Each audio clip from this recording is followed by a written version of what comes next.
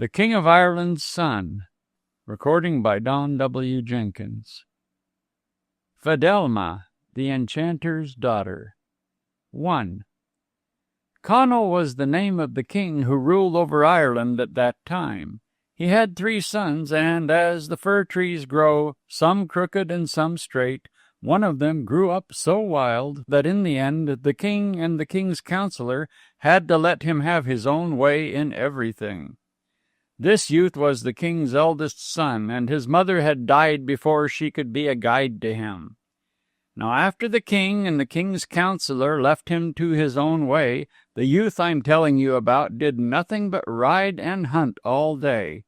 Well, one morning he rode abroad, his hound at his heel, his hawk on his wrist, a brave steed to carry him whither he list, and the blue sky over him. And he rode on until he came to a turn in the road. There he saw a gray old man seated on a heap of stones, playing a game of cards with himself. First he had one hand winning, and then he had the other. Now he would say, "That's my good right," and then he would say, "Play and beat that, my gallant left." The King of Ireland's son sat on his horse to watch the strange old man, and as he watched him he sang a song to himself.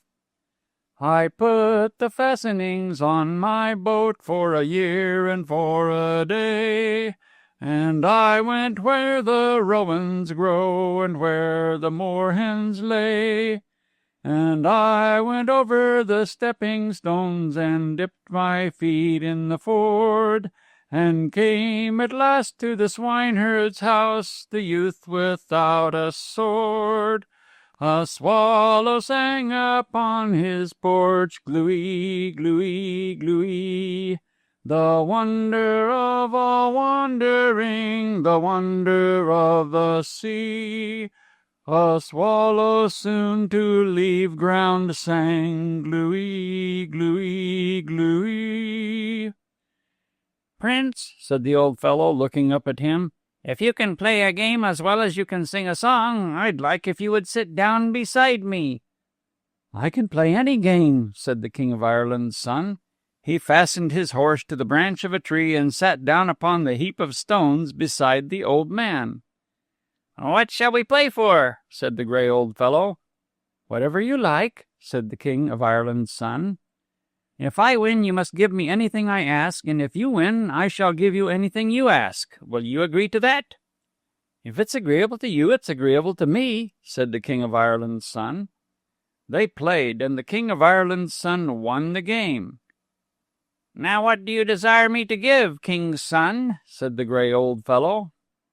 "I shan't ask you for anything," said the King of Ireland's son, "for I think you haven't much to give." "Never mind that," said the gray old fellow. "I mustn't break my promise, and so you must ask me for something." "Very well," said the king's son. "Then there's a field at the back of my father's castle, and I want to see it filled with cattle tomorrow morning. Can you do that for me?" "I can," said the gray old fellow. "Then I want 50 cows, each one white with a red ear, and a white calf going beside each cow." "The cattle shall be as you wish." "Well, when that's done, I shall think the wager has been paid," said the King of Ireland's son. He mounted his horse, smiling at the foolish old man who played cards with himself and who thought he could bring together 50 white kine, each with a red ear, and a white calf by the side of each cow. He rode away, his hound at his heel, his hawk on his wrist, a brave steed to carry him whither he list, and the green ground under him. And he thought no more of the gray old fellow. But in the morning, when he was taking his horse out of the stable, he heard the grooms talking about a strange happening. Art, the king's steward, had gone out and found the field at the back of the castle filled with cattle. There were 50 white red-eared kine there, and each cow had a white calf at her side. The king had ordered Art, his steward, to drive them away. The King of Ireland's son watched Art and his men trying to do it. But no sooner were the strange cattle put out at one side of the field than they came back on the other. Then down came Maravon, the king's counselor. He declared they were enchanted cattle and that no one on Ireland's ground could put them away. So in the 7-acre field the cattle stayed. When the King of Ireland's son saw what his companion of yesterday could do, he rode straight to the glen to try if he could have another game with him. There, at the turn of the road, on a heap of stones, the gray old fellow was sitting playing a game of cards, the right hand against the left. The King of Ireland's son fastened his horse to the branch of a tree and dismounted. "Did you find yesterday's wager settled?" said the gray old fellow. "I did," said the King of Ireland's son. "Then shall we have another game of cards on the same understanding?" said the gray old fellow. "I agree if you agree," said the King of Ireland's son. He sat under the bush beside him, and they played again. The King of Ireland's son won. "What would you like me to do for you this time?" said the gray old fellow. Now the King of Ireland's son had a stepmother, and she was often cross-tempered, and that very morning he and she had vexed each other. So he said, "Let a brown bear holding a burning coal in his mouth put Kentigern, the queen, from her chair in the supper-room tonight." "It shall be done," said the gray old fellow. Then the King of Ireland's son mounted his horse and rode away, his hound at his heel, his hawk on his wrist, a brave steed to carry him whither he list, and the green ground under him. And he went back to the castle. That night a brown bear holding a burning coal in his mouth came into the supper-room and stood between Kentigern, the queen, and the chair that belonged to her. None of the servants could drive it away, and when Maravan, the king's counselor, came, he said, "This is an enchanted creature also, and it is best for us to leave it alone." So the whole company went and left the brown bear in the supper-room, seated in the queen's chair. 2. The next morning, when he wakened, the king's son said, "That was a wonderful thing that happened last night in the supper-room. I must go off and play a third game with the gray old fellow who sits on a heap of stones at the turn of the road." So, in the morning early, he mounted and rode away, his hound at his heel, his hawk on his wrist, a brave steed to carry him whither he list, and the green ground under him. And he rode on until he came to the turn of the road. Sure enough, the old gray fellow was there. "So you've come to me again, king's son," said he. "I have," said the King of Ireland's son, "and I'll play a last game with you on the same understanding as before." He tied his horse to the branch and sat down on the heap of stones. They played. The King of Ireland's son lost the game. Immediately the gray old fellow threw the cards down on the stones, and a wind came up and carried them away. Standing up, he was terribly tall. "King's son," said he, "I am your father's enemy, and I have done him an injury. And to the queen, who is your father's wife, I have done an injury too. You have lost the game, and now you must take the penalty I put upon you. You must find out my dwelling place, and take 3 hairs out of my beard within a year and a day, or else lose your head." With that he took the King of Ireland's son by the shoulders and lifted him on his horse, turning the horse in the direction of the king's castle. The king's son rode on, his hound at his heel, his hawk on his wrist, a brave steed to carry him whither he list, and the blue sky over him. That evening the king noticed that his son was greatly troubled, and when he lay down to sleep, everyone in the castle heard his groans and his moans. The next day he told his father the story from beginning to end. The king sent for Maravan, his counselor, and asked him if he knew who the enchanter was, and where his son would be likely to find him. "From what he said," said Maravan, "we may guess who he is. He is the enchanter of the Black Backlands, and his dwelling place is hard to find. Nevertheless, your son must seek for him and take the 3 hairs out of his beard, or else lose his head. For if the heir to your kingdom does not honorably pay his forfeit, the ground of Ireland won't give crops, and the cattle won't give milk." "And," said the counselor, "as a year is little for his search, he should start off at once, although I'm bound to say that I don't know what direction he should go in." The next day the king's son said goodbye to his father and his foster brothers and started off on his journey. His stepmother would not give him her blessing on account of his having brought in the brown bear that turned her from her chair in the supper-room, nor would she let him have the good horse he always rode. Instead, the prince was given a horse that was lame in a leg and short in the tail. and neither hawk nor hound went with him this time. All day the king's son was going, traveling through the wood and waste until the coming on of night. The little fluttering birds were going from the bush tops, from tuft to tuft, and to the briar roots, going to rest. But if they were, he was not, till the night came on, blind and dark. Then the king's son ate his bread and meat, put his satchel under his head, and lay down to take his rest on the edge of a great waste. In the morning he mounted his horse and rode on, and as he went across the waste he saw an extraordinary sight. Everywhere were the bodies of dead creatures, a cock, a wren, a mouse, a weasel, a fox, a badger, a raven, all the birds and beasts that the king's sons had ever known. He went on, but he saw no living creature before him. And then at the end of the waste he came upon 2 living creatures struggling. One was an eagle, the other was an eel. And the eel had twisted itself round the eagle, and the eagle had covered her eyes with the black films of death. The king's son jumped off his horse and cut the eel in 2 with a sharp stroke of his sword. The eagle drew the films from her eyes and looked full at the king's son. "I am Laheen the eagle," she said, "and I will pay you for this service, son of King Conall. Know that there has been a battle of the creatures, a battle to decide which of the creatures will make laws for a year.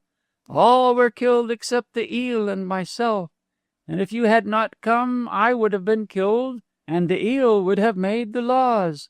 I am Laheen the eagle, and always I will be your friend. And now you must tell me how I can serve you." "You can serve me," said the king's son, "by showing me how I may come to the dominion of the enchanter of the Black Backlands." "I am the only creature who can show you, king's son, and if I were not old now, I would carry you there on my back. But I can tell you how you can get there. Ride forward for a day, first with the sun before you, and then with the sun at your back, until you come to the shore of a lake. Stay there until you see 3 swans flying down. They are the 3 daughters of the enchanter of the Black Backlands. Mark the one who carries a green scarf in her mouth. She is the youngest daughter and the one who can help you. When the swans come to ground, they will transform themselves into maidens and bathe in the lake. 2 will come out, put on their swanskins, and transform themselves and fly away. But you must hide the swanskin that belongs to the youngest maiden. She will search, and when she cannot find it, she will cry out, 'I would do anything in the world for the creature who would find my swanskin for me.' Give the swanskin to her then, and tell her that the only thing she can do for you is to show you the way to her father's dominion. She will do that, and so you will come to the house of the enchanter of the Black Backlands. And now farewell to you, son of King Conall." Laheen the eagle spread out her wings and flew away, and the king's son journeyed on, first with the sun before him, and then with the sun at his back, until he came to the shore of a wide lake. He turned his horse away, rested himself on the ground, and as soon as the clear day came, he began to watch for the 3 swans. 3. They came, they flew down, and when they touched the ground, they transformed themselves into 3 maidens and went to bathe in the lake. The one who carried the green scarf left her swanskin under a bush. The king's son took it and hid it in a hollow tree. 2 of the maidens soon came out of the water, put on their swanskins, and flew away as swans. The younger maiden stayed for a while in the lake. Then she came out and began to search for her swanskin. She searched, and at last the king's son heard her say, "I would do anything in the world for the creature who could find my swanskin for me."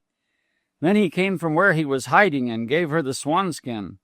"I am the son of the King of Ireland," he said, "and I want you to show me the way to your father's dominion." "I would prefer to do anything else for you," said the maiden. "I do not want anything else," said the King of Ireland's son. "If I show you how to get there, will you be content?" "I shall be content." "You must never let my father know that I showed you the way, and he must not know when you come that you are the King of Ireland's son." "I will not tell him you showed me the way, and I will not let him know who I am." Now that she had the swanskin, she was able to transform herself. She whistled, and a blue falcon came down and perched on a tree. "That falcon is my own bird," said she. "Follow where it flies, and you will come to my father's house. And now good-bye to you. You will be in danger, but I will try to help you. Fidelma is my name." She rose up as a swan and flew away. The blue falcon went flying from bush to bush and from rock to rock. The night came, but in the morning the blue falcon was seen again. The king's son followed, and at last he saw a house before him. He went in, and there, seated on a chair of gold, was the man who seemed so tall when he threw down the cards upon the heap of stones. The enchanter did not recognize the king's son without his hawk and his hound and the fine clothes he used to wear. He asked who he was, and the king's son said he was a youth who had just finished an apprenticeship to a wizard. "And," said he, "I have heard that you have 3 fair daughters, and I came to strive to gain one of them for a wife." "In that case," said the enchanter of the Black Backlands, "you will have to do 3 tasks for me. If you are able to do them, I will give you one of my 3 daughters in marriage. If you fail to do any one of them, you will lose your head. Are you willing to make the trial?" "I am willing," said the King of Ireland's son. "Then I shall give you your first task tomorrow. It is unlucky that you came today. In this country we eat a meal only once a week, and we have had our meal this morning." "It is all the same to me," said the king's son. "I can do without food or drink for a month without any hardship." "I suppose you can do without sleep, too?" said the enchanter of the Black Backlands. "Easily," said the King of Ireland's son. "That is good. Come outside now, and I'll show you your bed." He took the king's son outside and showed him a dry, narrow water tank at the gable end of the house. "There is where you are to sleep," said the enchanter. "Tuck yourself into it now, and be ready for your first task at the rising of the sun." The King of Ireland's son went into the little tank. He was uncomfortable there, you may be sure. But in the middle of the night, Fidelma came and brought him into a fine room where he ate and then slept until the sun was about to rise in the morning. She called him, and he went outside and laid himself down in the water tank. As soon as the sun rose, the enchanter of the Black Backlands came out of the house and stood beside the water tank. "Come now," said he, "and I will show you the first task you have to perform." He took him to where a herd of goats was grazing. Away from the goats was a fawn with white feet and little bright horns. The fawn saw them, bounded into the air, and raced away to the wood as quickly as any arrow that a man ever shot from a bow. "That is Whitefoot the fawn," said the enchanter of the Black Backlands. "She grazes with my goats, but none of my gillies can bring her into my goat house. Here is your first task. Run down Whitefoot the fawn and bring her with my goats into the goat shelter this evening." When he said that, the enchanter of the Black Backlands went away, laughing to himself. "Goodbye, my life," said the King of Ireland's son. "I might as well try to catch an eagle on the wing as to run down the deer that has gone out of sight already." He sat down on the ground, and his despair was great. Then his name was called, and he saw Fidelma coming towards him. She looked at him as though she were in dread, and said, "What task has my father set you?" He told her, and then she smiled. "I was in dread it would be a more terrible task," she said. "This one is easy. I can help you to catch Whitefoot the fawn, but first eat what I have brought you." She put down bread and meat and wine, and they sat down, and he ate and drank. "I thought he might set you this task," she said, "and so I brought you something from my father's store of enchanted things. Here are the shoes of swiftness. With these on your feet you can run down Whitefoot the fawn. But you must catch her before she has gone very far away. Remember that she must be brought in when the goats are going into their shelter at sunset. You will have to walk back, for all the time you must keep hold of her silver horns. Hasten now. Run her down with the shoes of swiftness, and then lay hold of her horns. Above all things, Whitefoot dreads the loss of her silver horns." He thanked Fidelma. He put on the shoes of swiftness and went into the wood. Now he could go as the eagle flies. He found Whitefoot the fawn drinking at the raven's pool. When she saw him, she went from thicket to thicket. The shoes of swiftness were hardly any use to him in these shut-in places. At last he beat her from the last thicket. It was the hour of noontide then. There was a clear plain before them, and with the shoes of swiftness he ran her down. There were tears in the fawn's eyes, and he knew she was troubled with the dread of losing her silver horns. He kept his hands on the horns, and they went back over the miles of plain and pasture, bog and wood. The hours were going quicker than they were going. When he came within the domain of the enchanter of the Black Backlands, he saw the goats going quickly before him. They were hurrying from their pastures to the goat shelter, one stopping, maybe, to bite the top of a hedge, and another giving this one a blow with her horns to hurry her on. "By your silver horns, we must go faster," said the King of Ireland's son to the fawn. They went more quickly then. He saw the enchanter of the Black Backlands waiting at the goat house, now counting the goats that came along and now looking at the sun. When he saw the King of Ireland's son coming with his capture, he was so angry that he struck an old full-bearded goat that had stopped to rub itself. The goat reared up and struck him with his horns. "Well," said the enchanter of the Black Backlands, "you have performed your first task, I see. You are a greater enchanter than I thought you were. Whitefoot the fawn can go in with my goats. Go back now to your own sleeping place. Tomorrow I'll come to you early and give you your second task." The King of Ireland's son went back and into the dry water tank. He was tired with his day's journey after Whitefoot the fawn. It was his hope that Fidelma would come to him and give him shelter for that night. 4. Until the white moon rose above the trees, until the hounds went out hunting for themselves, until the fox came down and hid in the hedges, waiting for the cocks and hens to stir out at the first light, so long did the King of Ireland's son stay huddled in the dry water tank. By that time he was stiff and sore and hungry. He saw a great white owl flying towards the tank. The owl perched on the edge and stared at the king's son. "Have you a message for me?" he asked. The owl shrugged with its wings 3 times. He thought that meant a message. He got out of the tank and prepared to follow the owl. It flew slowly and near the ground, so he was able to follow it along a path through the wood. The king's son thought the owl was bringing him to a place where Fidelma was, and that he would get food there and shelter for the rest of the night. And sure enough, the owl flew to a little house in the wood. The king's son looked through the window, and he saw a room lighted with candles, and a table with plates and dishes and cups, with bread and meat and wine. And he saw at the fire a young woman spinning at a spinning wheel, and her back was toward him, and her hair was the same as Fidelma's. Then he lifted the latch of the door and went very joyfully into the little house.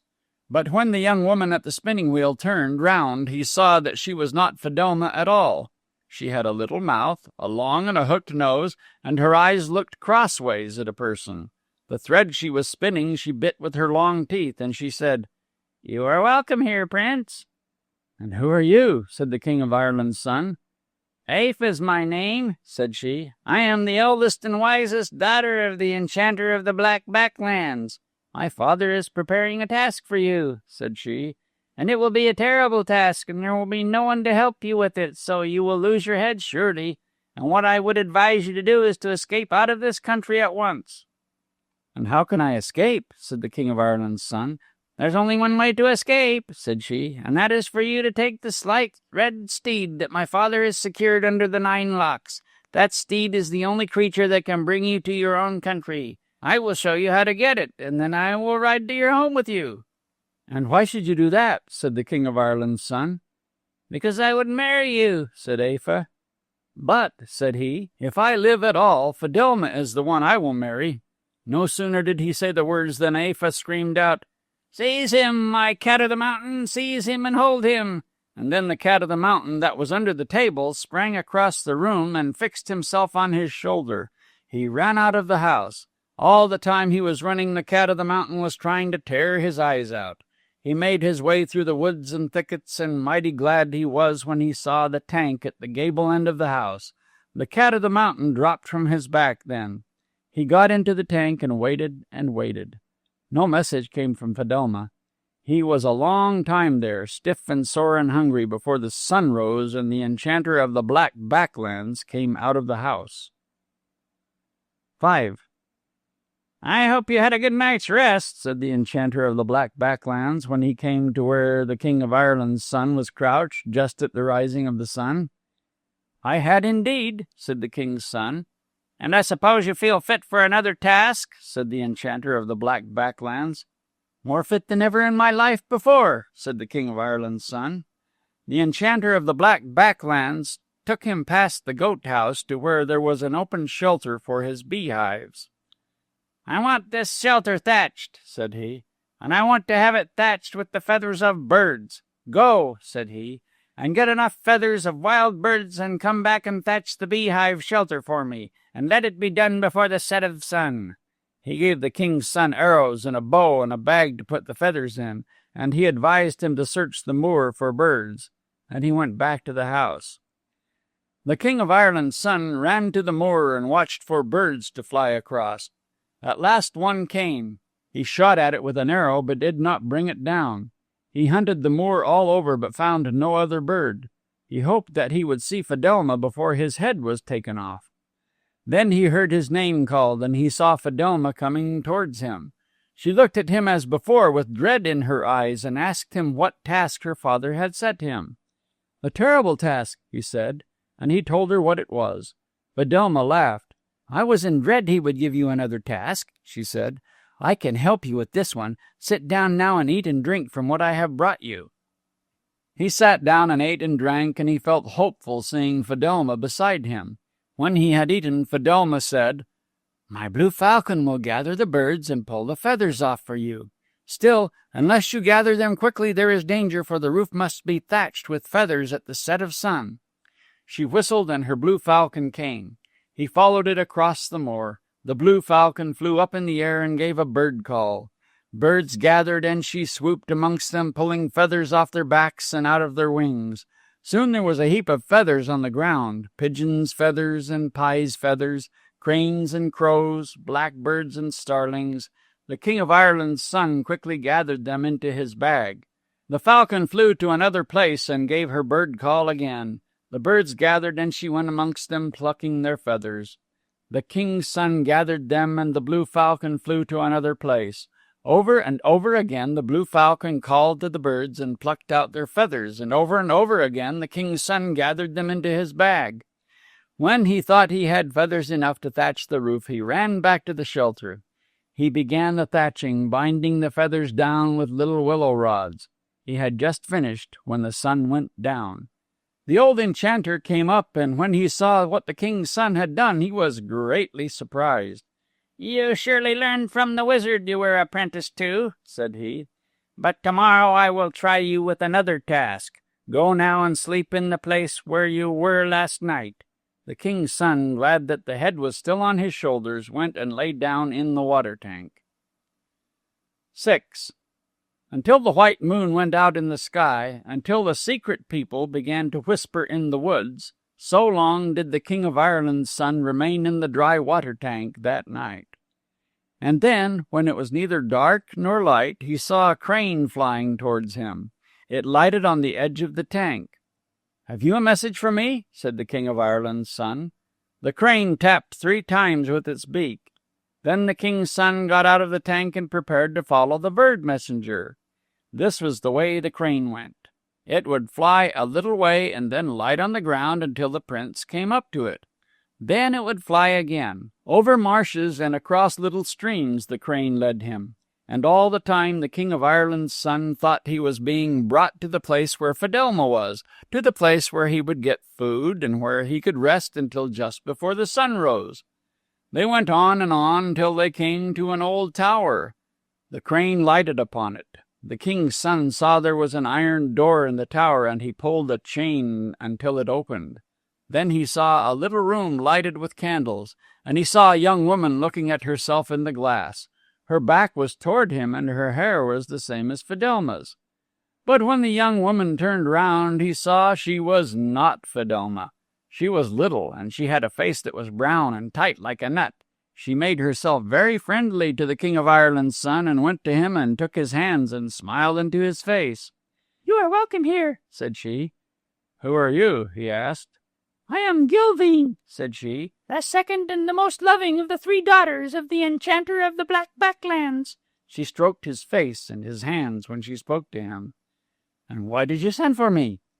"Because I know what great trouble you are in. My father is preparing a task for you, and it will be a terrible one. You will never be able to carry it out." "And what should you advise me to do, king's daughter?" "Let me help you in this tower," said she. "There are the wisest books in the world. We'll surely find in one of them a way for you to get from this country, and then I'll go back with you to your own land." "Why would you do that?" asked the king of Ireland's son. "Because I wish to be your wife," Gilvain said. "But," said he, "if I live at all, Fidelma is the one I'll marry." When he said that, Gilvain drew her lips together, and her chin became like a horn. Then she whistled through her teeth, and instantly everything in the room began to attack the king's son.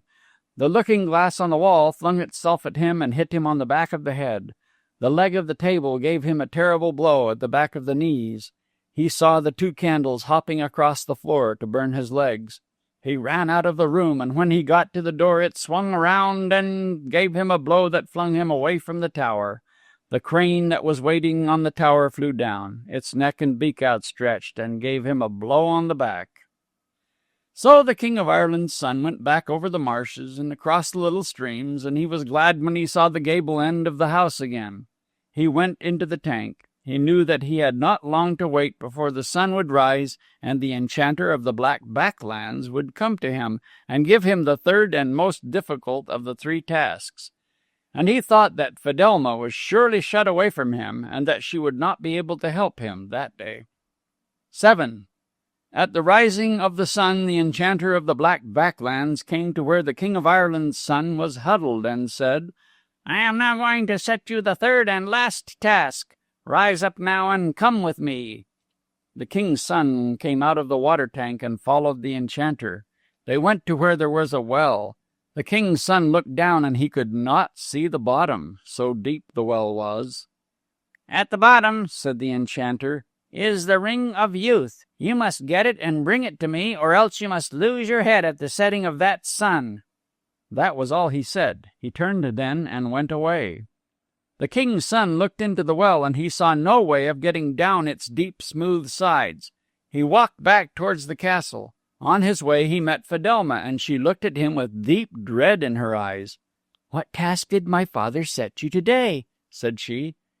"He bids me to go down into a well," said the king's son. "A well?" said Fidelma, and she became all dread. "I have to take the ring of youth from the bottom and bring it to him," said the king's son. "Oh," said Fidelma, "he has set you the task I dreaded." Then she said, "You will lose your life if the ring of youth is not taken out of the well. And if you lose yours, I shall lose my life too. There is one way to get down the sides of the well. You must kill me. Take my bones and make them as steps while you go down the sides. Then, when you have taken the ring of youth out of the water, put my bones as they were before, and put the ring above my heart. I shall be alive again, but you must be careful that you leave every bone as it was." The king's son fell into a deeper dread than Fidelma when he heard what she said. "This can never be," he cried. "It must be," said she, "and by all your vows and promises I command that you do it. Kill me now and do as I have bidden you. If it be done, I shall live. If it be not done, you will lose your life, and I will never regain mine." He killed her. He took the bones as she had bidden him, and he made steps down the sides of the well. He searched at the bottom, and he found the ring of youth. He brought the bones together again. Down on his knees he went, and his heart did not beat, nor did his breath come or go until he had fixed them in their places. Over the heart he placed the ring. Life came back to Fidelma. "You have done well," she said. "One thing only is not in its place, the joint of my little finger."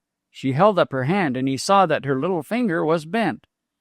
"I have helped you in everything," said Fidelma, "and in the last task I could not have helped you if you had not been true to me when Aoife and Gilvain brought you to them. Now the 3 tasks are done, and you can ask my father for one of his daughters in marriage. When you bring him the ring of youth, he will ask you to make a choice. I pray that the one chosen will be myself." "None other will I have but you, Fidelma, love of my heart," said the King of Ireland's son. 8. The King of Ireland's son went into the house before the setting of the sun. The enchanter of the Black Backlands was seated on his chair of gold. "Have you brought me the ring of youth?" he asked. "I have brought it," said the king's son. "Give it to me, then," said the enchanter. "I will not," said the king's son, "until you give what you promised me at the end of my tasks, one of your 3 daughters for my wife." The enchanter brought him to a closed door. "My 3 daughters are within that room," said he. "Put your hand through the hole in the door, and the one whose hand you hold when I open it, it is she you will have to marry." Then wasn't the mind of the king's son greatly troubled? If he held the hand of Aoife or Gilvain, he would lose his love, Fidelma. He stood without putting out his hand. "Put your hand through the hole of the door. Go away from my house altogether," said the enchanter of the Black Backlands. The King of Ireland's son ventured to put his hand through the hole in the door. The hands of the maidens inside were all held in a bunch. But no sooner did he touch them than he found that one had a broken finger. This he knew was Fidelma's hand, and this was the hand he held. "You may now open the door," said he to the enchanter. He opened the door, and the King of Ireland's son drew Fidelma to him. "This is the maiden I choose," said he. "Now give her her dowry." "The dowry that should go with me," said Fidelma, "is the slight red steed." "What dowry do you want with her, young man?" said the enchanter. "No other dowry than the slight red steed." "Go round to the stable then and get it, and I hope no well-trained wizard like you will come this way again." "No well-trained wizard am I, but the King of Ireland's son, and I have found your dwelling place within a year and a day, and now I pluck the 3 hairs out of your beard, enchanter of the Black Backlands." The beard of the enchanter bristled like spikes on a hedgehog, and the balls of his eyes stuck out of his head. The king's son plucked the 3 hairs of his beard before he could lift a hand or say a word. "Mount the slight red steed and be off, the 2 of you," said the enchanter. The King of Ireland's son and Fidelma mounted the slight red steed and rode off, and the enchanter of the Black Backlands and his 2 daughters, Aoife and Gilvain, in a rage watched them ride away. 9. They crossed the river of the Ox and went over the mountain of the Fox, and were in the glen of the Badger before the sun rose. And there, at the foot of the Hill of Horns, they found an old man gathering dew from the grass. "Could you tell us where we might find the little sage of the mountain?" Fidelma asked the old man. "I am the little sage of the mountain," said he. "And what is it you want of me?" "To betroth us for marriage," said Fidelma. "I will do that. Come to my house, the pair of you. And as you are both young and better able to walk than I am, it would be fitting to let me ride on your horse." The king's son and Fidelma got off, and the little sage of the mountain got on the slight red steed. He took the path that went round the Hill of Horns. And at the other side of the hill they found a hut thatched with one great wing of a bird. The little sage got off the slight red steed. "Now," said he, "you're both young, and I'm an old man, and it would be fitting for you to do my day's work before you call upon me to do anything for you. Now would you," said he to the King of Ireland's son, "take this spade in your hand and go into the garden and dig my potatoes for me? And would you," he said to Fidelma, "sit down at the quernstone and grind the wheat for me?" The King of Ireland's son went into the garden, and Fidelma sat at the quernstone that was just outside the door. He dug, and she ground, while the little sage sat at the fire looking into a big book. And when Fidelma and the king's son were tired with their labor, he gave them a drink of buttermilk. She made cakes out of the wheat she had ground, and the king's son washed the potatoes, and the little sage boiled them, and so they made their supper. Then the little sage of the mountain melted lead and made 2 rings, and 1 ring he gave to Fidelma to give to the king's son, and 1 he gave to the king's son to give to Fidelma. And when the rings were given, he said, "You are betrothed for your marriage now."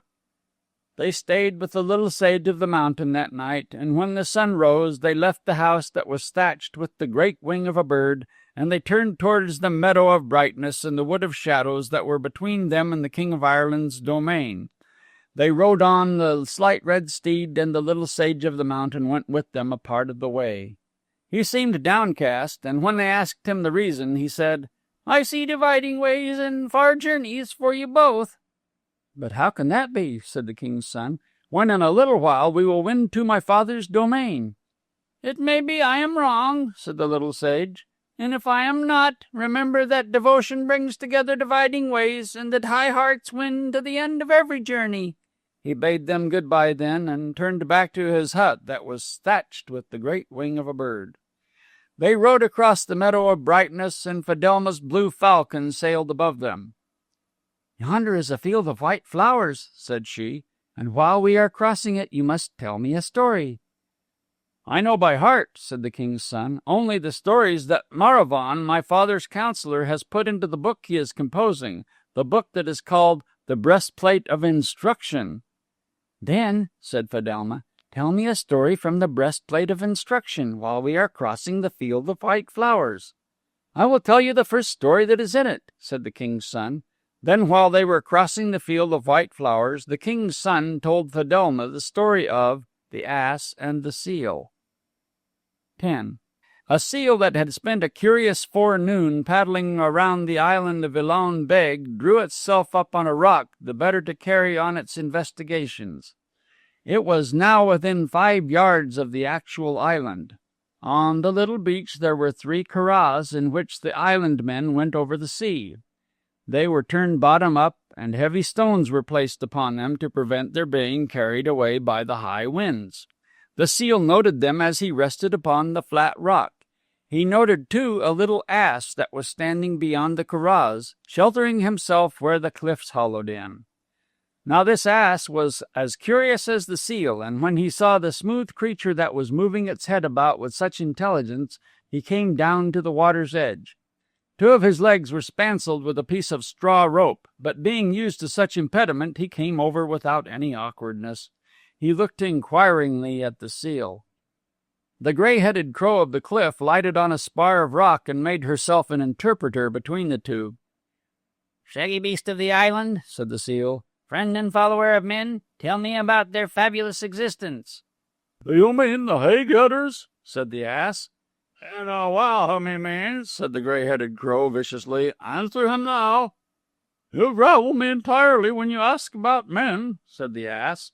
"I don't know much about them. They live to themselves, and I live to myself. Their houses are full of smoke, and it blinds my eyes to go in. There used to be green fields here and high grass that became hay, but there is nothing like that now. I think men have given up eating what grows out of the ground.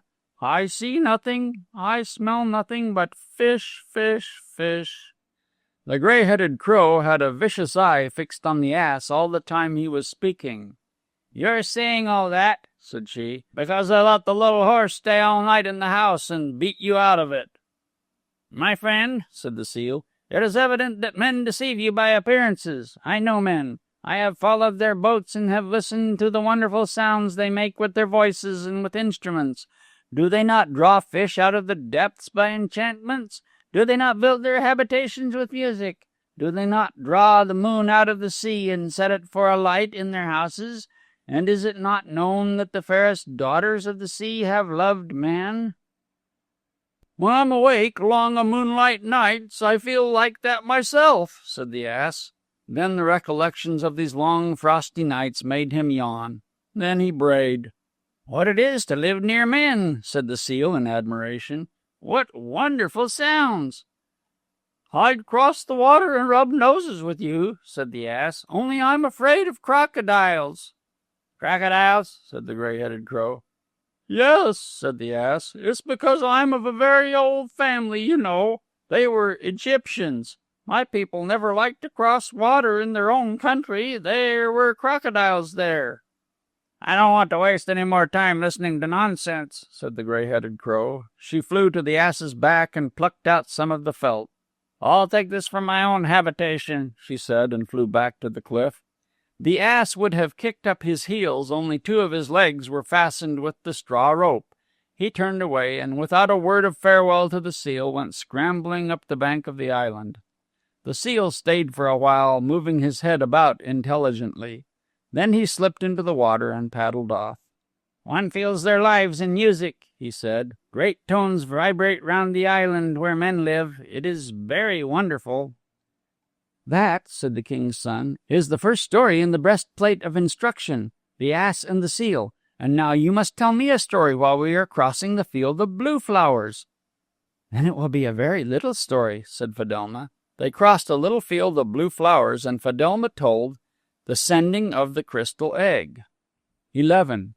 The kings of Murias heard that King Atlas had to bear the world upon his back, so they sent him then and there the crystal egg that would be the swan of endless tales, that this burthen for a while might lie on his shoulder scales, fair balanced while he heard the tales the swan poured forth, north world tales for the while he watched the star of the north, and east world tales he would hear in the morning swart and cool, when the lions Nimrod had spared came up from the drinking pool, west world tales for the king when he turned him with the sun, then whispers of magic tales from Africa, his own.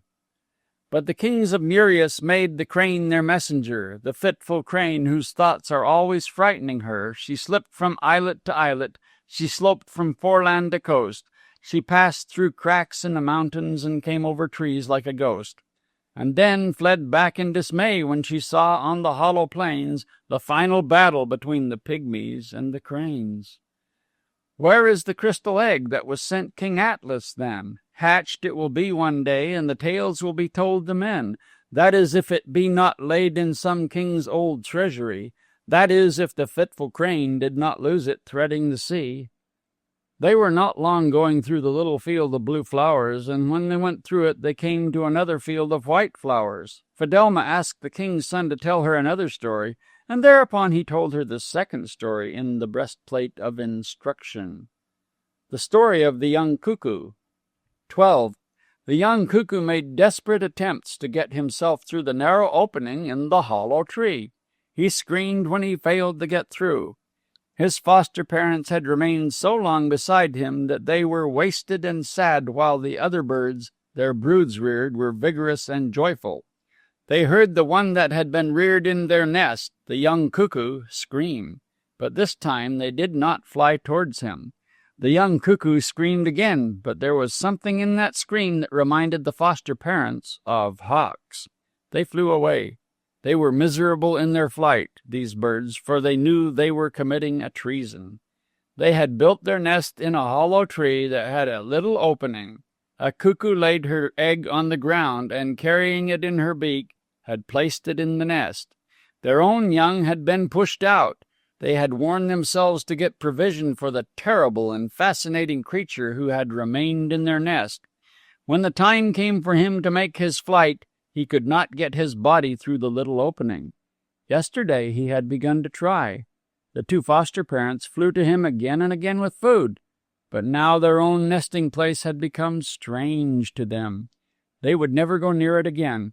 The young cuckoo was forsaken. A woodpecker ran round the tree. He looked into the hollow and saw the big bird crumpled up. "Hello," said the woodpecker. "How did you get there?" "Born here," said the young cuckoo sulkily. "Oh, were you?" said the woodpecker, and he ran round the tree again. When he came back to the opening, the young cuckoo was standing up with his mouth open. "Feed me," said he. "I've to rush round frightfully to get something for myself," said the woodpecker. "At least someone ought to bring me food," said the young cuckoo. "How is that?" said the woodpecker. "Well, oughtn't they to?" said the young cuckoo. "I wouldn't say so," said the woodpecker. "You have the use of your wits, haven't you?" He ran round the trunk of the tree again and devoured a lean grub. The young cuckoo struggled at the opening and screamed again. "Don't be drawing too much attention to yourself," advised the woodpecker when he came to the opening again. "They might take you for a young hawk, you know." "Who might?" said the cuckoo. "The neighbors. They would pull a young hawk to pieces." "What am I to do?" said the young cuckoo. "What's in your nature to do?" "My nature?" said the young cuckoo. "It's my nature to swing myself on branches high up in a tree. It's my nature to spread out my wings and fly over pleasant places. It is my nature to be alone, but not alone as here, alone with the sound of my own voice." Suddenly he cried, "Cuckoo, cuckoo, cuckoo." "I know you now," said the woodpecker. "There's going to be a storm," he said. "Trust a woodpecker to know that." The young cuckoo strove towards the big sky again, and he screamed so viciously that a rat that had just come out of the ditch fastened his eyes on him. That creature looked bad to the young cuckoo. Rain plopped on the leaves. Thunder crashed. A bolt struck the tree, and the part above the opening was torn away. The young cuckoo flung himself out on the grass and went awkwardly amongst the bluebells. "What a world," said he. "All this wet and fire and noise to get me out of the nest. What a world!" The young cuckoo was free, and these were the first words he said when he went into the world. That was the last story the king's son told from Maravan's book, The Breastplate of Instruction. They had another little field of blue flowers to cross, and as they went across it, Fidelma told the king's son the story of the Cloud Woman. 13. The Cloud Woman, Moor, was the daughter of Grian the sun. Well, and she made a marriage to equal that grandeur, for her goodman was Lir the sea. The Cloud Woman, Moor, had 7 strong sons, and the storybooks say their inches grew in the night time, and grew over again in the day. The Cloud Woman, Moor, as they grew in their bones, she grew in her pride, till her haughtiness turned away, men say, her goodman Lir from her side. Then she lived in Moor's home, and she watched with pride her sons and her crop, till one day the wish in her grew to view from the mountain top all that she owned, so she travelled without any stop. And what did she see? 1,000 fields in her own fields, small, small. "What a fine and wide place is Erin," said she. "I am more, but not great, after all." Then a herdsman came, and he told her that her sons had stolen away. They had left the calves in the hollow, with the goose flock they would not stay. They had seen 3 ships on the sea, and nothing would do them but go. Moor wept and wept when she heard it, and her tears made runnels below. Then her shining splendor departed. She went, and she left no trace, and the Cloud Woman, Moor, was never beheld again in that place. The proud woman, Moor, who was daughter of Grian the sun, and who made a marriage to equal that grandeur, passed away as a shade. 14. And that was the last story that Fidelma told, for they had crossed the meadows of brightness and had come to a nameless place, a stretch of broken ground where there were black rocks and dead grass and bare roots of trees, with here and there a hawthorn tree in blossom. "I fear this place. We must not halt here," Fidelma said. And then a flock of ravens came from the rocks, and flying straight at them attacked Fidelma and the King of Ireland's son. The king's son sprang from the steed, and taking his sword in his hand, he fought the ravens until he drove them away.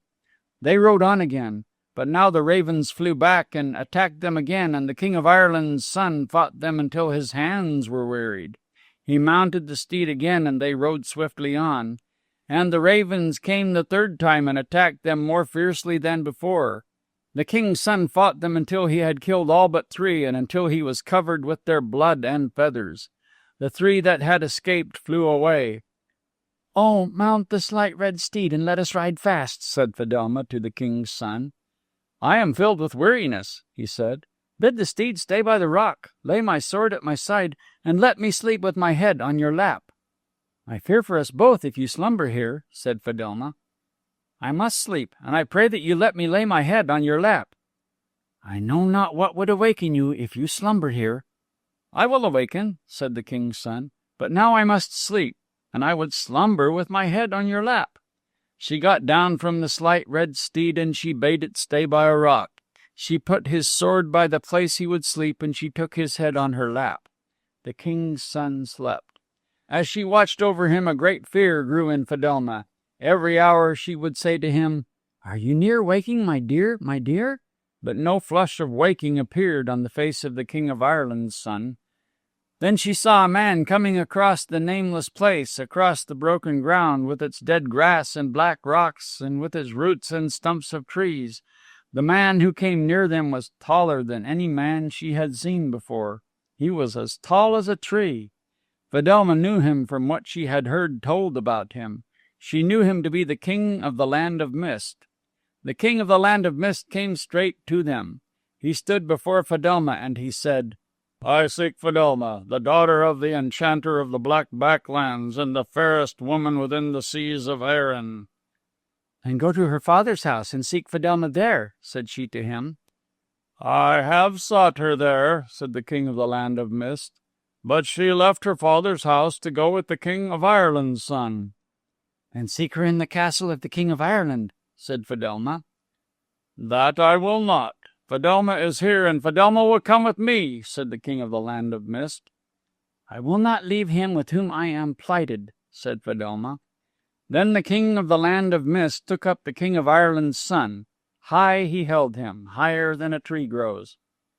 I will dash him down on the rocks and break the life within him, said he. Do not so, said Fidelma. Tell me, if I go with you, what would win me back? Nothing but the sword whose stroke would slay me, the sword of light, said the King of the Land of Mist. He held up the King of Ireland's son again, and again he was about to dash him against the rocks.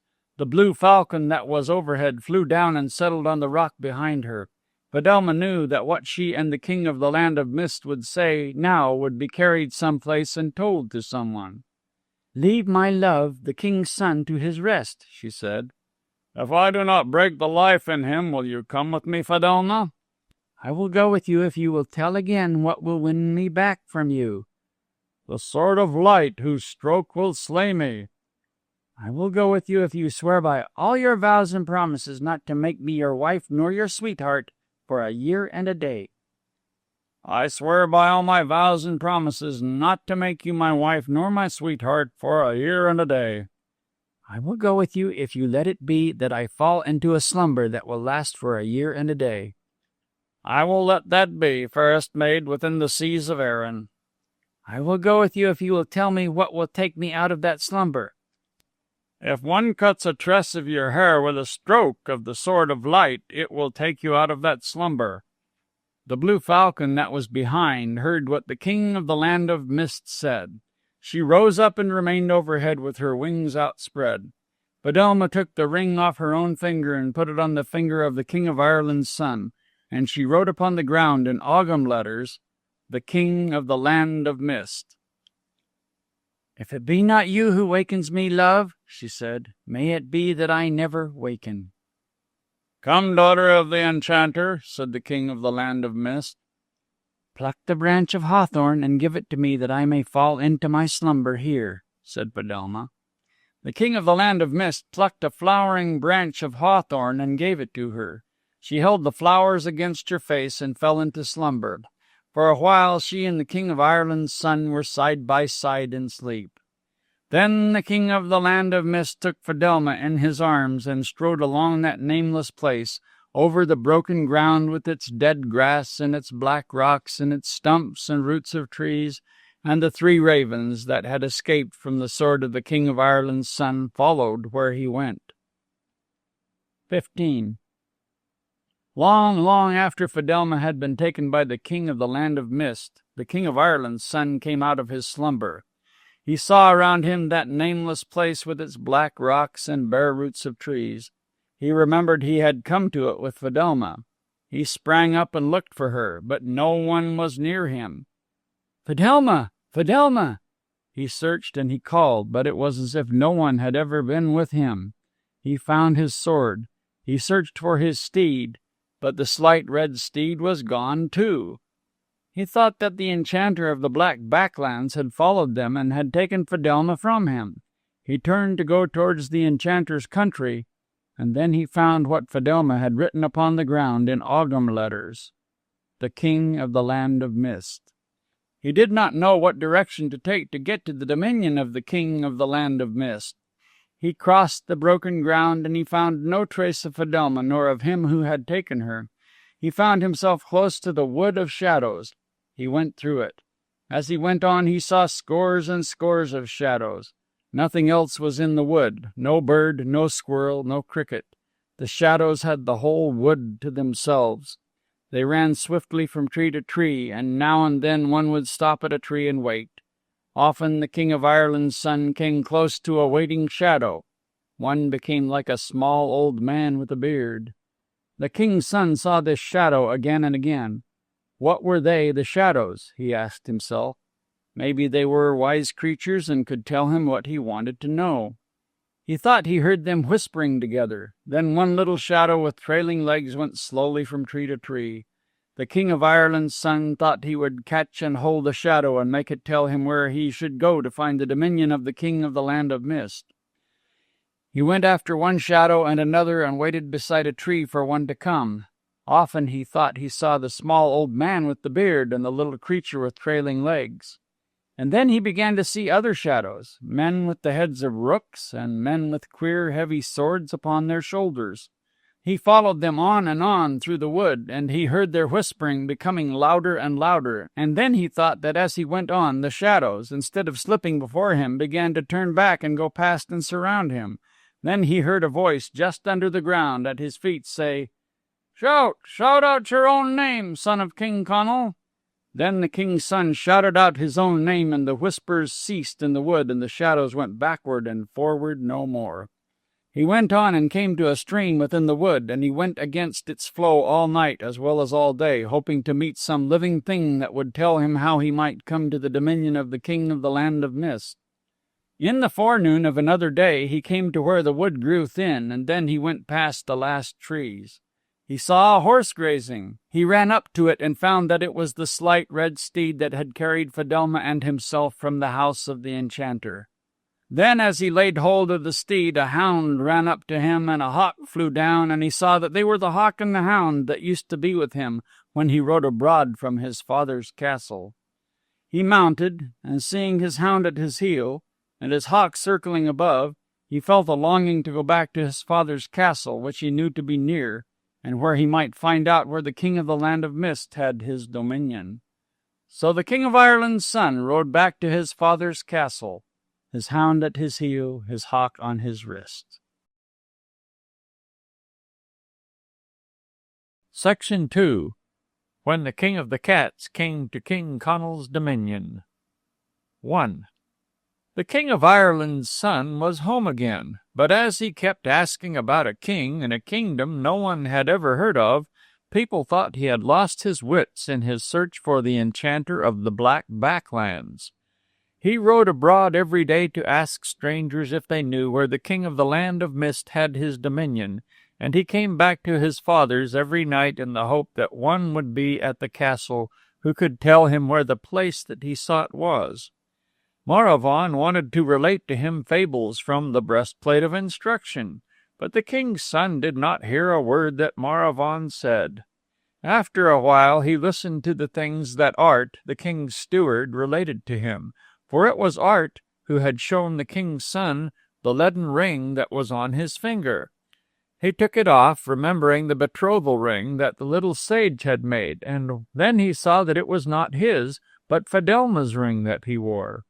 Then he felt as if Fidelma had sent a message to him, and he was less wild in his thoughts. Afterwards, in the evenings, when he came back from his ridings, he would cross the meadows with Art, the king's steward, or would stand with him while the herdsmen drove the cattle into the byres. Then he would listen to what Art related to him. And one evening he heard Art say, "The most remarkable event that happened was the coming into this land of the King of Cats." "I will listen to what you tell me about it," said the king's son. "Then," said Art, the king's steward, "to your father's son in all truth be it told." The King of the Cats stood up. He was a grand creature. His body was brown and striped across as if one had burned on wood with a hot poker. Like all the race of the royal cats of the Isle of Man, he was without a tail, but he had extraordinarily fine whiskers. They went each side of his face to the length of a dinner dish. He had such eyes that when he turned one of them upward, the bird that was flying across dropped from the sky. And when he turned the other one down, he could make a hole in the floor. He lived in the Isle of Man. Once he had been king of the cats of Ireland and Britain, of Norway and Denmark, and the whole northern and western world. But after the Norsemen won in the wars, the cats of Norway and Britain swore by Thor and Odin that they would give him no more allegiance. So for 100 years and a day he had got allegiance only from the cats of the western world, that is, from Ireland and the islands beyond. The tribute he received was still worth having. In May he was sent a boatful of herring. In August he was let have 2 boatfuls of mackerel. In November he was given 5 barrels of preserved mice. At other seasons he had for his tribute 1 out of every 100 birds that flew across the island on their way to Ireland: tomtits, peewits, linnets, siskins, starlings, martins, wrens, and tender young barn owls. He was also sent the following as marks of allegiance and respect: a salmon to show his dominion over the rivers, the skin of a marten to show his dominion in the woods, a live cricket to show his dominion in the houses of men, the horn of a cow to show his right to a portion of the milk produced in the western world. But the tribute from the western world became smaller and smaller. One year the boat did not come with the herring. Mackerel was sent to him afterwards, but he knew it was sent to him because so much was being taken out of the sea that the farmer men were plowing their mackerel catches into the land to make their crops grow. Then a year came when he got neither the salmon nor the marten skin, neither the live cricket nor the cow's horn. Then he got righteously and royally indignant. He stood up on his 4 paws on the floor of his palace and declared to his wife that he himself was going to Ireland to know what prevented the sending of this lawful tribute to him. He called for his prime minister and then said, "Prepare for us our speech from the throne." The prime minister went to the Parliament House and wrote down, "Oh yes, oh yes, oh yes," but he could not remember any more of the ancient language in which the speeches from the throne were always written. He went home and hanged himself with a measure of tape, and his wife buried the body under the hearthstone. "Speech or no speech," said the King of Cats, "I'm going to pay a royal visit to my subjects in Ireland." He went to the top of the cliff, and he made a spring. He landed on the deck of a ship that was bringing the King of Norway's daughter to be married to the King of Scotland's son. The ship nearly sank with the crash of his body on it. He ran up the sails and placed himself on the mast of the ship. There he gathered his feet together and made another spring. This time he landed on a boat that was bringing oak timber to build a king's palace in London. He stood where the timber was highest and made another spring. This time he landed on the Giant's Causeway that runs from Ireland out into the sea. He picked his steps from boulder to boulder and then walked royally and resolutely on the ground of Ireland. A man was riding on horseback with a woman seated on the saddle behind him. The King of Cats waited until they came up. "My good man," he said very grandly, "when you go back to your house, tell the ash-covered cat in the corner that the King of Cats has come to Ireland to see him." His manner was so grand that the man took off his hat, and the woman made a courtesy. Then the King of Cats sprang into the branch of a tree of the forest and slept till it was past the midday heat. I nearly forgot to tell you that as he slept on the branch his whiskers stood around his face the breadth of a dinner dish either way. 2. The next day the king's son rode abroad, and where he went that day he saw no man, nor woman, nor living creature in the land around. But coming back he saw a falcon sailing in the air above. He rode on, and the falcon sailed above, never rising high in the air and never swooping down. The king's son fitted an arrow to his bow and shot at the falcon. Immediately it rose in the air and flew swiftly away, but a feather from it fell before him. The king's son picked the feather up. It was a blue feather.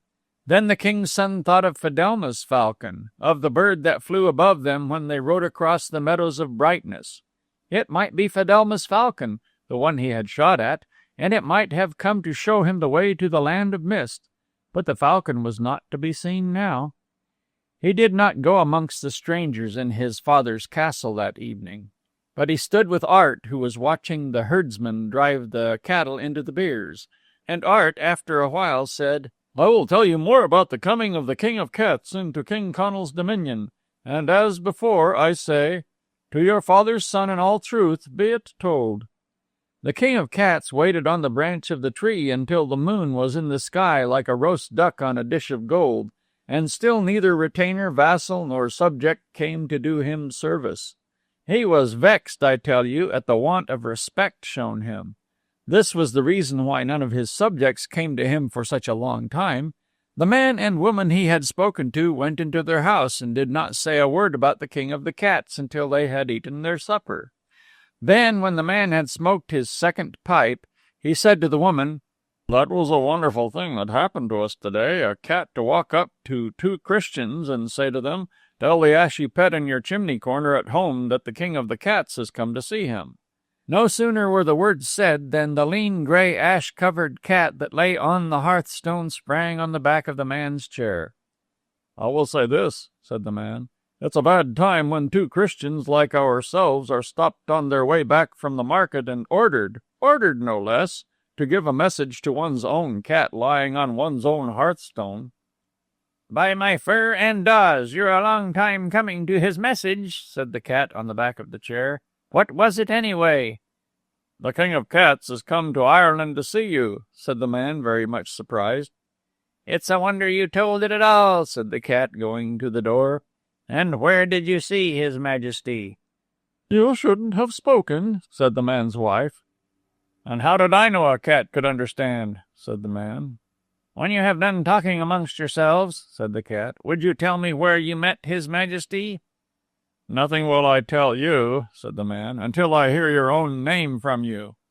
"My name," said the cat, "is Quick to Grab, and well you should know it." "Not a word will we tell you," said the woman, "until we hear what the king of cats is doing in Ireland. Is he bringing wars and rebellions into the country?" "Wars and rebellions? No, ma'am," said Quick to Grab, "but deliverance from oppression. Why are the cats of the country lean and lazy and covered with ashes? It is because the cat that goes outside the house in the sunlight to hunt or play is made to suffer with the loss of an eye." "And who makes them suffer with the loss of an eye?" said the woman. "One whose reign is nearly over now," said Quick to Grab. "But tell me where you saw his majesty." "No," said the man. "No," said the woman, "for we don't like your impertinence. Back with you to the hearthstone and watch the mouse hole for us." Quick to Grab walked straight out of the door. "May no prosperity come to this house," said he, "for denying me when I asked where the king of the cats was pleased to speak to you." But he put his ear to the door when he went outside, and he heard the woman say, "The horse will tell him that we saw the king of the cats a mile this side of the Giant's Causeway." That was a mistake. The horse could not have told it at all, because horses never know the language that is spoken in houses. Only cats know it fully, and dogs know a little bit of it. Quick to Grab now knew where the king of cats might be found. He went creeping by hedges, loping across fields, bounding through woods, until he came under the branch in the forest where the king of the cats rested, his whiskers standing round his face the breadth of a dinner dish. When he came under the branch, Quick to Grab mewed a little in Egyptian, which is the ceremonial language of the cats. The king of the cats came to the end of the branch. "Who are you, vassal?" said he in Phoenician. "A humble retainer of my lord," said Quick to Grab in High Pictish. This is a language very suitable to cats, but it is only their historians who now use it. They continued their conversation in Irish. "What sign shall I show the others that make them know you are the king of the cats?" said Quick to Grab. The king of the cats chased up the tree and pulled down heavy branches. "There is a sign of my royal prowess," said he. "It's a good sign," said Quick to Grab. They were about to talk again when Quick to Grab put down his tail and ran up another tree, greatly frightened. "What ails you?" said the king of the cats. "Can you not stay still while you are speaking to your lord and master?" "Old Fellow Badger is coming this way," said Quick to Grab, "and when he puts his teeth in one, he never lets go." Without saying a word, the king of the cats jumped down from the tree. Old Fellow Badger was coming through the glade. When he saw the king of the cats crouching there, he stopped and bared his terrible teeth. The king of the cats bent himself to spring. Then Old Fellow Badger turned round and went lumbering back.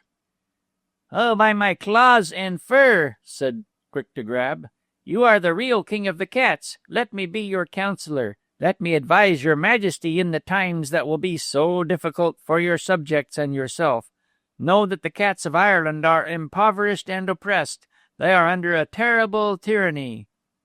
"Who oppresses my vassals, retainers, and subjects?" said the king of the cats.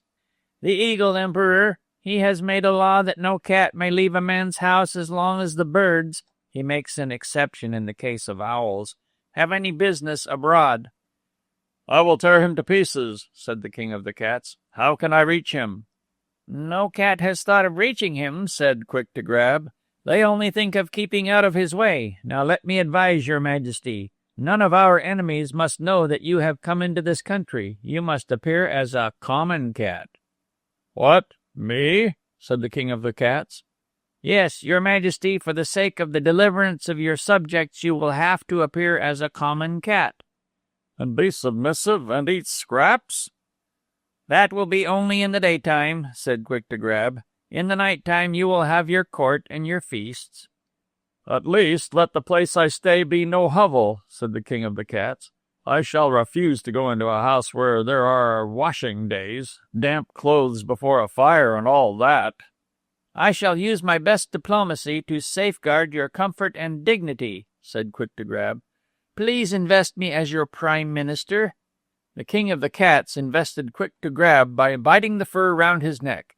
Then the king and his prime minister parted. The king of the cats took up quarters for a day or two in a round tower. Quick to Grab made a journey through the countryside. He went into every house and whispered a word to every cat that was there, and whether the cat was watching a mouse hole or chasing crickets or playing with kittens, when he or she heard that word, they sat up and considered. 3. Early next day, the King of Ireland's son rode out in search of the blue falcon. But although he rode from the ring of day to the gathering of the dark clouds, he saw no sign of it on rock or tree or in the air. Very wearily he rode back, and after his horse was stabled, he stood with Art in the meadows, watching the cattle being driven by. And Art, the king's steward, said, "The coming of the king of the cats into King Connal's dominion is a story still to be told. To your father's son in all truth be it told." Quick to Grab, in consultation with the 7 elders of the catkin, decided that the blacksmith's forge would be a fit residence for the king of the cats. It was clean and commodious. But the best reason of all for his going there was this. People and beasts from all parts came into the forge, and the king of the cats might learn from their discussions where the Eagle Emperor was, and how he might be destroyed. His Majesty found that the forge was not a bad residence for a king living unbeknownst. It was dry and warm. He liked the look of the flames that mounted up with the blowing of the bellows. He used to sit on a heap of old saddles on the floor and watch the horses being shod or waiting to be shod. He listened to the talk of the men. The people in the forge treated him respectfully and often referred to his size, his appearance, and his fine manners. Every night he went out to a feast that the cats had prepared for him. Quick to Grab always walked back to the forge with him to give a prime minister's advice. He warned his Majesty not to let the human beings know that he understood and could converse in their language. All cats know men's language, but men do not know that the cats know. He told him not to be too haughty, as a king might be inclined to be, to any creature in the forge. The king of the cats took his advice. He used even to twitch his ears as a mark of respect to Mahon, the hound whose kennel was just outside the forge, and to the hounds that Mahon had to visit him. He even made advances to the cock who walked up and down outside. This cock made himself very annoying to the king of cats. He used to strut up and down, saying to himself over and over again, "I'm cock of the walk, I'm cock of the walk." Sometimes he would come into the forge and say it to the horses. The king of the cats wondered how the human beings could put up with a creature who was so stupid and so vain. He had a red comb that fell over one eye. He had purple feathers on his tail. He had great spurs on his heels. He used to put his head on one side and yawn when the king of the cats appeared. Cock of the Walk used to come into the forge at night and sleep on the bellows. And when the king of the cats came back from the feasts, he used to waken up and say to himself, "I'm Cock of the Walk, I'm Cock of the Walk. The cats are not a respectable people." One noonday there were men in the forge. They were talking to the smith. Said one, "Could you tell us, smith, where iron came from?" The king of the cats knew, but he said nothing. Cock of the Walk came to the door and held his head as if he were listening. "I can't tell where iron came from," said the smith. "But if that cock could talk, he could tell you. The world knows that the cock is the wisest and most ancient of creatures." "I'm Cock of the Walk," said the cock to a rusty ass's shoe. "Yes, the cock is a wonderful creature," said the man who had asked the questions. "Not wonderful at all," said the king of the cats. "And if you had asked me, I could have told you where iron came from." "Where did iron come from?" said the smith. "From the mountains of the moon," said the king of the cats. The men in the forge put their hands on their knees and looked down at him. Mahon, the hound, came into the forge with other hounds at his tail, and seeing the men looking at the king of the cats, Mahon put his nose to him. Cock of the Walk flapped his wings insolently. The king of the cats struck at the red hanging comb with his paw. The cock flew up in the air. The king of the cats sprang out of the window, and as he did, Mahon and the other hounds sprang after him. 4. The King of Ireland's son rode towards the east the next day, and in the first hour's journey he saw the blue falcon sailing above. He followed where it went, and the falcon never lifted nor stooped, but sailed steadily on, only now and again beating the air with its wings. Over bends and through glens and across the moors the blue falcon flew, and the King of Ireland's son followed. Then his horse stumbled. He could not go any further, and he lost sight of the blue falcon. Black night was falling down on the ground when he came back to the king's castle. Art, the king's steward, was waiting for him, and he walked beside his limping horse. And Art said when they were a little way together, "The coming of the king of the cats is a story still to be told. To your father's son in all truth be it told." By the magic powers they possessed, it was made known to all the cats in the country that their king was being pursued by the hounds. Then on every hearthside a cat howled. Cats sprang to the doors, overturning cradles upon children. They stood upon the thresholds, and they all made the same curse. "That you may break your backs! That you may break your backs before you catch the king of the cats!" When he heard the howls of his vassals, retainers, and subjects, the king of the cats turned over on his back and clawed at the first hound that came after him. He stood up then. So firmly did he set himself on his forelegs that those that dashed at him did not overthrow him. He humped up his body and lifted his forepaws. The hounds held back. A horn sounded that gave them an excuse to get away from the claws and the teeth, the power and the animosity of the king of the cats. Then, even though it might cost each and every one of them the loss of an eye, the cats that had sight of him came running up. "We will go with you, my lord! We will help you, my lord!" they cried all together. "Go back to the hearthstones," said the king of the cats. "Go back and be civil and quiet again in the houses. You will hear of my deeds. I go to find the tracks of our enemy, the Eagle Emperor." When they heard that announcement, the cats lamented, and the noise of their lamentation was so dreadful that horses broke their harnesses where they were yoked. Men and women lost the color of their faces, thinking some dreadful visitation was coming on the land. Every bag of oats and rye turned 5 times to the right and 5 times to the left with the fright it got. Dishes were broken, knives were hurled round, and the king's castle was shaken to the bottom stone. "It is not time to seek the tracks of the Eagle Emperor," said Quick to Grab. "Stay for a while longer in men's houses." "Never," said the king of cats. "Never will I stay by the hearthstone and submit to be abused by cocks and hounds and men. I will range the world openly now and seek out the enemy of the cat kind, the Eagle Emperor." Without once turning his back, he went towards the wood that was filled with his enemies, the birds.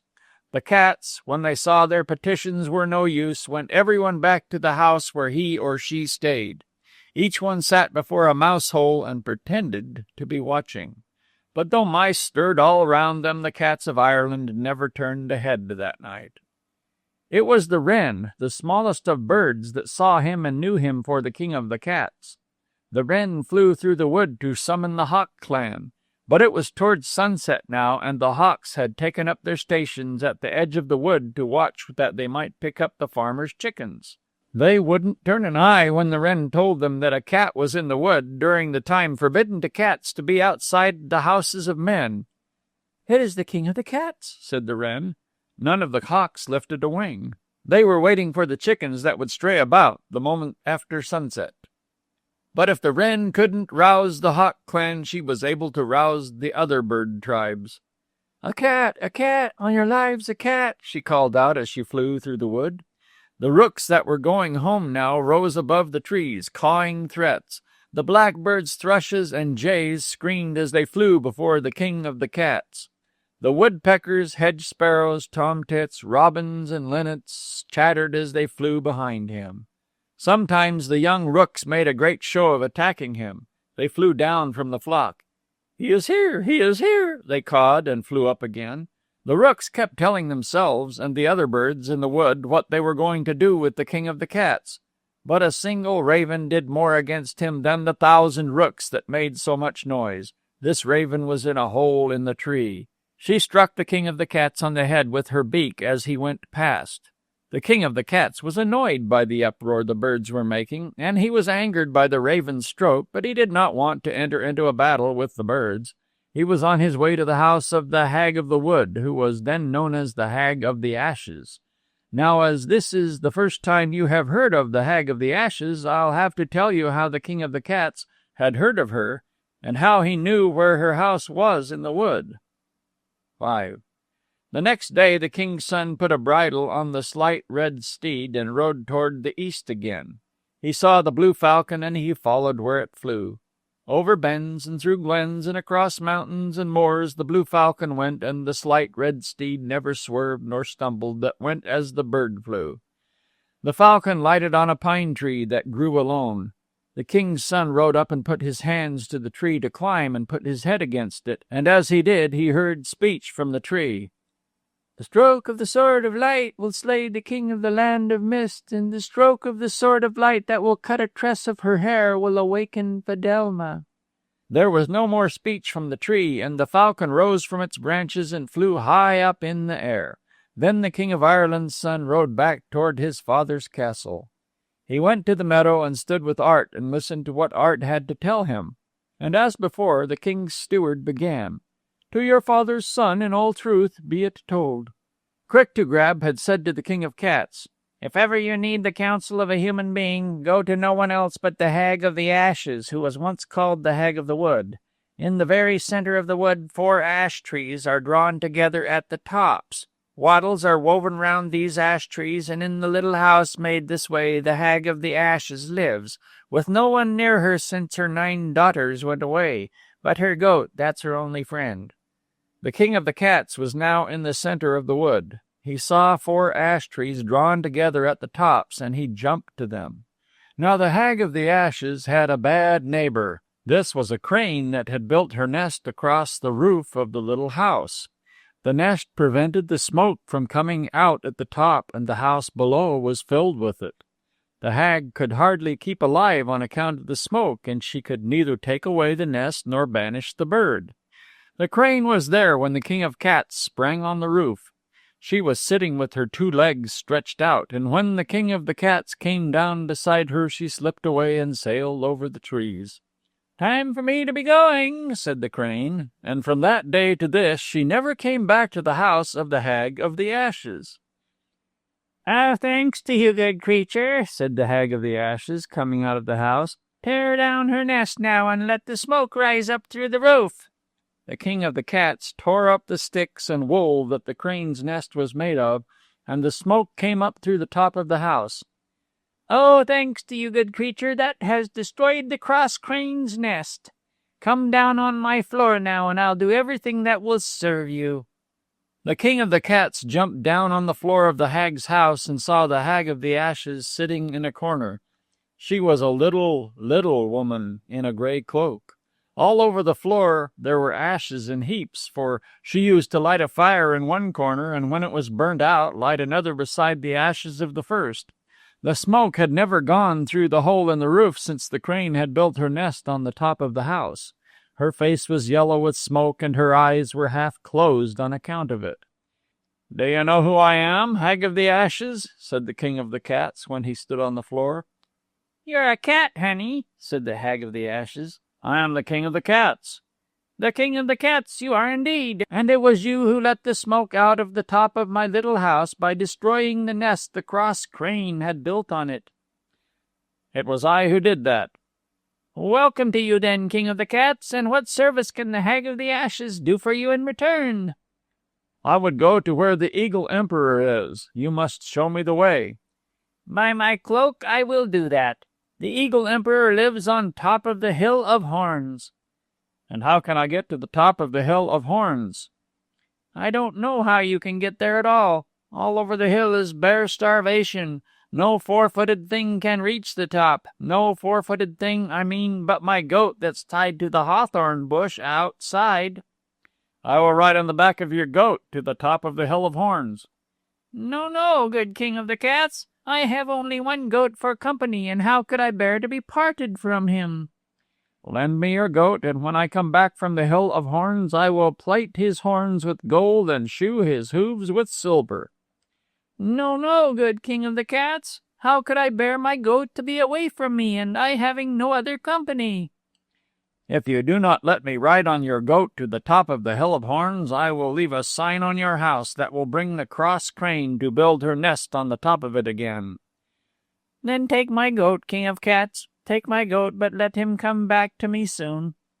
"I will. Come with me now and bid him take me to the top of the Hill of Horns." The king of the cats marched out of the house, and the Hag of the Ashes hobbled after him. The goat was lying under the hawthorn bush. He put his horns to the ground when they came up to him. "Will you go to the Hill of Horns?" said the Hag of the Ashes. "Indeed, I will not do that," said the goat. "Oh, the soft tops of the hedges on the way to the Hill of Horns, sweet in the mouth of a goat they should be," said the Hag of the Ashes. "But my own poor goat wants to stay here and eat the tops of the burnt-up thistles." "Why didn't you tell me of the hedges on the way to the Hill of Horns before?" said the goat, rising to his feet. "To the Hill of Horns I'll go." "And will you let a cat ride on your back to the Hill of Horns?" "Indeed, I will not do that."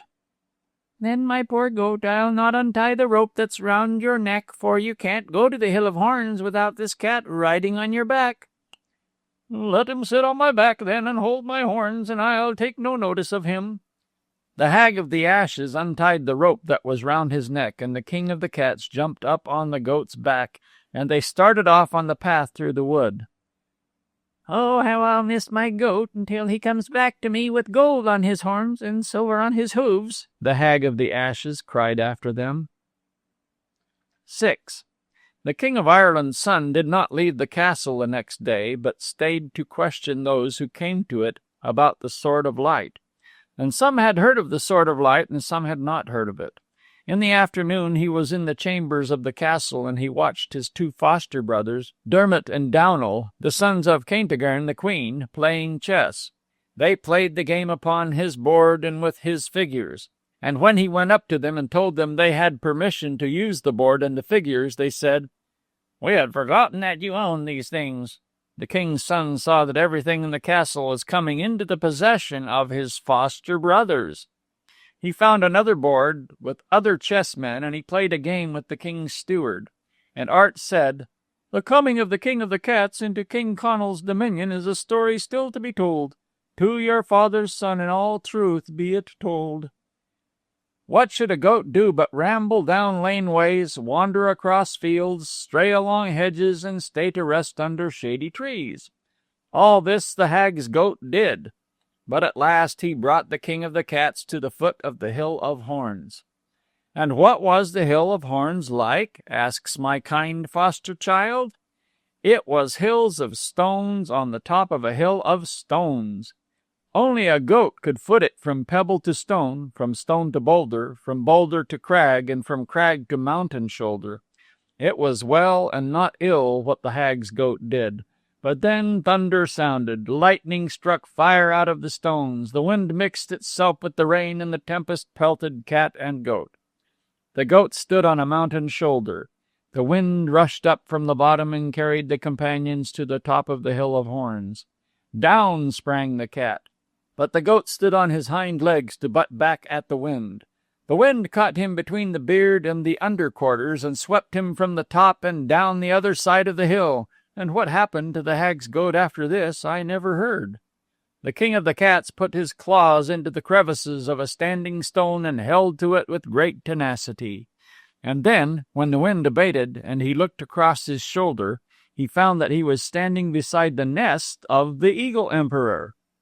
It was a hollow edged with rocks, and round the hollow were scattered the horns of the deer and goats that the Eagle Emperor had carried off. And in the hollow there was a calf and a hare and a salmon. The king of the cats sprang into the Eagle Emperor's nest. First he ate the salmon, then he stretched himself between the hare and the calf and waited for the Eagle Emperor. At last he appeared. Down he came to the nest, making circles in the air. He lighted on the rocky rim. The king of the cats rose with body bent for the spring, and if the Eagle Emperor was not astonished at his appearance, it was because an eagle can never be astonished. A brave man would be glad if he could have seen the Eagle Emperor as he crouched there on the rock rim of his nest. He spread down his wings till they were great strong shields. He bent down his outspread tail. He bent down his neck so that his eyes might look into the creature that faced him, and his cruel, curved, heavy beak was ready for the stroke. But the king of the cats sprang into the air. The eagle lifted himself up, but the cat came down on his broad back. The Eagle Emperor screamed his war scream and flew off the hill. He struck at the king of the cats with the backs of his broad wings. Then he plunged down. On the stones below he would tear his enemy with beak and claws. It was the cat that reached the ground. As the eagle went to strike at him, he sprang again and tore the eagle's breast. Then the Eagle Emperor caught the king of the cats in his claws and flew up again, screaming his battle scream. Drops of blood from both fell on the ground. The eagle had not a conqueror's grip on his enemy, and the king of the cats was able to tear at him. It happened that Corroy, king of the Munster fairies, was marching at the head of his troop to play a game of hurling with the Fianna of Ireland, captained by Fergus, and for the hand of Aina, the daughter of Manannán, the lord of the sea. Just when the ball was about to be thrown in the air, the Eagle Emperor and the king of the cats were seen mixed together in their struggle. One troop took the side of the eagle, and the other took the side of the cat. The men of the country came up and took sides too. Then the men began to fight amongst themselves, and some were left dead on the ground. And this went on until there were hosts of the men of Ireland fighting each other on account of the Eagle Emperor and the king of the cats. The king of the fairies and the chief of the Fianna marched their men away to a hilltop where they might watch the battle in the air and the battles on the ground. "If this should go on," said Corroy, "our troops will join in and men and fairies will be slaughtered. We must end the combat in the air." Saying this, he took up the hurling ball and flung it at the cat and eagle. Both came down on the ground. The cat was about to spring, the eagle was about to pounce, when Corroy darted between them and struck both with his spear. Eagle and cat became figures of stone. And there they are now, a stone eagle with his wings outspread and a stone cat with his teeth bared and his paws raised. And the Eagle Emperor and the king of the cats will remain like that until Corroy strikes them again with his fairy spear. When the cat and the eagle were turned into stone, the men of the country wondered for a while, and then they went away. And the fairies of Munster and the Fianna of Ireland played the hurling match for the hand of Aina, the daughter of Manannán, who was lord of the sea, and what the result of that hurling match was is told in another book. And that ends my history of the coming into Ireland of the king of the cats. The king of Ireland's son left art and went into an unused room in the castle to search for a little bell that he might put upon the slight red steed. He found the little bell, but it fell out of his hand and slipped through a crack in the floor. He went and looked through the crack. He saw below a room, and in it was Caintigern, the queen, and beside her were two women in the cloaks of enchantresses. And when he looked again, he knew the two of them. They were Aoife and Gilvine, the daughters of the enchanter of the Black Backlands and Fidelma's sisters. "And will my two sons come to rule over their father's dominion?" he heard Caintigern ask. "The prince who gains the Sword of Light will rule over his father's dominion," Aoife said. "Then one of my sons must get the Sword of Light," Caintigern said. Tell me where they must go to get knowledge of where it is." "Only the Gabown Sore knows where the Sword of Light is," said Aoife. "The Gabown Sore? Can he be seen by men?" said Kentigern. "He can be seen," said Aoife. "And there is one, the little sage of the mountain, who can tell what road to go to find the Gabown Sore."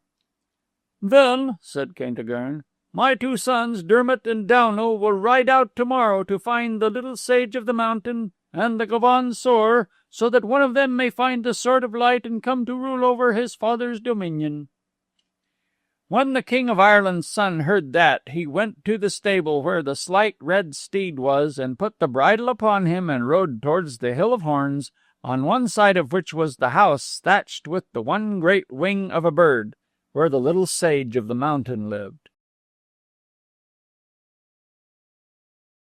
Section 3. The Sword of Light and the Unique Tale, with as much of the adventures of Gilly of the Goatskin as is given in the Craneskin book.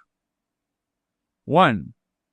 He came to the house that was thatched with the one great wing of a bird, and, as before, the little sage of the mountain asked him to do a day's work. The king's son reaped the corn for the little sage, and as he was reaping it, his 2 foster brothers, Dermot and Downal, rode by on their fine horses. They did not know who the young fellow was who was reaping in the field, and they shouted for the little sage of the mountain to come out of the house and speak to them. "We want to know where to find the Gabown Sore, who is to give us the Sword of Light," said Dermot. "Come in," said the sage, "and help me with my day's work, and I'll search in my book for some direction." "We can't do such an unprincely thing as take service with you," said Downal. "Tell us now where we must go to find the Gabown Sore." "I think you have made a mistake," said the little sage. "I'm an ignorant man, and I can't answer such a question without study." "Ride on, brother," said Downal. "He can tell us nothing." Dermot and Downal rode off on their fine horses, the silver bells on their bridles ringing.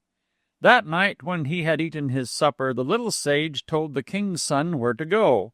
It is forbidden to tell where the King of Ireland's son found the builder and shaper for the gods.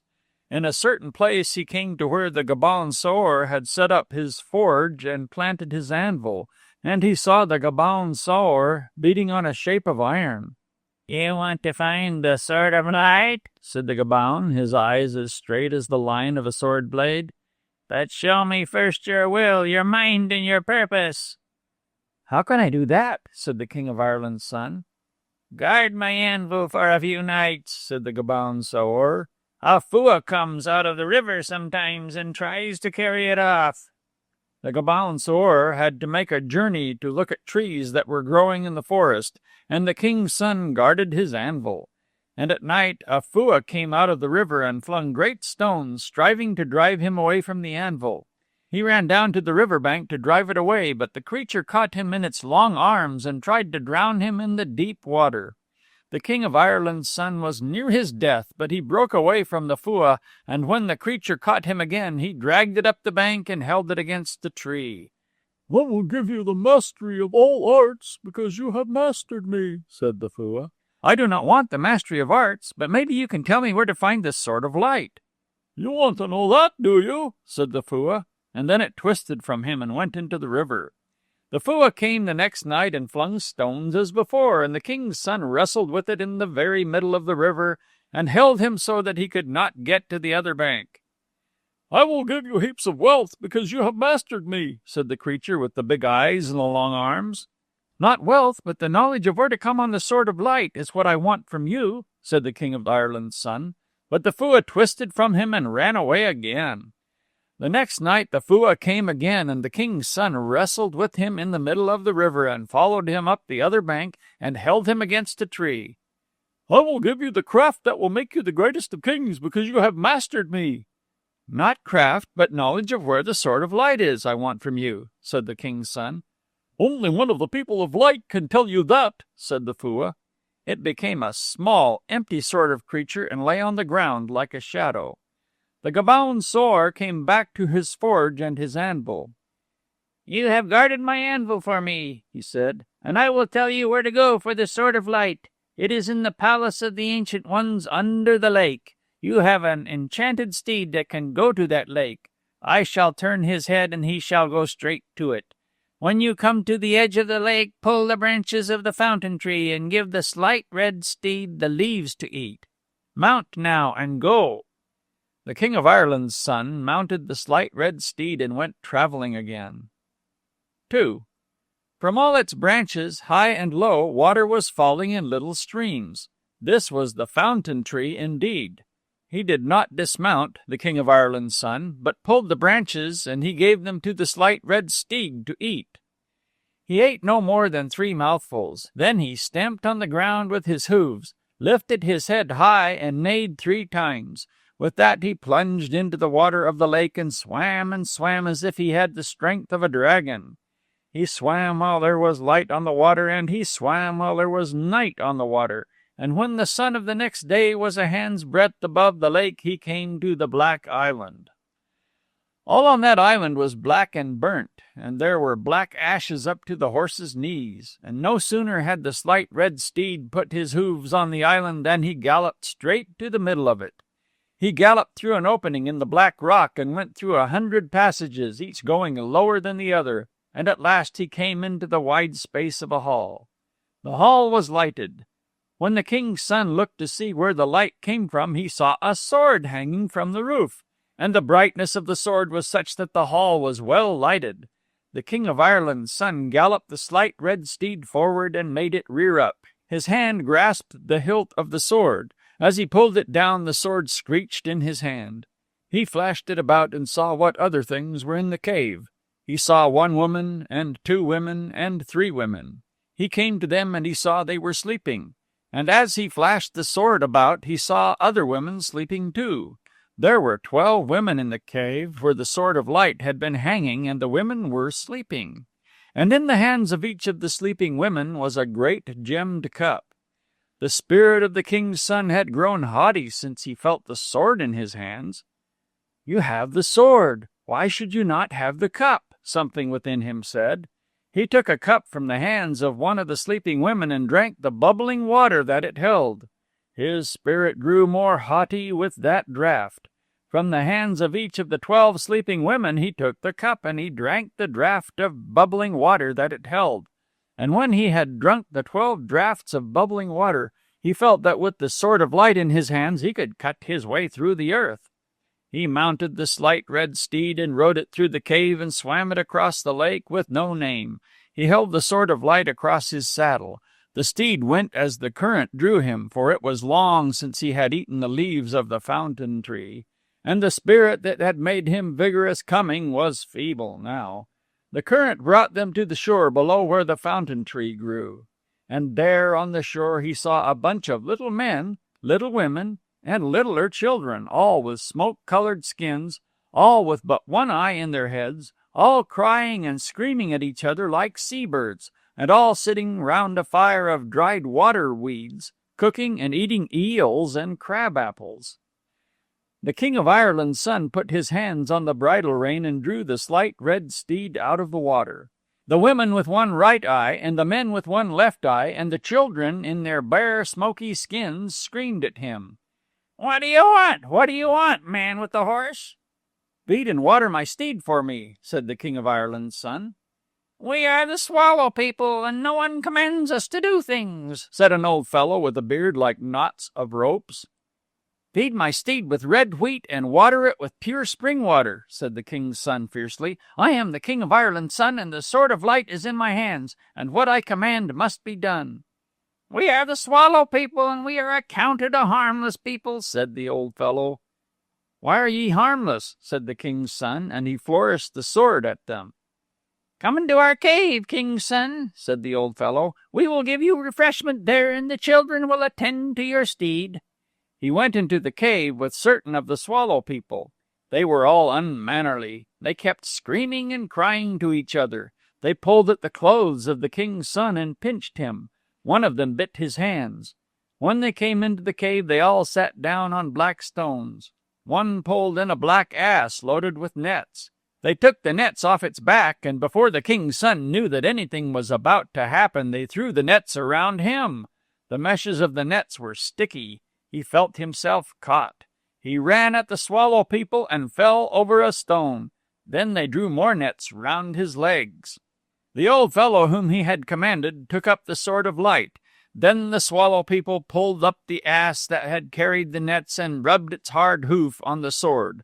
The king's son did not know what happened to it. Then he heard them cry, "The brightness is gone off the thing now." They left the sword on a black rock, and now no light came from it.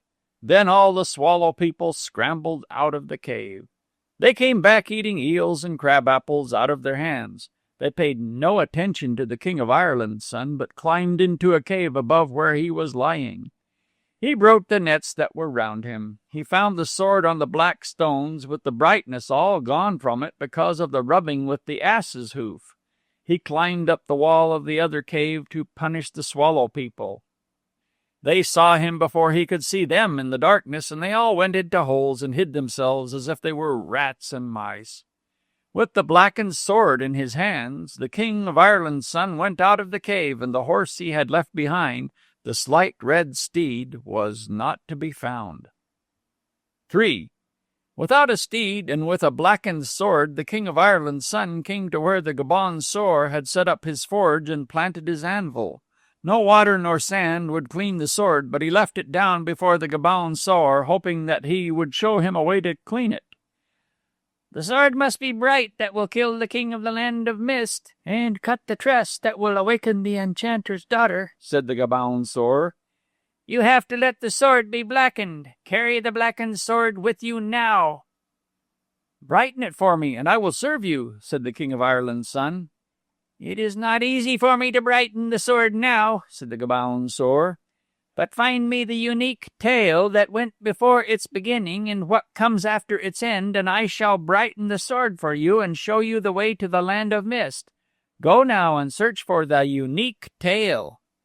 He went, and he had many far journeys, I can tell you, and he found no person who had any knowledge of the unique tale, or who knew any way of coming to the land of mist. One twilight in a wood he saw a great bird flying towards him. It lighted on an old tree, and the King of Ireland's son saw it was Laheen the eagle. "Are you still a friend to me, eagle?" said the king's son. "I am still a friend to you, king's son," said Laheen. "Then tell me where I should go to get knowledge of the unique tale," said the King of Ireland's son. "The unique tale? I never heard of it at all," said Laheen the eagle, changing from one leg to the other. "I am old," she said, shaking her wings, "and I never heard of the unique tale." The king's son looked and saw that Laheen was really old. Her neck was bare of feathers and her wings were gray. "Oh, if you are so old," said the king's son, "and have gone to so many places, and do not know of the unique tale, to whom can I go to get knowledge of it?" "Listen," said Laheen the eagle. "There are 5 of us that are called the 5 ancient ones of Ireland, and it is not known which one of the 5 is the oldest. There is myself, Laheen the eagle. There is Blackfoot the elk of Ben Gulban. There is the crow of Akil, the salmon of Asseroe, and the old woman of Beer. We do not know ourselves which of us is the oldest, but we know that we 5 are the most ancient of living things. I have never heard of the unique tale," said Laheen, "but maybe one of the other ancients has heard of it." "I will go to them," said the king's son. "Tell me how I will find the crow of Akil, the elk of Ben Gulban, the salmon of Asseroe, and the old woman of Beer. Tell me how to go to them, Laheen the eagle." "You need not go to the salmon of Asseroe," said the eagle, "for the salmon would not have heard any tale. I will get you means of finding the other 3. Follow the stream now until you come to the river. Wait at the ford, and I will fly to you there." Laheen the eagle then shook her wings and flew slowly away. The King of Ireland's son followed the stream until he came to the river of the ox it was. 4. And having come to the river of the ox, he sought the ford and waited there for Laheen the eagle. When it was high noon, he saw the shadow of the eagle in the water of the ford. He looked up. Laheen let something fall into the shallows. It was a wheel. Then Laheen lighted on the rocks of a waterfall above the ford and spoke to the King of Ireland's son. "Son of King Conall," she said, Roll this wheel before you and follow it where it goes. It will bring you first where Blackfoot the elk abides. Ask the elk, has he knowledge of the unique tale?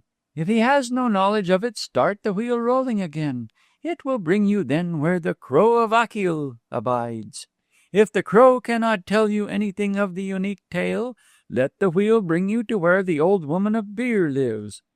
If she cannot tell you of the unique tale, I cannot give you any further help."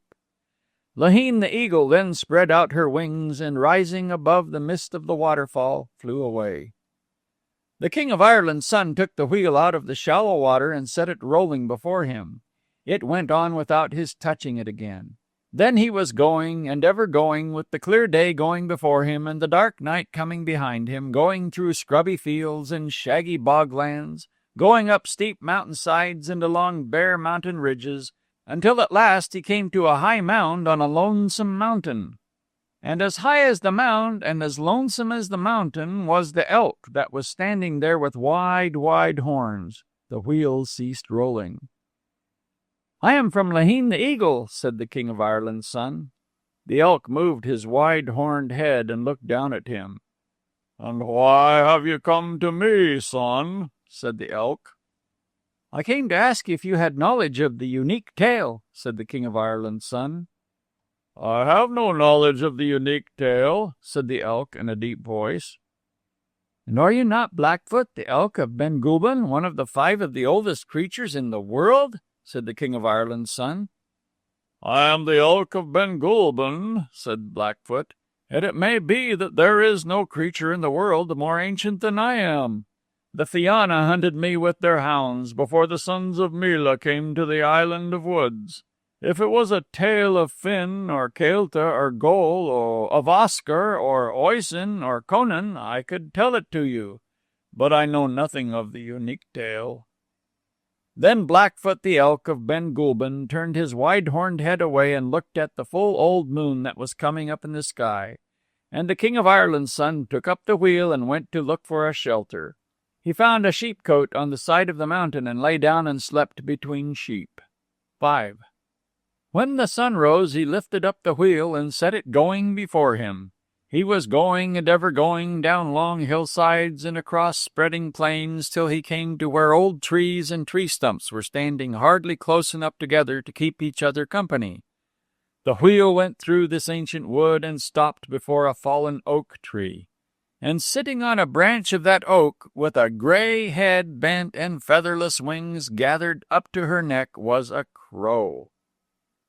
"I come from Laheen the eagle," said the King of Ireland's son. "What did you say?" said the crow, opening one eye. "I come from Laheen the eagle," said the King of Ireland's son again. "Oh, from Laheen," said the crow, and closed her eye again. "And I came to ask for knowledge of the unique tale," said the King of Ireland's son. "Laheen," said the crow. "I remember Laheen the eagle." Keeping her eyes shut, she laughed and laughed until she was utterly hoarse. "I remember Laheen the eagle," she said again. "Laheen never found out what I did to her once. I stole the crystal egg out of her nest. Well, and how is Laheen the eagle?" she said sharply, opening one eye. "Laheen is well," said the King of Ireland's son. "She sent me to ask if you had knowledge of the unique tale." "I am older than Laheen," said the crow. "I remember Paralon's people. The salmon of Asuro always said he was before Paralon's people, but never mind. Laheen can't say that. If I could only get the feathers to stay on my wings, I'd pay Laheen a visit some day. How are Laheen and her bird flocks?" "O Crow of Achill," said the King of Ireland's son, "I was sent to ask if you had knowledge of the unique tale." "The unique tale? No, I never heard of it," said the crow. She gathered her wings up to her neck again and bent her gray head. "Think, O Crow of Achill," said the King of Ireland's son. "I will bring you the warmest wool for your nest." "I never heard of the unique tale," said the crow. "Tell Laheen I was asking for her." Nothing would rouse the Crow of Achill again. The King of Ireland's son set the wheel rolling and followed it. Then he was going and ever going, with the clear day before him and the dark night coming behind him. He came to a wide field where there were field fares or ground larks in companies. He crossed it. He came to a plain of tall daisies where there were thousands of butterflies. He crossed it. He came to a field of buttercups where blue pigeons were feeding. He crossed it. He came to a field of flax in blue blossom. He crossed it and came to a smoke-blackened stone house, deep sunk in the ground. The wheels stopped rolling before it, and he went into the house.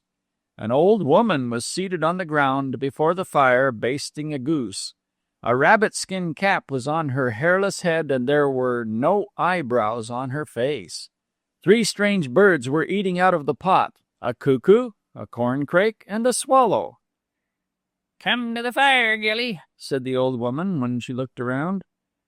"I am not a gilly, but the King of Ireland's son," said he. "Well, let that be. What do you want of me?" "Are you the old woman of beer?" "I have been called the old woman of beer since your 4 great-grandfathers' time." "How old are you, old mother?" "I do not know, but do you see the 3 birds that are picking out of my pot?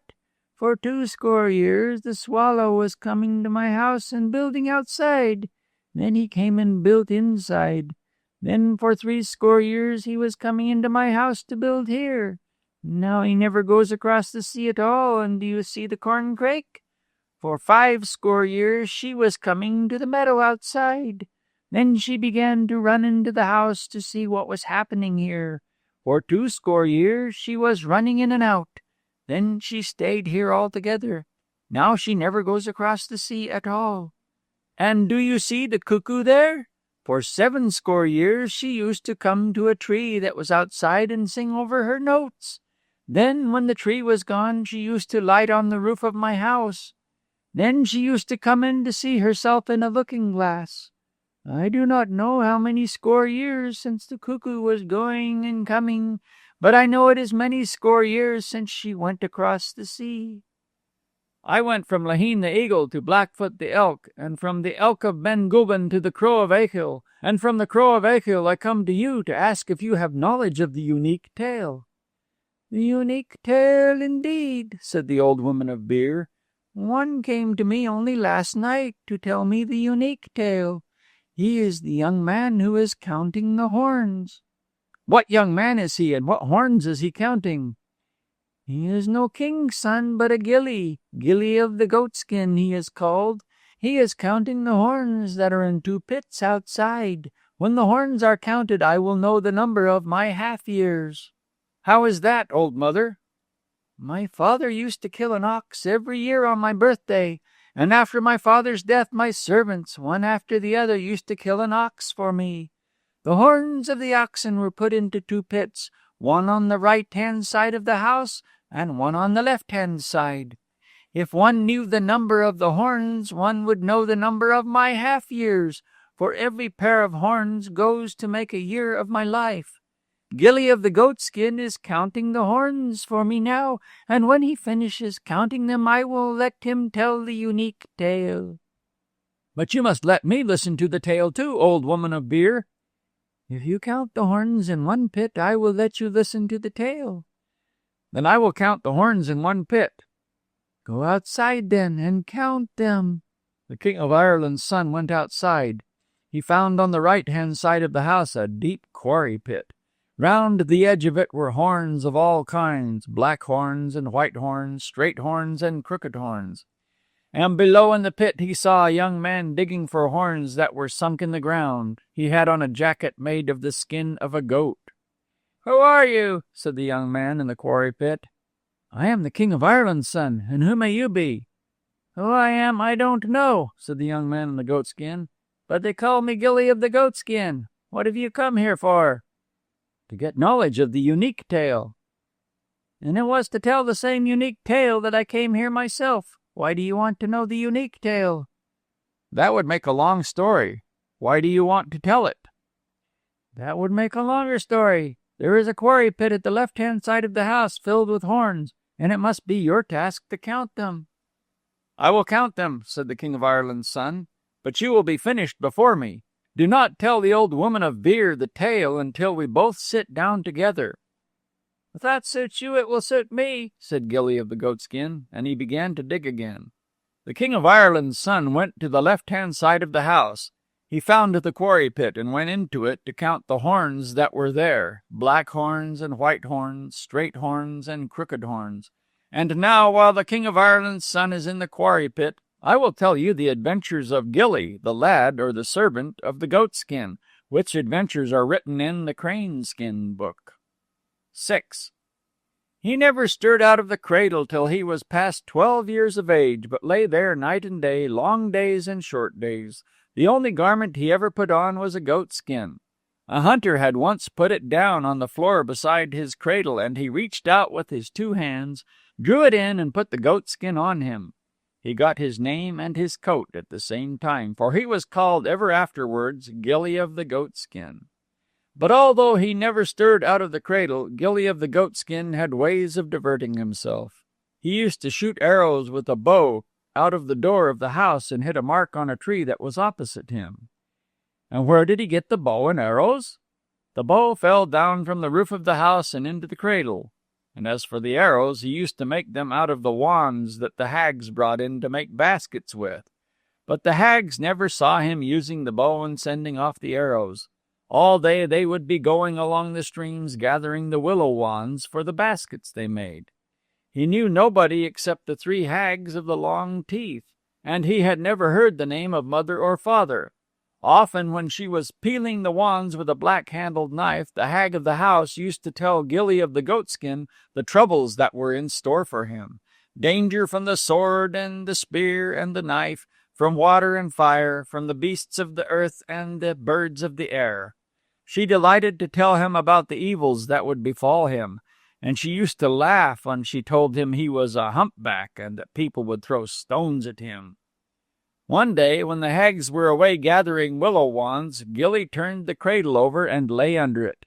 He wanted to see what they would do when they did not see him sitting up in the cradle. They came in. Gilly looked through a crack in the cradle and saw the hags. They were old and crooked and had long teeth that came down below their chins. "He's gone! He's gone!" screamed the hag of the house when she did not see Gilly in the cradle. "He's gone," said one of the long-toothed hags. "I told you he would go away. Why didn't you cut out his heart yesterday or the day before?" "Mind what I tell you," said the other hag of the long teeth. "Mind what I tell you. His father's son will grow into a powerful champion." "Not he," said the hag of the house with a great anger. "He'll never become a champion. He is only a little humpback fellow with no weapons and with no garment but a goatskin." "It would be better to kill him when he comes back," said the first of the hags with the long teeth. "And if he doesn't come back, tell the giant Crom Dove," said the second. Put his bow resting on the bottom that was now turned uppermost, took up some of the rods that were on the floor, and then shouted at the hags. "Oh, if that's a hazel rod he has at his bow, he will kill us all," they screamed out together. He drew back the string, fired the willow rod, and struck the middle hag full on the breast. The 3 hags fell down on the ground. The pot that was always hanging over the fire turned itself upside down, and the house was filled with smoke. Gilly of the Goatskin, the bow in his hand, sprang across the cradle, over the threshold of the door, and out into the width and the height and the length and the breadth, the gloom and the gleam of the world. 7. He was out, as I have said, in the width and the height, the length and the breadth, the gloom and the gleam of the world. He fired arrows into the air. He leaped over ditches. He rolled down hillsides. He raced over level places till he came to what surprised him more than all the things in the world, a river. He had never seen such water before, and he wondered to see it moving in such swiftness. "Where is it going?" said Gilly of the Goatskin. "Does it go on like that in the night as well as in the day?" He ran by its side and shouted to the river. He saw a wide-winged bird flying across it. It was the bird that we call the crane or the heron. And as Gilly watched the great winged thing, he saw that it held a little animal in its claws. Gilly fired an arrow, and the crane dropped towards the ground. The little animal that was in its claws fell down. The crane rose up again and flew back across the river. The little animal that had been in the claws of the crane came to Gilly of the Goatskin. It was smaller than the one-eyed cat that used to sit on the hearth of the hag of the house. It kept its head up and was very bold-looking. "Good morning, lad in the goatskin," it said to Gilly. "You saved my life, and I'm very thankful to you." "What are you?" said Gilly of the Goatskin. "I'm the weasel. I'm the boldest and bravest creature in this country. I'm the lion of these parts, I am. And," said the weasel, "I never served anyone before, but I'll be your servant for a quarter of a year. Tell me what way you're going, and I'll go with you." "I'm going the way he's going," said Gilly, nodding towards the river, "and I'll keep beside him till he wants to turn back." "Oh, then you'll have to go a long way," said the weasel. "But I'll go with you no matter how far you go." The weasel walked by Gilly's side very bravely and very independently. "Oh, look," said Gilly to the weasel. "What is that that's in the water?" The weasel looked and saw a crystal egg in the shallows. "It's an egg," said the weasel. "I often eat one myself. I'll bring it up from the bottom to you. I'm good at carrying eggs." The weasel went into the water and put his mouth to the egg and tried to lift it. He could not move it. He tried to lift it with his paws as well as with his mouth, but this did not do either. He came up the bank then and said to Gilly, "You'll think I'm a poor sort of servant because I can't take an egg out of the water. But if I can't win one way, I'll win another way." He went into the reeds by the river, and he said, "Hear me, frogs. There's a great army coming to take you out of the reeds and eat you red and raw." Then Gilly saw the queer frogs lifting up their heads. "Oh, what will we do? What will we do?" they cried to the weasel. "There's only one thing to be done," said the weasel. "You gather up all the pebbles in the bed of the river, and we'll make a big wall on the bank to defend you." The frogs dived into the water at once and dragged up pebbles. Gilly and the weasel piled them on the bank. Then 3 frogs carried up the crystal egg. The weasel took it from them when they left it on the bank.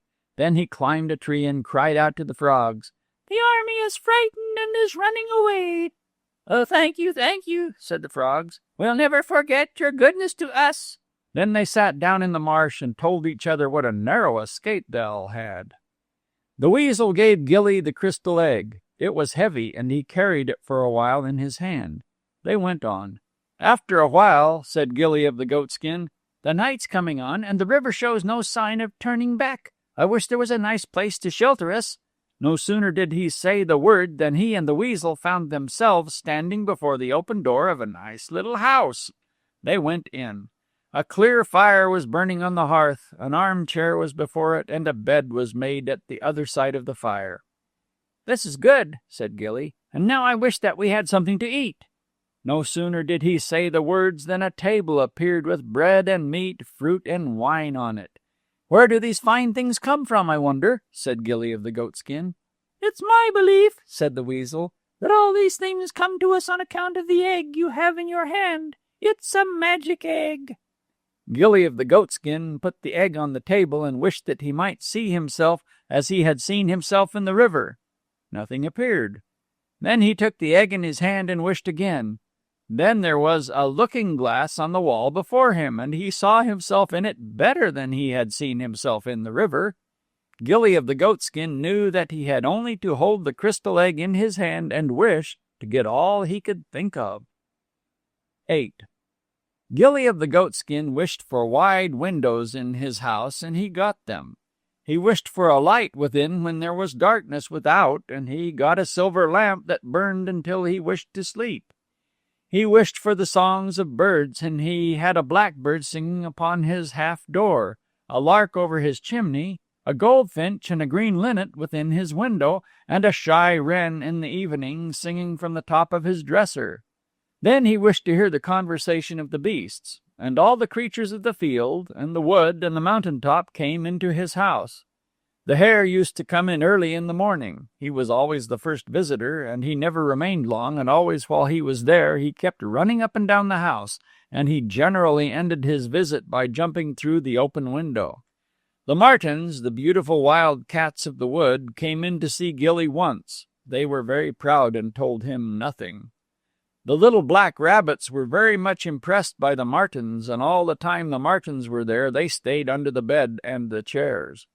2 or 3 times the king of the wood himself, the boar of the bristles and the long tusks, came to see Gilly. He used to push open the door and then stand in the middle of the floor grunting and grunting. Once he brought his wife with him, and 6 or 7 of their little pigs that went running over the floor with their ears hanging over their eyes came with them too. The hedgehogs used to come, but they always made themselves disagreeable. They just lay down by the fire and snored, and when they wakened up they quarreled with each other. Everybody said that the hedgehog's children were very badly brought up and very badly provided for. The squirrels, who were so clean and careful and so fond of their children, thought the hedgehogs were very bad creatures indeed. "It is just like them to have dirty, sticky thorns around them instead of nice, clean fur," said the squirrel's wife. "But, my dear," said the squirrel, "every animal can't have fur." "How well," said she, "the rabbits have fur, though dear knows they're creatures of not much account. It's all just to let us see that they're some relation of that horrible, horrible boar that goes crashing and marching through the wood." The deer never came into the house, and Gilly had a shed made for them outside. They would come into it and stay there for many nights and days, and Gilly used to go out and talk with them. They knew about far countries and strange paths and passes, but they did not know so much about men and about the doings of other creatures as the fox did. The fox used to come in the evening and stay until nearly morning, whether Gilly fell asleep or kept awake. The fox was a very good talker. He used to lie down at the hearth with his paws stretched out and tell about this one and that one, and what she said and what he did.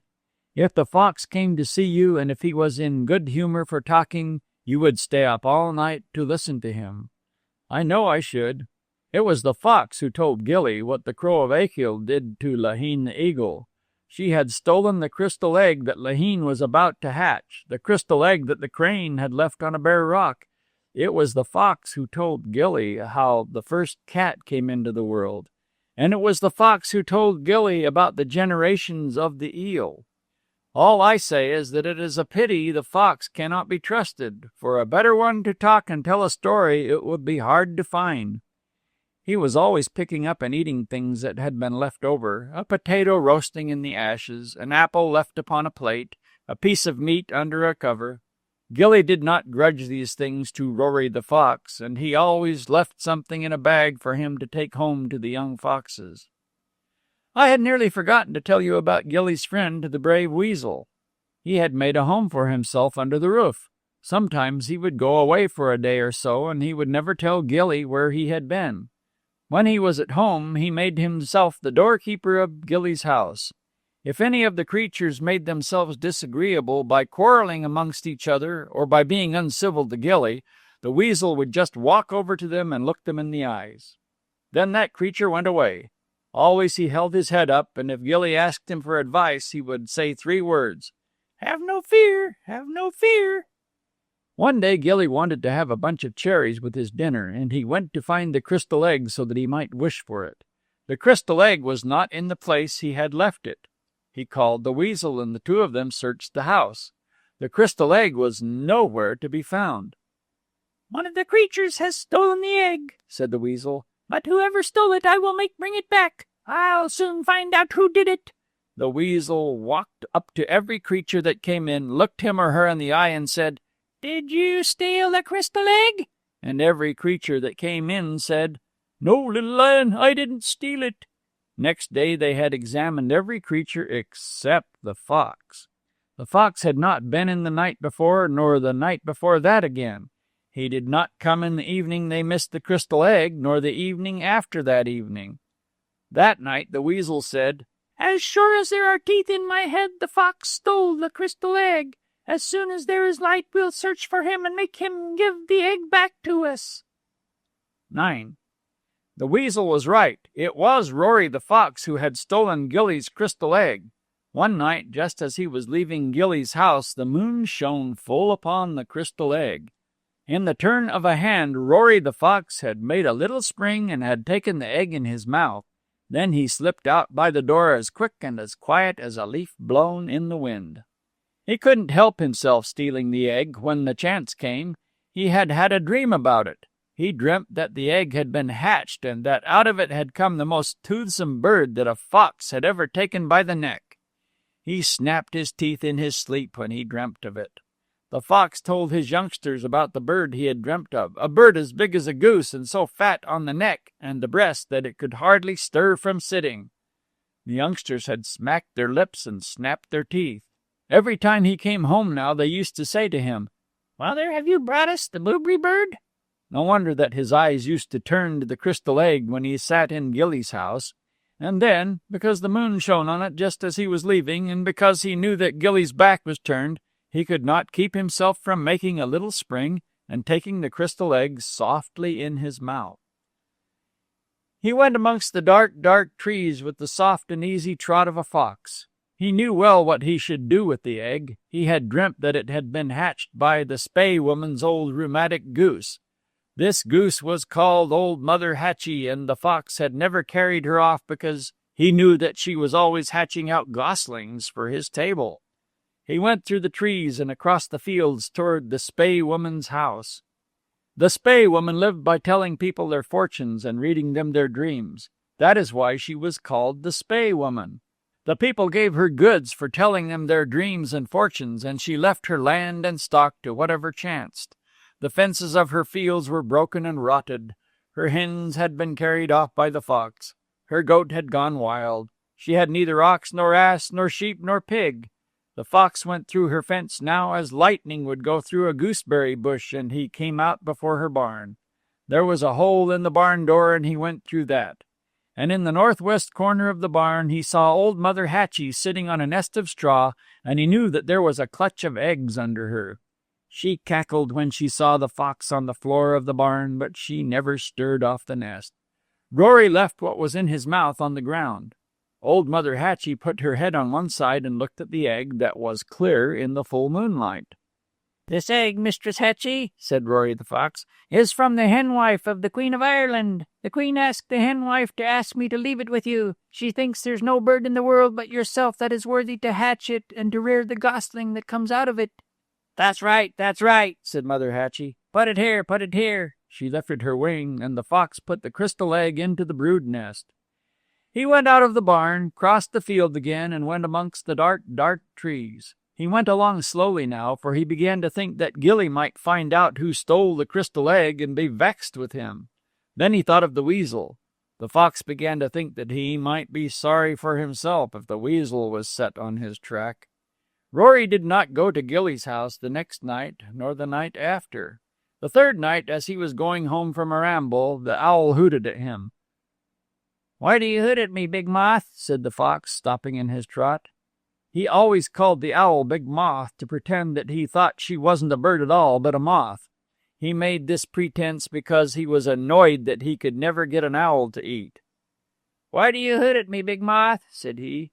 "The weasel's going to have your bones for his stepping stones and your blood for his morning dram," said the owl balefully as she went among the dark, dark trees. The fox stopped long to consider. Then he went to his burrow and told his youngsters they would have to move house. He had them stirring at the first light. He gave them a frog each for their breakfast and took them across the country. They came to a burrow that Old Fellow Badger had just left, and Rory the fox brought his youngsters into it and told them that it would be their new house. 10. The evening after, when Rory the fox was taking his nap, he heard one of his youngsters give a sharp cry. They were playing outside the burrow. He looked out and saw that his 3 youngsters were afraid of something that was between them and the burrow. He looked again and saw the weasel. "Ahem," said Rory the fox. "And how are we this morning?" The weasel had marked one of Rory's youngsters for attack. Although Rory spoke, he never took his eyes off the youngster he had marked. "My dear friend," said the fox, "I was just going to say that if you are looking for anything, perhaps I could tell you where it might be found." "Crystal egg," said the weasel, without ever taking away his bloodthirsty gaze from Rory's youngster. "Oh, the crystal egg," said Rory the fox. "Yes, to be sure, I could bring you at once to the place where the crystal egg is." He came out of the burrow and saw Gilly standing on the bank behind. "I think it is time for my children to go back to their burrow," said Rory the Fox. "Please excuse them, my friends." The Weasel took his eyes off the youngster he had marked, and the three little foxes scampered into the burrow. "This way, friends," said the fox, and he started off towards the Spey Woman's house with the light and easy trot of a fox. Gilly and the Weasel went behind him. They crossed a field of flax, a field of hemp, and a field of barley. They came to the broken fence before the Spey Woman's house, and in front of the house they saw the Spey Woman herself, and she was crying and crying. The fox hid behind the fence. The Weasel climbed up on the ditch, and Gilly himself went to the woman. "What ails you at all?" said Gilly to her. "My goose, the only fowl left of me, has been taken by robbers." "Ask her where the clutch of eggs is that the goose was hatching," said Rory the Fox anxiously, putting his head over the fence. "And where is the clutch of eggs, ma'am, that your goose was hatching?" "The robbers took the nest with the goose and the eggs with the nest," said the Spey Woman. "And the crystal egg was with the other eggs," said the fox to Gilly. He said no more. He made a quick turn and got clear away before the Weasel could spring on him. He ran back to his burrow. He told the little foxes they must change houses again. That night they lay in a wood, and at the first light they crossed water and went to live on an island where the Weasel never came. "Where did the robbers go with the goose, the nest, and the eggs?" said Gilly of the goatskin. "They went to the river," said the Spey Woman. "I followed them every inch of the way. They got into a boat and they hoisted their sails. They rowed and they rowed so that the hard gravel of the bottom was brought to the top, and the froth of the top was driven down to the bottom of the river. And wherever they are," said the Spey Woman, "they are far from us now." "Will you come with me?" said Gilly to the Weasel. "We will track them down and take back the crystal egg." "I engaged myself to be with you for a quarter of a year," said the Weasel. "And the 3 months are up now, Gilly. Winter is coming on, and I must see to my own affairs." "Then good-bye, Weasel," said Gilly. "I will search for the crystal egg myself, but first I must ask the woman to let me rest in the house and give me some provision for my journey." The Weasel looked up into Gilly's face and said good-bye to him. Then Gilly followed the Spey Woman into her house. "Oh, Connie," she was saying to herself, "my dream told me I was to lose my poor goose. And still I never did anything to make it hard for the robbers to take her from me." 11. Well, in the Spey Woman's house he stayed for 3/4 of a year. He often went in search of the robbers who had taken the crystal egg with the Spey Woman's goose, but no trace of them nor their booty could he ever find. He met birds and beasts who were his friends, but he could not have speech with them without the egg that let him have anything he wished. He did work for the Spey Woman, fixed her fences and repaired her barn, and brought brosna for her fire every evening from the wood. At night, before he went to sleep, the Spey Woman used to tell him her dreams of the night before and tell him about the people who had come to her house to have their fortunes told. One Monday morning she said to him, "I have an inlook, son, of my heart, and I know that my gossip, the churl of the townland of mischance, is going to come and take you into his service." "And what sort of a man is your gossip, the churl of the townland of mischance?" Gilly asked. "An unkind man. 2 youths who served me he took away, one after the other, and miserable are they made by what he did to them. I'm in dread of your being brought to the townland of mischance." "Why are you in dread of it, Spey Woman?" said Gilly. "Sure, I'll be glad enough to see the world." "That's what the other 2 youths said," said the Spey Woman. "Now I'll tell you what my gossip, the churl of the townland of mischance, does. He makes a bargain with the youth that goes into his service, telling him he will give him a guinea, a groat, and a tester for his 3 months' service. And he tells the youth that if he is sorry for the bargain, he must lose his wages and part with a strip of his skin, an inch wide. He rode on a bob-tailed, big-headed, spavine, spotted horse from his neck to his heel. Oh, he is an unkind man, my gossip, the churl of the townland of mischance." "And is there no way to get the better of him?" asked Gilly. "There is, but it is a hard way," said the Spey Woman. "If one could make him say that he, the master, is sorry for the bargain, the churl himself would lose a strip of his skin an inch wide from his neck to his heel, and would have to pay full wages no matter how short a time the youth served him." "It's a bargain, anyway," said Gilly, "and if he comes, I'll take service with the churl of the townland of mischance." The first wet day that came brought the churl of the townland of mischance. He rode on a bob-tailed, big-headed, spavined, and spotted horse. He carried an ash-plant in his hand to flog the horse and to strike at the dogs that crossed his way. He had blue lips, eyes looking crossways, and eyebrows like a furze bush. He had a bag before him filled with boiled pig's feet. Now when he rode up to the house, he had a pig's foot to his mouth and was eating. He got down off the bob-tailed, big-headed, spavined, and spotted horse and came in. "I heard there was a young fellow at your house, and I want him to take service with me," said he to the Spay Woman. "If the bargain is a good one, I'll take service with you," said Gilly. "All right, my lad," said the churl. "Here is the bargain, and it's as fair can be. I'll give you a guinea, a groat, and a tester for your 3 months' work with me." "I believe it's good wages," said Gilly. "It is. Howsoever, if you ever say you are sorry you made the bargain, you will lose your wages, and besides you will lose a strip of your skin an inch wide from your neck to your heel. I have to put that in or I'd never get work done for me at all. The serving boys are always saying, 'I can't do that,' and 'I'm sorry I made the bargain with you.'" "And if you say you're sorry you made the bargain?" "Oh, then I'll have to lose a strip of my skin an inch wide from my neck to my heel, and besides that I'll have to give you full wages no matter how short a time you served me." "Well, if that suits you, it will suit me," said Gilly of the goatskin. "Then walk beside my horse, and we'll get back to the townland of mischance tonight," said the churl. Then he swished his ash-plant towards Gilly and ordered him to get ready. The Spay Woman wiped the tears from her face with her apron, gave Gilly a cake with her blessing, and he started off with the churl for the townland of mischance. 12.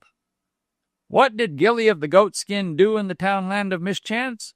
He got up early and went to bed late. He was kept digging, delving, and ditching until he was so tired that he could go to sleep in a furze bush.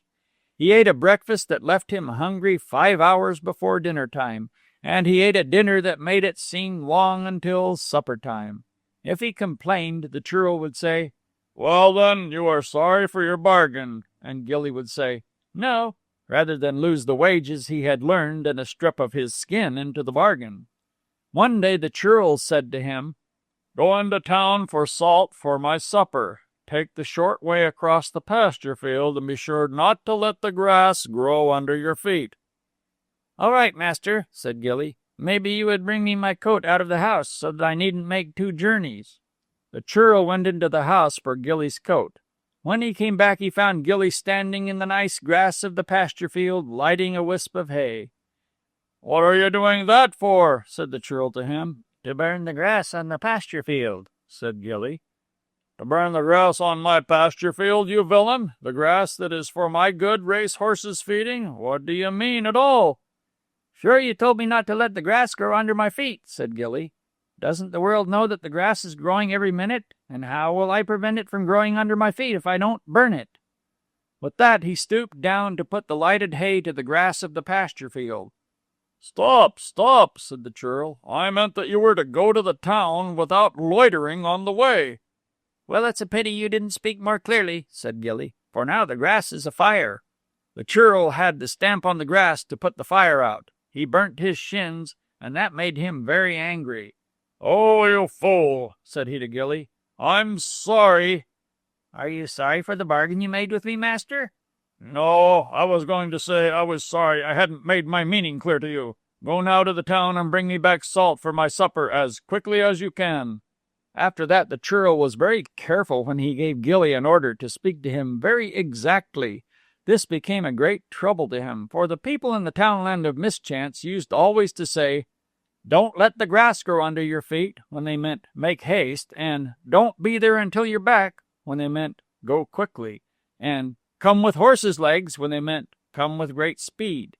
He became tired of speaking to Gilly by the letter, so he made up his mind to give him an order that could not be carried out so that he might have a chance of sending him away without the wages he had earned. One Monday morning he called Gilly to the door of the house and said to him, Take this sheepskin to the market and bring me back the price of it and the skin." "Very well, master," said Gilly. He put the skin across his arm and went towards the town. The people on the road said to him, "What do you want for the sheepskin, young fellow?"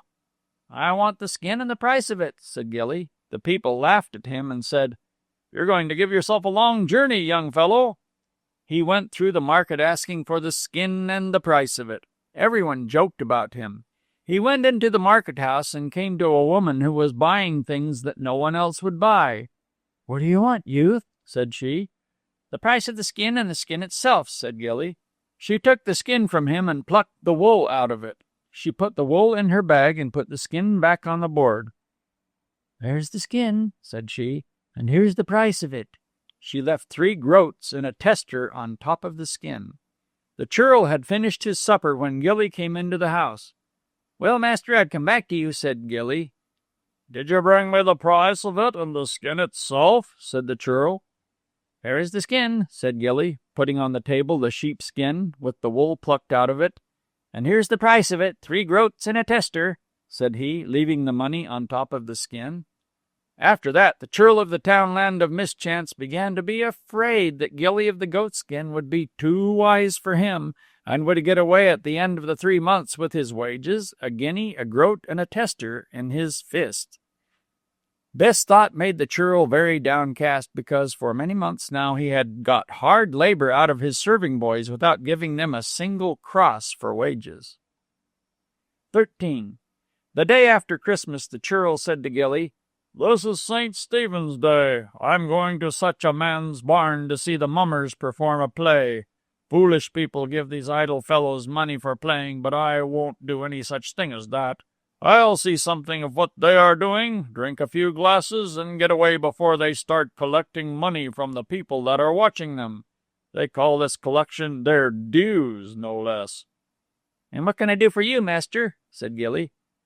"Run into the barn at midnight and shout out, 'Master, master, your mill is on fire.' That will give me an excuse for running out. Do you understand now what I want you to do?" "I understand, master." The churl put on his coat and took his stick in his hand. "Mind what I've said to you," said he. "Don't be a minute later than midnight. Be sure to come in with a great rush. Come in with horses' legs. Do you understand me?" "I understand you, master," said Gilly. The mummers were dancing before they began the play when the churl came into the barn. "That's a rich man," said one of them to another. "We must see that he puts a good handful into our bag." The churl sat on the bench with the farmer who had a score of cows, with the blacksmith who shod the king's horses, and with the merchant who had been in foreign parts and who wore big silver rings in his ears. Half the people who were there I could not tell you. But there were Biddy Early, Tatterjack Walsh, Aunt Jug, Lundyfoot, Matt the Thresher, Nora Creona, Conan Mowell, and Sean the O'Madden. Some said that the King of Ireland's son was there too. The play was The Unicorn from the Stars. The mummers did it very well, although they had no one to take the part of the unicorn. They were in the middle of the play when Gilly of the goatskin rushed into the barn.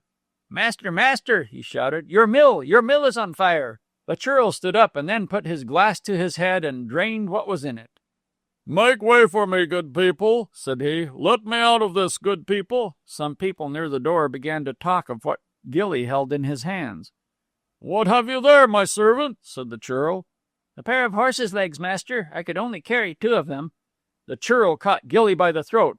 "A pair of horses' legs?" said he. "Where did you get a pair of horses' legs?" "Off a horse," said Gilly. "I had trouble in cutting them off. Bad cess to you for telling me to come here with horses' legs." "On whose horse did you cut the legs off?" "Your own, master. You wouldn't have liked me to cut the legs off any other person's horse, and I thought your racehorse's legs would be the most suitable to cut off." The mummers and the people were gathered round them, and they saw the churl's face get black with vexation. "Oh, my misfortune that I ever met you," said the churl.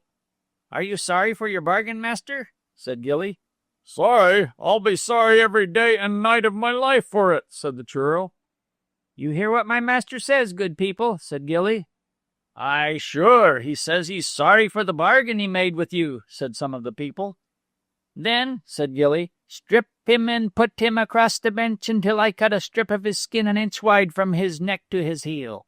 None of the people would consent to do that. "Well, I'll tell you something that will make you consent," said Gilly. "This man made 2 poor servant boys work for him, paid them no wages, and took a strip of their skin so that they are sick and sore to this day. Will that make you strip him and put him across the bench?" "No," said some of the people.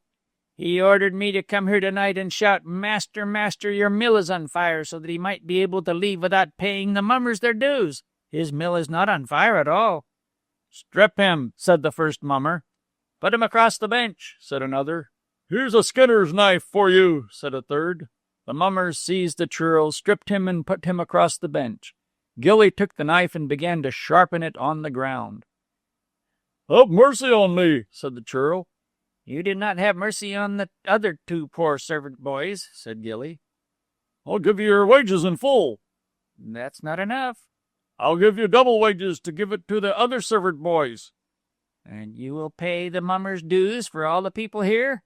No, I can't do that." "Stretch out your neck, then, until I mark the place where I shall begin to cut the skin." "Don't put the knife to me. I'll pay the dues for all," said the churl. "You heard what he said," said Gilly to the people. "He will pay me wages in full, give me double wages to hand to the servant boys he has injured, and pay the mummers' dues for everyone." "We heard him say that," said the people. "Stand up and dress yourself," said Gilly to the churl. "What do I want with a strip of your skin? But I hope all here will go home with you and stand in your house until you have paid all the money that's claimed from you." "We'll go home with him," said the mummers. "We'll stand on his floor until he has paid all the money he has agreed to pay," said the others. "And now I must tell you, neighbors, that I never cut the legs off a living horse, neither his horse nor anyone else's. This pair was taken off a poor dead horse by the skinners that were cutting it up." Well, they all went to the churl's house, and there they stayed until he opened his stone chest and took out his money box and paid to the mummers the dues of all the people with 6 pence over, and paid Gilly his wages in full, 1 guinea, 1 groat, and a tester, and handed him double wages to give to each of the servant boys he had injured. Gilly took the money and left the house of the churl of the townland of Mischance, and the people and the mummers went to the road with him and cheered him as he went on his way. Section 4. The Sword of Light and the Unique Tale, Part 2. 14. So, without hap or mishap, Gilly came again to the house of the Spey woman. She was sitting at her doorstep grinding corn with a quern when he came before her. She cried over him, not believing that he had come safe from the townland of Mischance. And as long as he was with her, she spoke to him of his poor back. He stayed with her for 2 seasons. He mended her fences, and he cleaned her spring well. He ground her corn, and he brought back her swarm of bees. He trained a dog to chase the crows out of her field. He had the ass shod, the sheep washed, and the goats spancelled. The Spey woman was much beholden to him for all he did for her, and one day she said to him, "Gilly of the Goatskin you are called, but another name is due to you now." "And who will give me another name?" said Gilly of the Goatskin. "Who'll give it to you? Who but the old woman of beer?" said the Spey woman. The next day she said to him, "I had a dream last night, and I know now what you are to do. You must go now to the old woman of beer for the name that is due to you, and before she gives it to you, you must tell her and whoever else is in her house as much as you know of the unique tale." "But I know nothing at all of the unique tale," said Gilly of the Goatskin. "There is always a blank before a beginning," said the Spey woman. "This evening, when I am grinding the corn at the quern, I shall tell you the unique tale." That evening, when she sat at the doorstep of her house, and when the sun was setting behind the elder bushes, the Spey woman told Gilly the 3rd part of the unique tale. Then she baked a cake and killed a cock for him, and told him to start on the morrow's morning for the house of the old woman of beer. Well, he started off in the morning bright and early, leaving Good Health with the Spey woman behind him. And away he went, crossing high hills, passing low dales, and keeping on his way without halt or rest, the clear day going and the dark night coming, taking lodgings each evening wherever he found them, and at last he came to the house of the old woman of beer. He went into the house and found her making marks in the ashes of her fire, while her cuckoo, her corncrake, and her swallow were picking grains off the table. "And what can I do for you, good youth?" said the old woman of beer. "Give me a name," said Gilly, "and listen to the story I have to tell you." "That I will not," said the old woman of beer, "until you have done a task for me." "What task can I do for you?" said Gilly of the Goatskin. "I would know," said she, "which of us four is the oldest creature in the world, myself or Laheen the eagle, Blackfoot the oak, or the crow of Akil. I leave Salmon of Asaro out of account altogether." "And how can a youth like me help you to know that?" said Gilly of the Goatskin. "An ox was killed on the day I was born, and on every day of my birthdays afterwards. The horns of the oxen are in 2 quarries outside. You must count them and tell me how much half of them amounts to, and then I shall know my age." "That I'll do if you feed me and give me shelter," said Gilly of the Goatskin. "Eat as you like," said the old woman of beer. She pushed him a loaf of bread and a bottle of water. When he cut a slice of the loaf, it was just as if nothing had been cut off, and when he took a cupful out of the bottle, it was as if no water had been taken out of it at all. When he had drunk and eaten, he left the complete loaf and the full bottle of water on the shelf, went outside, and began to count the horns on the right-hand side. On the 2nd day, a strange youth came to him and saluted him, and then went to count the horns in the quarry on the left-hand side. This youth was none other than the King of Ireland's son. On the 3rd day, they had the horns all counted. Then Gilly of the Goatskin and the King of Ireland's son met together under a bush. "How many horns have you counted?" said the King of Ireland's son. "So many," said Gilly of the Goatskin. "And how many horns have you counted?" "So many," said the King of Ireland's son. Just as they were adding the 2 numbers together, they both heard sounds in the air. They were like the sounds that birds make, chanting their verses. And when they looked up, they saw a swan flying round and round above them. And the swan chanted the story of the coming of the Milesians to Iran. And as the 2 youths listened, they forgot the number of horns they had counted. And when the swan had flown away, they looked at each other, and as they were hungry, they went into the house and ate slices of the unwasted loaf and drank cupfuls out of the inexhaustible bottle.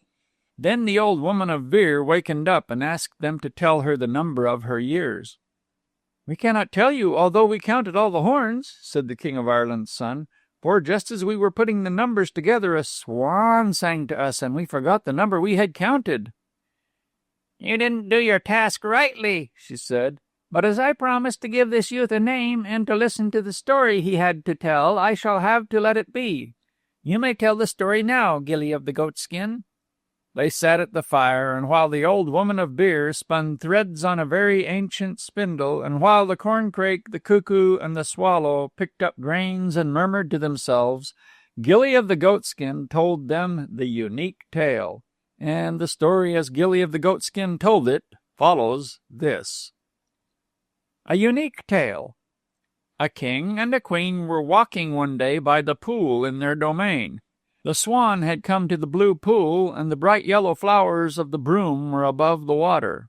"Och," said the queen, "if I might have a daughter that would show such colors!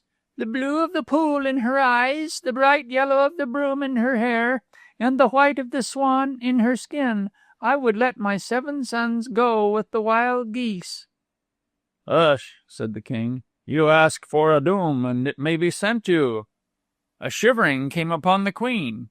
They went back to the castle, and that evening the nurse told them that a gray man had passed in a circle round her 7 sons, saying, "If it be as your mother desired, let it be as she has said."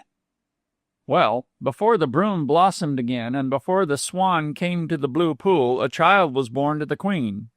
It was a girl. The king was sitting with his 7 sons when the women came to tell him of the new birth. "O my sons," said he, "may ye be with me all my life." But his sons moved from him as he said it. Out through the door they went, and up the mound that was before the door. They were changed into gray wild geese, and the 7 flew toward the empty hills.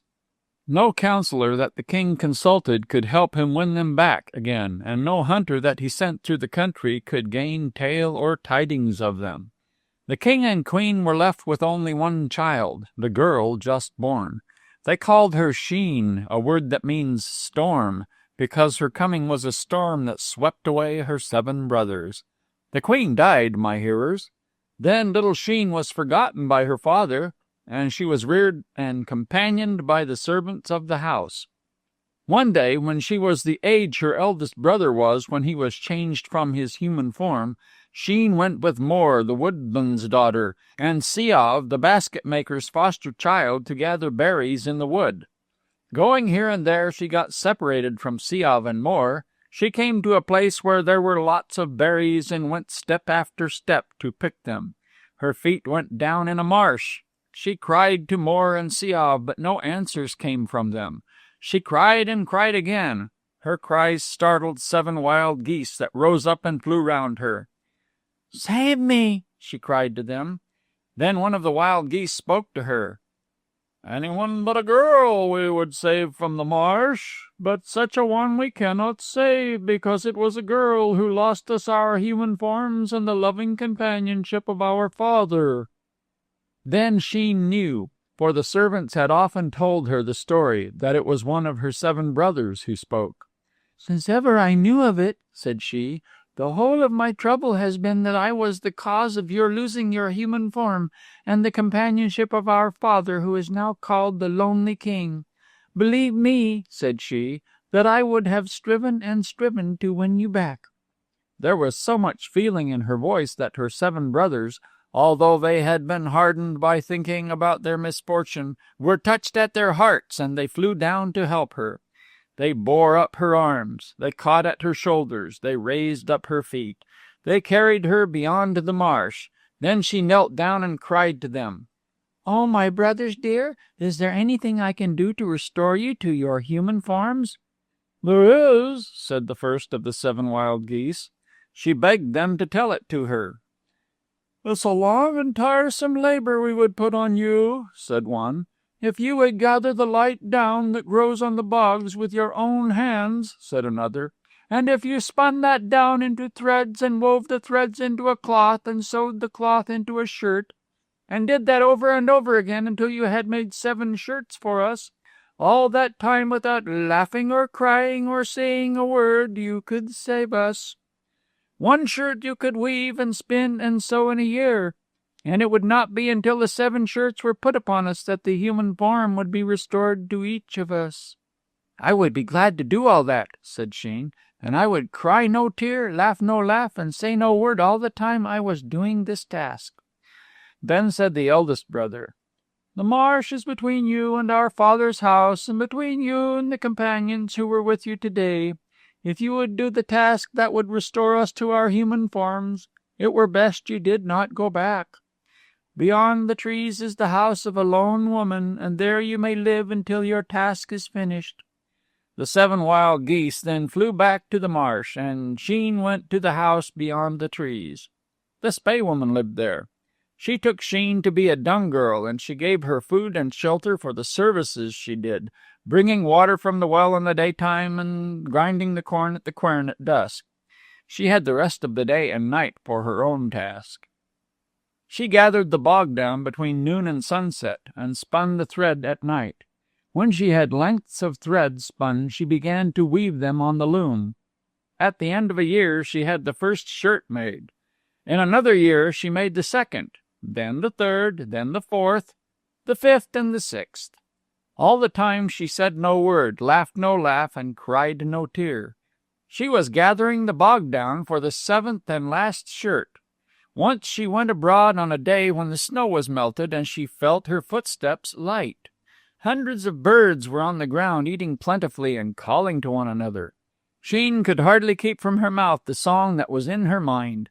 She would sing and laugh and talk when the last thread was spun and woven, when the last stitch was sewn, and when the shirts of bog down she had made in silence would have brought back her brothers to their own human forms. She gathered the scarce heads of the canavan or bog down with one hand, while she held the other hand to her lips. Something dropped down at her feet. It was a white grouse, and it remained cowering on the ground. Sheen looked up and saw a hawk above, and when she looked round she saw a man coming across the bog. The hawk flew towards him and lighted on his shoulder. She held the white grouse to her breast. The man came near to her and spoke to her, and his voice made her stand. He wore the dress of a hunter.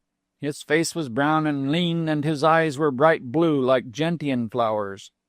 No word did Sheen say to him, and he passed on with the hawk on his shoulder. Then, with the grouse held at her breast, she went back to the Spey Woman's house. That night, when she spun her thread, she thought of the blue-eyed, brown-faced man. Would any of her brothers be like him, she wondered, when they were restored to their human shapes? She fed the white grouse with grains of corn and left it to rest in the window niche above her bed. And then she lay awake and tried to know the meaning in the song the Spey Woman sang when she sat spinning wool in the chimney corner. You would not slumber if laid at my breast, little sister, I'll rock you to rest. The flood on the river beats the swan from its nest. You would not slumber if laid at my breast. The raindrops encumber the hawthorn's crest. My thoughts have no number. You would not slumber if laid at my breast. Little sister, I'll rock you to rest. She passed the night between sleeping and waking, and when the light grew, she saw the white grouse crouching against the window opening. She opened the door and stepped outside to let the grouse fly from her hands. And there, on the ground before her, was a sword. Sheen knew it to be the sword of the man she had seen yesterday, and she knew the man had been before the door in the night time. She knelt on the ground to look at the bright blue blade. Oh, my listeners, if I was there, I was in the crows that flew down heavily and cawed as they picked up something that pleased them, in the wood cushats that cooed in the trees, in the small birds that quarrelled in the thatch of the house, and in the breeze that blew round, the first breeze of the day. The Spey Woman came outside and saw what Sheen was looking at, the sword on the ground. It is wrought with cunning that only the smiths of kings possess, she said. She took the sword and hung it on the branch of a tree so that the dews of the ground might not rust it. I think the one who owns it is the stranger who is seen in the wild places hereabouts, the man whom the neighbors call the Hunter King, she said to Sheen. On another day, Sheen went to gather bog down. This time she crossed the river by the stepping stones and went into a country where there were many cattle. She stood wondering at their numbers and wishing that such a cow and such a calf might belong to the Spey Woman. Then the next thing she saw was two black horses striving with each other. They showed their teeth at each other and bit and kicked. Then they came racing towards her. "Oh," said Sheen to herself, "they are Breogan's wild stallions." She ran, but the horses were able to make circles around her. "Breogan's wild stallions," said she. "They will rush in and trample me to death." Then she heard someone shouting commands to the horses. She saw a man strike one of the stallions with a staff, making him rear high. She saw him make the other stand with the command that was in his voice. She ran to the river, but she slipped on the stepping stone. She fell down and felt the water flowing upon her. The man came and, lifting her up, carried her to her own side of the river. Across the bog he carried her, and when she looked at him, she saw the lean face and eyes blue like gentian flowers. She saw the face of the man who was called the Hunter King. He left her on the ground when they passed the bog, and she went on her way without speaking. Nothing of this, no more than of anything else that happened to her, or anything that she thought of, did Sheen tell the Spey Woman. But she wished and she wished that the Hunter King might come past while there was a light in the house, and step within, and talk to the Spey Woman, so that she herself, while spinning the thread, could hear his voice and listen to the things he talked about. She often stood at the door and watched across the bog to see if anything was coming to her. A neighbor woman came across the doorstep one evening, and Sheen went into the house after her, for she felt that something was going to be told.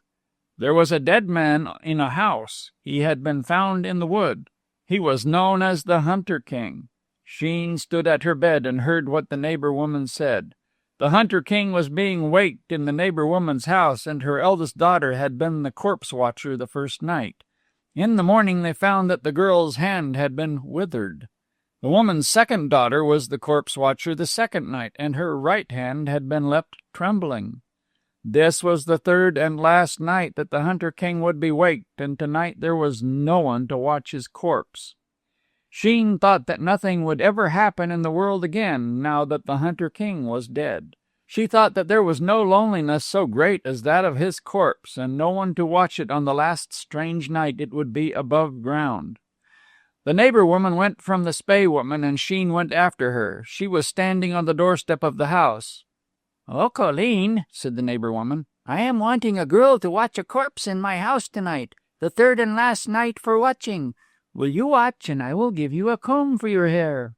Sheen showed that she would serve the woman, and she went into the wake house. At first she was afraid to look at the bed. Then she went over and saw the Hunter King with his face still, his eyes closed down, and the plate of salt on his breast. His gray, gaunt hound was stretched across his feet. The woman and her daughters lighted candles and placed them in the window recesses and at the head of the corpse. Then they went into their dormer room and left Sheen to her watching. She sat at the fire and made one faggot after another blaze up. She had brought her basket of bog down, and she began to spin a thread upon the neighbor woman's wheel. She finished the thread and put it round her neck. Then she began to search for more candles so that she might be able to light one as another went out. But as she rose up, all the candles went out all at once. The hound started from the foot of the bed. Then she saw the corpse sitting up stiffly in the place where it had been laid. Something in Sheen overcame her dread, and she went over to the corpse and took the salt that was on its breast and put it on its lips. Then a voice came from between the lips. "Fair maid," said the voice, "have you the courage to follow me? The others failed me, and they have been stricken. Are you faithful?" "I will follow you," said Sheen. "Then," said the corpse, "put your hands on my shoulders and come with me. I must go over the quaking bog and through the burning forest and across the icy sea." Sheen put her hands on his shoulders. A storm came, and they were swept through the roof of the house. They were carried through the night. Down they came on the ground, and the dead man sprang away from Sheen. She went to follow him and found her feet upon a shaking sod. They were on the quaking bog, she knew. The corpse of the Hunter King went ahead, and she knew that she must keep it in sight. He went swiftly. The sod went under her feet, and she was in the watery mud. She struggled out and jumped over a pool that was hidden with heather. At that time she was in dread that the figure that went before her so quickly would be lost to her. She sank, and she struggled, and she sprang across pools and morasses. All the time what had been the corpse of the Hunter King went before her. Then she saw fires against the sky, and she knew they were coming to the burning forest. The figure before her sprang across a ditch and went into the forest. Sheen sprang across it too. Burning branches fell across her path as she went on. Hot winds burnt her face. Flames dazzled and smoke dazed her. But the figure before her went straight on, and Sheen went straight on too. The forest ended on a cliff. Below was the sea. The figure before her dived down, and Sheen dived too. The cold chilled her to the marrow. She thought the chill would drive the life out of her. But she saw the head of one swimming before her, and she swam on. And then they were on land again. "Fair maid," said the corpse of the Hunter King, "put your hands on my shoulders again." She put her hands on his shoulders. A storm came and swept them away. They were driven through the roof of the neighbor woman's house. The candle wicks fluttered, and light came on them again. She saw the hound standing in the middle of the floor. She saw the corpse sitting where it had been laid, and the eyes were now open. "Fair maid," said the voice of the Hunter King, "you have brought me back to life. I am a man under enchantment. There is a witch woman in the wood that I gave my love to. She enchanted me so that the soul was out of my body and wandering away. It was my soul you followed. and the enchantment was to be broken when I found a heart so faithful that it would follow my soul over the quaking bog, through the burning forest, and across the icy sea. You have brought my soul and my life back to me." Then she ran out of the neighbor's house. The night after, in the spae woman's house, she finished weaving the threads that were on the loom. The next night she stitched the cloth and made the 6th shirt. The day after she went into the bog to gather the bog down for the 7th shirt. She had gathered her basketful and was going through the wood about the hour of sunset. At the edge of the thin wood she saw the Hunter King standing. He took her hands, and his were warm hands. His brown face and his gentian blue eyes were high and noble, and Sheen felt a joy like the sharpness of a sword when he sang to her about the brightness of her hair and the blue of her eyes. "O maid," said he, "is there anything that binds you to this place?" Sheen showed him the bog down in the basket and the woven thread that was round her neck. "Come with me to my kingdom," said he, "and you shall be my wife and the love of my heart." The next evening Sheen went with him. She took the 6 shirts she had spun and woven and stitched. The Hunter King lifted her before him on a black horse, and they rode into his kingdom. And now Sheen was the wife of the Hunter King. She would have been happy if her husband's sisters had been kind, but they were jealous, and they made everything in the castle unfriendly to her. And often they talked before their brothers, saying that Sheen was not noble at all, and that the reason she did not speak was because her language was a base one. They watched her when she went out to gather bog down in the daytime, and they watched her when she spun by herself at night. Sheen longed for the days and nights to pass so that the last threads might be spun and woven, and the last stitches put in the 7th shirt. Then her brothers would be with her. She could tell the king about herself and silence the bad talk of his sisters. But as she neared the end of her task, she became more and more in dread. The threads were spun and woven for the 7th shirt. The cloth was made, and the first stitches were put in it. Then Sheen's little son was born. The king was away at the time, gathering his men together at the far parts of the kingdom, and he sent a message saying that Sheen and her baby were to be well-minded, and that his sisters were not to leave the chamber where she was until he returned. On the 3rd night, while Sheen was in her bed with her baby beside her, and while her sisters-in-law were in the room, a strange music was heard outside. It was played all round the king's house. Whoever heard it fell into deep slumber. The kern that were on the guard slept. The maids that were whispering together fell into slumber, and a deep sleep came upon Sheen and her child, and on her 3 sisters-in-law who watched in the chamber. Then a grey wolf that had been seen outside sprang in through the window opening. He took Sheen's child in his mouth. He sprang back through the window opening and was seen about the place no more. Her sisters-in-law wakened while Sheen still slept. They went to tend it and found the child was gone. Then they were afraid of what their brother would do to them for letting this happen. They made a plot to clear themselves, and before Sheen wakened they had killed the little beast and smeared its blood upon the pillows of the bed.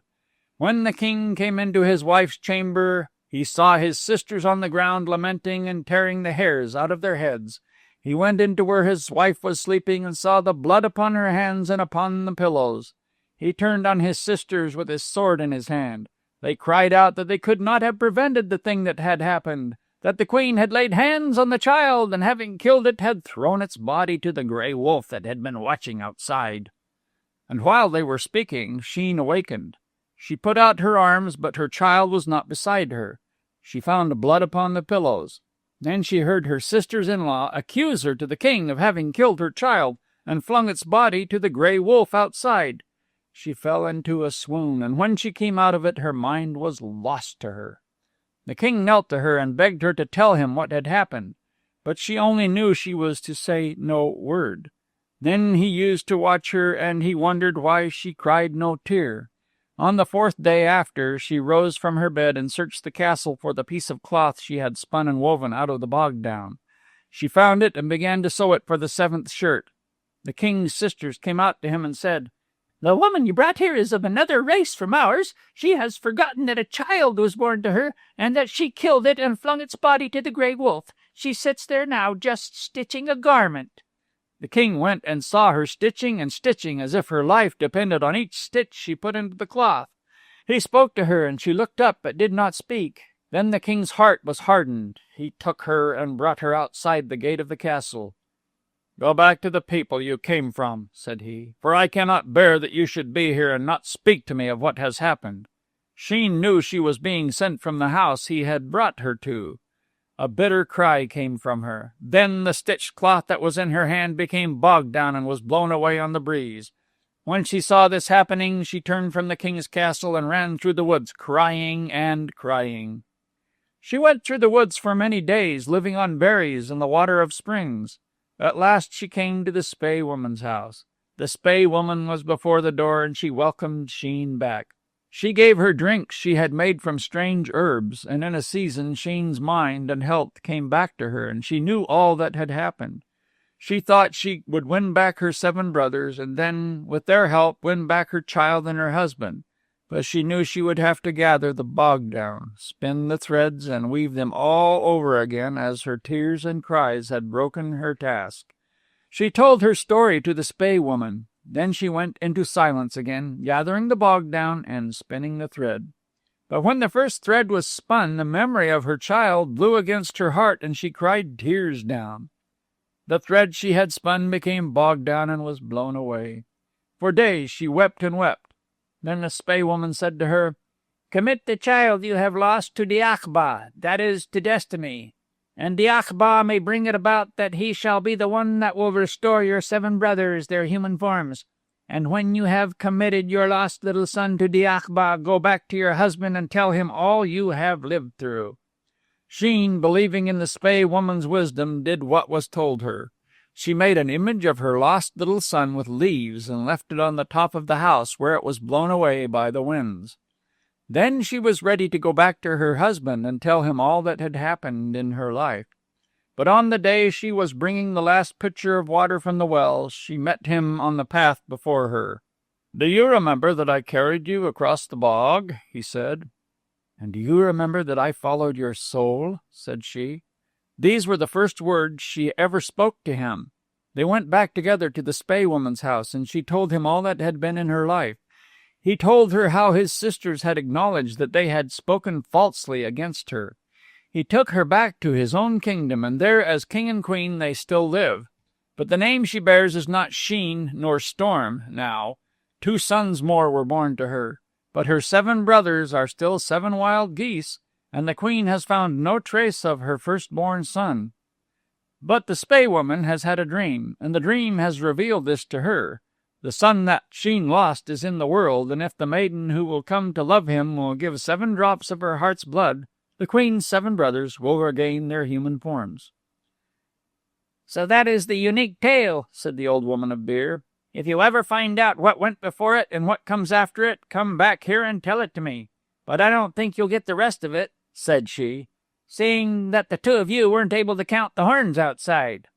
She went on talking and talking, Gilly and the king's son hearing what she said when she spoke in a sudden high voice, and not hearing when she murmured on as if talking to the ashes or to the pot or to the corncrake, the cuckoo or the swallow that were picking grains off the floor. "If you see Laheen the eagle again, or Blackfoot the elk, or Crow of Achill, tell them to come and visit me sometime. I'm all alone here except for my swallow and cuckoo and corncrake. And mind you, great kings and princes used to come and see me." She went on talking in low tones and sudden high tones. "You must come with me to help me to get the rest of the unique tale," said the King of Ireland's son. "That I'll do," said Gilly of the Goatskin, "but I must get a name first." "Old mother," said he to the old woman of beer, "you must now give me a name." "I'll give you a name," said the old woman of beer, "but you must stand before me and strip off the goatskin that covers you." Gilly pulled at the strings, and the goatskin fell on the ground. The old woman of beer nodded her head. "You have the stars on your breast that denote the son of a king," she said. "The son of a king? Me?" said Gilly of the Goatskin. "You have the stars on your breast," said the old woman of beer. Gilly looked at himself and saw the 3 stars on his breast. "If I am the son of a king, I never knew it until now," he said. "You are the son of a king," said the old woman of beer, "and I will give you a name when you come back to me. But I want you first of all to find out what happened to the crystal egg." "The crystal egg?" said Gilly in great surprise. "The crystal egg, indeed," said the old woman of beer.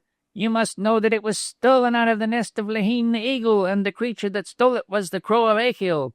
But what happened to the crystal egg after that, no one knows." "I myself had it after that," said Gilly, "and it was stolen from me by Rory the fox, and then it was put under a goose to hatch." "A goose to hatch the crystal egg after an eagle had half hatched it. Aye, to be sure, that's right," said the old woman of beer. "And now you must go and find out what happened to it. Go now, and when you come back I will give you your name." "I will do that," said Gilly of the goatskin. Then he turned to the king's son. 3 days before Midsummer's Day, meet me on the road to the town of the Red Castle, and I will go with you to find out what went before and what comes after the unique tale," he said. "I will meet you," said the King of Ireland's son. The two youths went to the table and ate slices of the unwasted loaf and drank draughts from the inexhaustible bottle. "I shall stay here to practice sword cuts and sword thrusts," said the king's son, "until 4 days before Midsummer's Day." The two youths went to the door. "7 waves of good luck to you, old woman of beer," said Gilly of the goatskin. "May your double be slain and yourself remain," said the king's son. Then they went out together, but not along the same path did the two youths go. Gilly slept as he travelled that night, for he fell in with a man who was driving a load of hay to the fair, and when he got into the cart he lay against the hay and slept. When he parted with the carter he cut a holly stick and journeyed along the road by himself. At the fall of night he came to a place that made him think he had been there before. He looked around, and then he knew that this was the place he had lived in when he had the crystal egg. He looked to see if the house was there. It was, and people were living in it, for he saw smoke coming out of the chimney. It was dark now, and Gilly thought he could not do better than take shelter in that house. He went to the door and knocked. There was a lot of rattling behind, and then a crooked old woman opened the door to him. "What do you want?" said she. "Can I have shelter here for the night, ma'am?" said Gilly. "You can get no shelter here," said the old woman, "and I'd advise you to be gone." "May I ask who lives here?" said Gilly, putting his foot inside the door. 6 very honest men whose business keeps them out until 2 and 3 in the morning," said the crooked old woman. Gilly guessed that the honest men whose business kept them out until 2 and 3 in the morning were the robbers he had heard about, and he thought they might be the very men who had carried off the Spey woman's goose and the crystal egg along with it. "Would you tell me, good woman," said Gilly, "did your 6 honest men ever bring to this house an old hatching goose?" "They did indeed," said the crooked woman, "and a hard scald the same old hatching goose is. It goes round to the house and round to the house, trying to hatch the cups I leave out of my hands."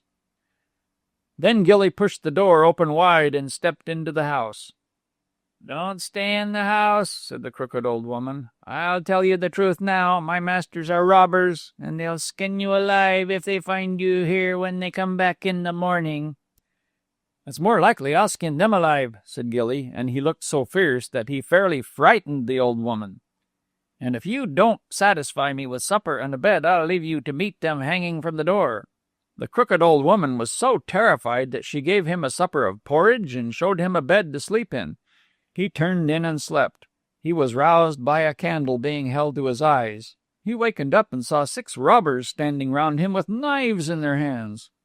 "What brings you under our roof?" said the captain. "Answer me now, before we skin you as we would skin an eel." "Speak up and answer the captain," said the robbers. "Why shouldn't I be under this roof?" said Gilly. "I am the master thief of the world." The robbers put their hands on their knees and laughed at that. Gilly jumped out of the bed. "I have come to show you the arts of thievery and roguery," said he. "I'll show you some tricks that would let you hold up your heads amongst the thieves and robbers of the world."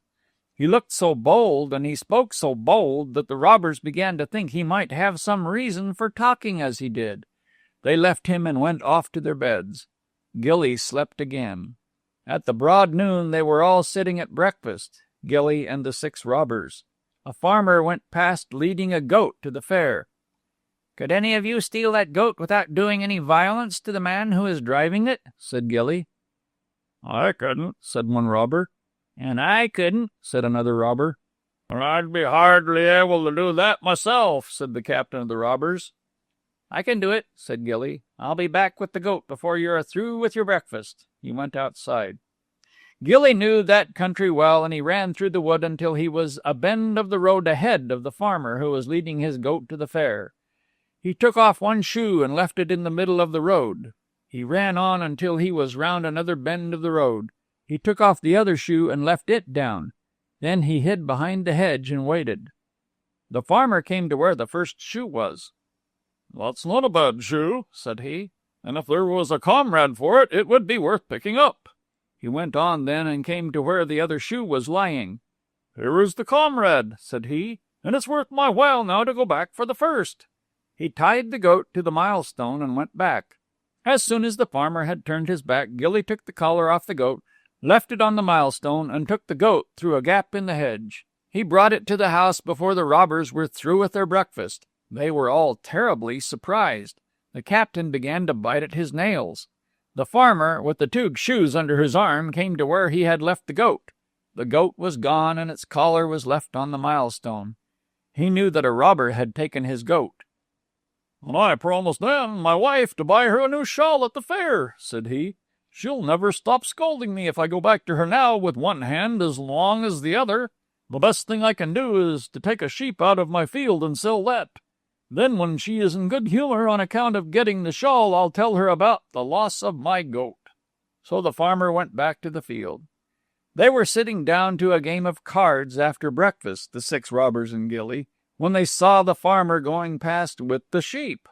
"I'll be bound that he'll watch that sheep more closely than he watched the goat," said one of the robbers. "Could any of you steal that sheep without doing him any violence?" said Gilly. "I couldn't," said one robber. "And I couldn't," said another robber. "I could hardly do that myself," said the captain of the robbers. "I'll bring the sheep here before you're through with the game of cards," said Gilly. The farmer was just past the milestone when he saw a man hanging on a tree. "The saints between us and harm," said he. "Do they hang men along this road?" Now the man hanging from the tree was Gilly. He had fastened himself to a branch with his belt, putting it under his armpits. He slipped down the branch and ran till he was ahead of the farmer. The farmer saw another man hanging from a tree. "The saints preserve us," said he. "Sure it's not possible that they hanged 2 men along this road." Gilly slipped down from that tree too and ran on until he was ahead of the farmer again. The farmer saw a third man hanging from a tree. "Am I losing my senses?" said he. "And I'll go back and see if the other men are hanging there as I thought they were." He tied the sheep to a bush and went back. As soon as he turned, Gilly slipped down from the tree, took the sheep through a gap, and got back to the robbers before they were through with the game. All the robbers said it was a wonderful thing he had done.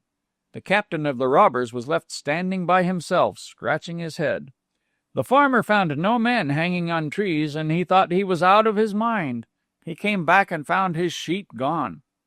"What will I do now?" said he. "I daren't let Anne know I lost a goat and a sheep until I put her into good humor by showing the shawl I bought her at the fair. There's nothing to be done now but take a bullock out of the field and sell it at the fair."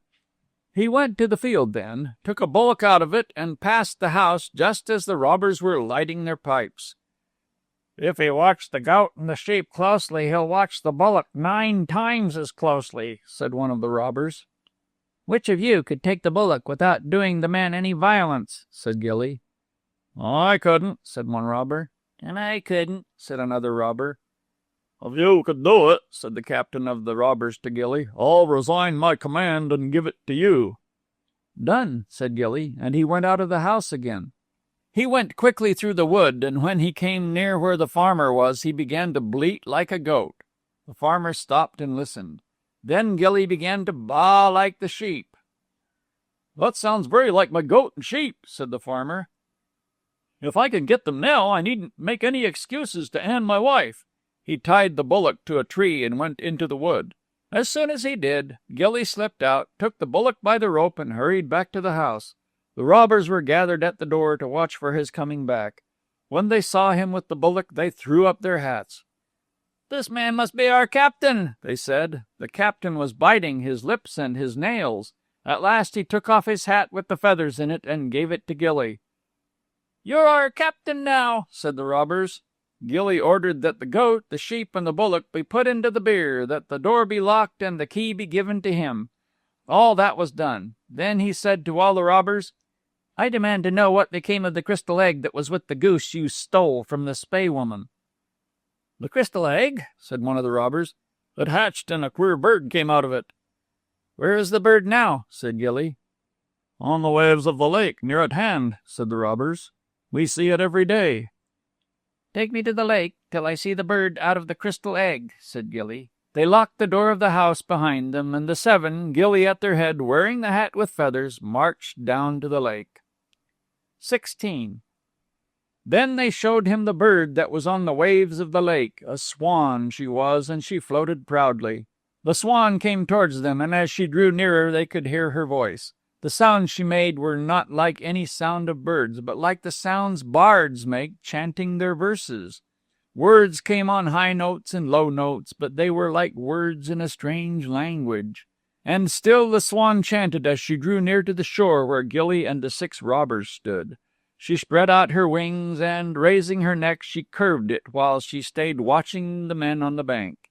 "Hear the swan of endless tales, the swan of endless tales," she sang in words they knew. Then she raised herself out of the water, turned round in the air, and flew back to the middle of the lake. "Time for us to be leaving the place when there is a bird on the lake that can speak like that," said Mogue, who had been the captain of the robbers. "Tonight I am leaving this townland." "And I'm leaving too," said another robber. "And I too," said another. "And I may be going away from this place," said Gilly of the goatskin. The robbers went away from him and back to the house, and Gilly sat by the edge of the lake waiting to see if the swan of endless tales would come back and tell him something. She did not come. As Gilly sat there, the farmer who had lost his goat, his sheep, and his bullock came by. He was dragging one foot after another and looking very downcast. "What is the matter with you, honest man?" said Gilly. The farmer told him how he had lost his goat, his sheep, and his bullock. He told him how he had thought he heard his goat bleating and his sheep baaing, and how he went through the wood to search for them, and how his bullock was gone when he came back to the road. "And what to say to my wife Anne I don't know," said he, "particularly as I have brought no shawl to put her in good humour. Heavy is the blame she'll give me on account of my losing a goat, a sheep, and a bullock."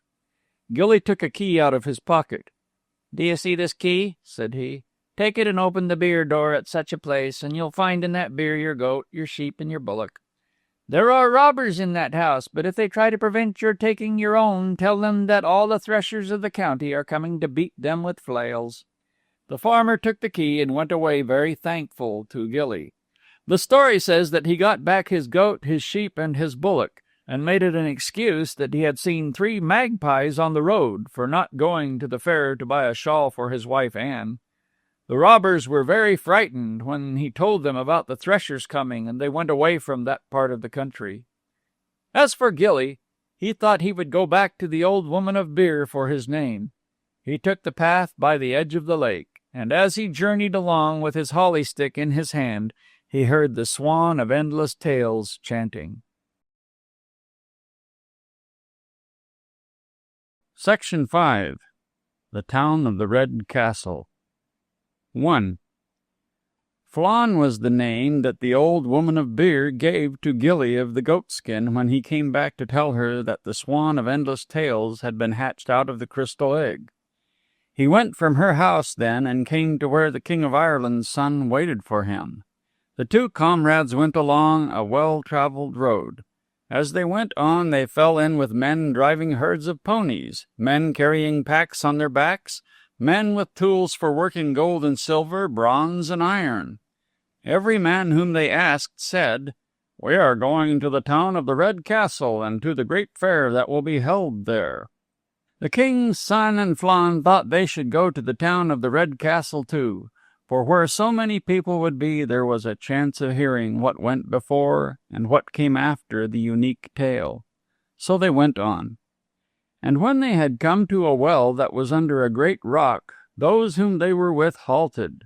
They said it was the custom for the merchants and sellers to wait there for a day, and to go into the town of the Red Castle the day following.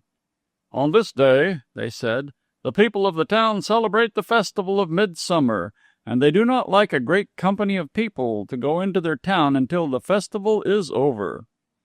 The King of Ireland's son and Flann went on, and they were let into the town.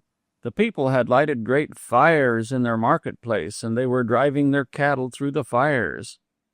"If there be evil on you, may it burn, they were crying. They were afraid that witches and enchanters might come into the town with the merchants and the sellers, and that was the reason they did not permit a great company to enter. The fires in all their houses had been quenched that day, and they might not be lighted except from the fires the cattle had gone through. The fires were left blazing high, and the king's son and Flann spent hours watching them and watching the crowds that were around. Then the time came to take fire to the houses. They who came for fire were all young maidens. Each came into the light of one of the great fires, took coals from a fire that had burnt low, placed them in a new earthen vessel, and went away. Flann thought that all the maidens were beautiful and wonderful, although the king's son told him that some were black-faced, and some crop-headed, and some hunchbacked. Then a maiden came, who was so high above the rest that Flann had no words to speak of her. She had silver on her head and silver on her arms, and the people around the fires all bowed to her. She had black hair, and she had a smiling face. Not happily smiling, but proudly smiling. Flann thought that a star had bent down with her. And when she had taken the fire and had gone away, Flann said, "She is surely the king's daughter." "She is," said the King of Ireland's son. "The people here have spoken her name." "What is her name?" asked Flann. "It is La Serena," said the king's son, "flame of wine." "Shall we see her again?" said Flann. "That I do not know," said the king's son. "Come now, and let us ask the people here if they have knowledge of the unique tale." "Wait," said Flann. "They are talking about Princess Flame of Wine." He did not move, but listened to what was said. All said that the king's daughter was proud. Some said she was beautiful, but others answered that her lips were thin and her eyes were mocking. No other maidens came for fire. Flann stood before the one that still blazed and thought and thought. The king's son asked many if they had knowledge of the unique tale, but no one had heard of it. Some told him that there would be merchants and sellers from many parts of the world at the fair that would be held on the morrow, and that there would be a chance of meeting one who had knowledge of it. Then the king's son went with one who brought him to a brewfer's, that is, to a house of hospitality maintained by the king for strangers. As for Flann, he sat looking into the fire until it died down, and then he slept before it. 2. Flann was wakened by a gander and his flock of geese that stood round him, shook their wings, and set up their goose gabble. It was day then, although there was still a star in the sky. He threw furze roots where there was a glow and made a fire blaze up again. Then the dogs of the town came to look at him, and then stole away. Horns were blown outside, and the watchman opened the gates. Flann shook himself and stood up to see the folk that were coming in. First came the men who drove the mountain ponies that had lately fed with the deer in wild places. Then came men in leathern jerkins who led wide-horned bulls, a black bull and a white bull, and a white bull and a black bull, one after the other. Then there were men who brought in high, swift hounds, 3 to each leash they held. Women in brown cloaks carried cages of birds. Men carried on their shoulders and in their belts tools for working gold and silver, bronze and iron. And there were calves and sheep and great horses and weighty chariots and colored cloths and things closed in packs that merchants carried on their shoulders. The famous bards and storytellers and harpists would not come until noontime, when the business of the fair would have abated, but with the crowd of beggars came ballad singers and the tellers of the stories that were called Go by the Market Stake, because they were told round the stake in the marketplace and were very common. And at the tail of the comers, whom did Flann see but Mogue, the captain of the robbers? Moog wore a hareskin cap, his left eye protruded as usual, and he walked limpingly. He had a pack on his back, and he led a small, swift-looking horse of a reddish color. Flann called to him as he passed, and Moog gave a great start. He grinned when he saw it was Flann and walked up to him. "Moog," said Flann, "what are you doing in the town of the Red Castle?"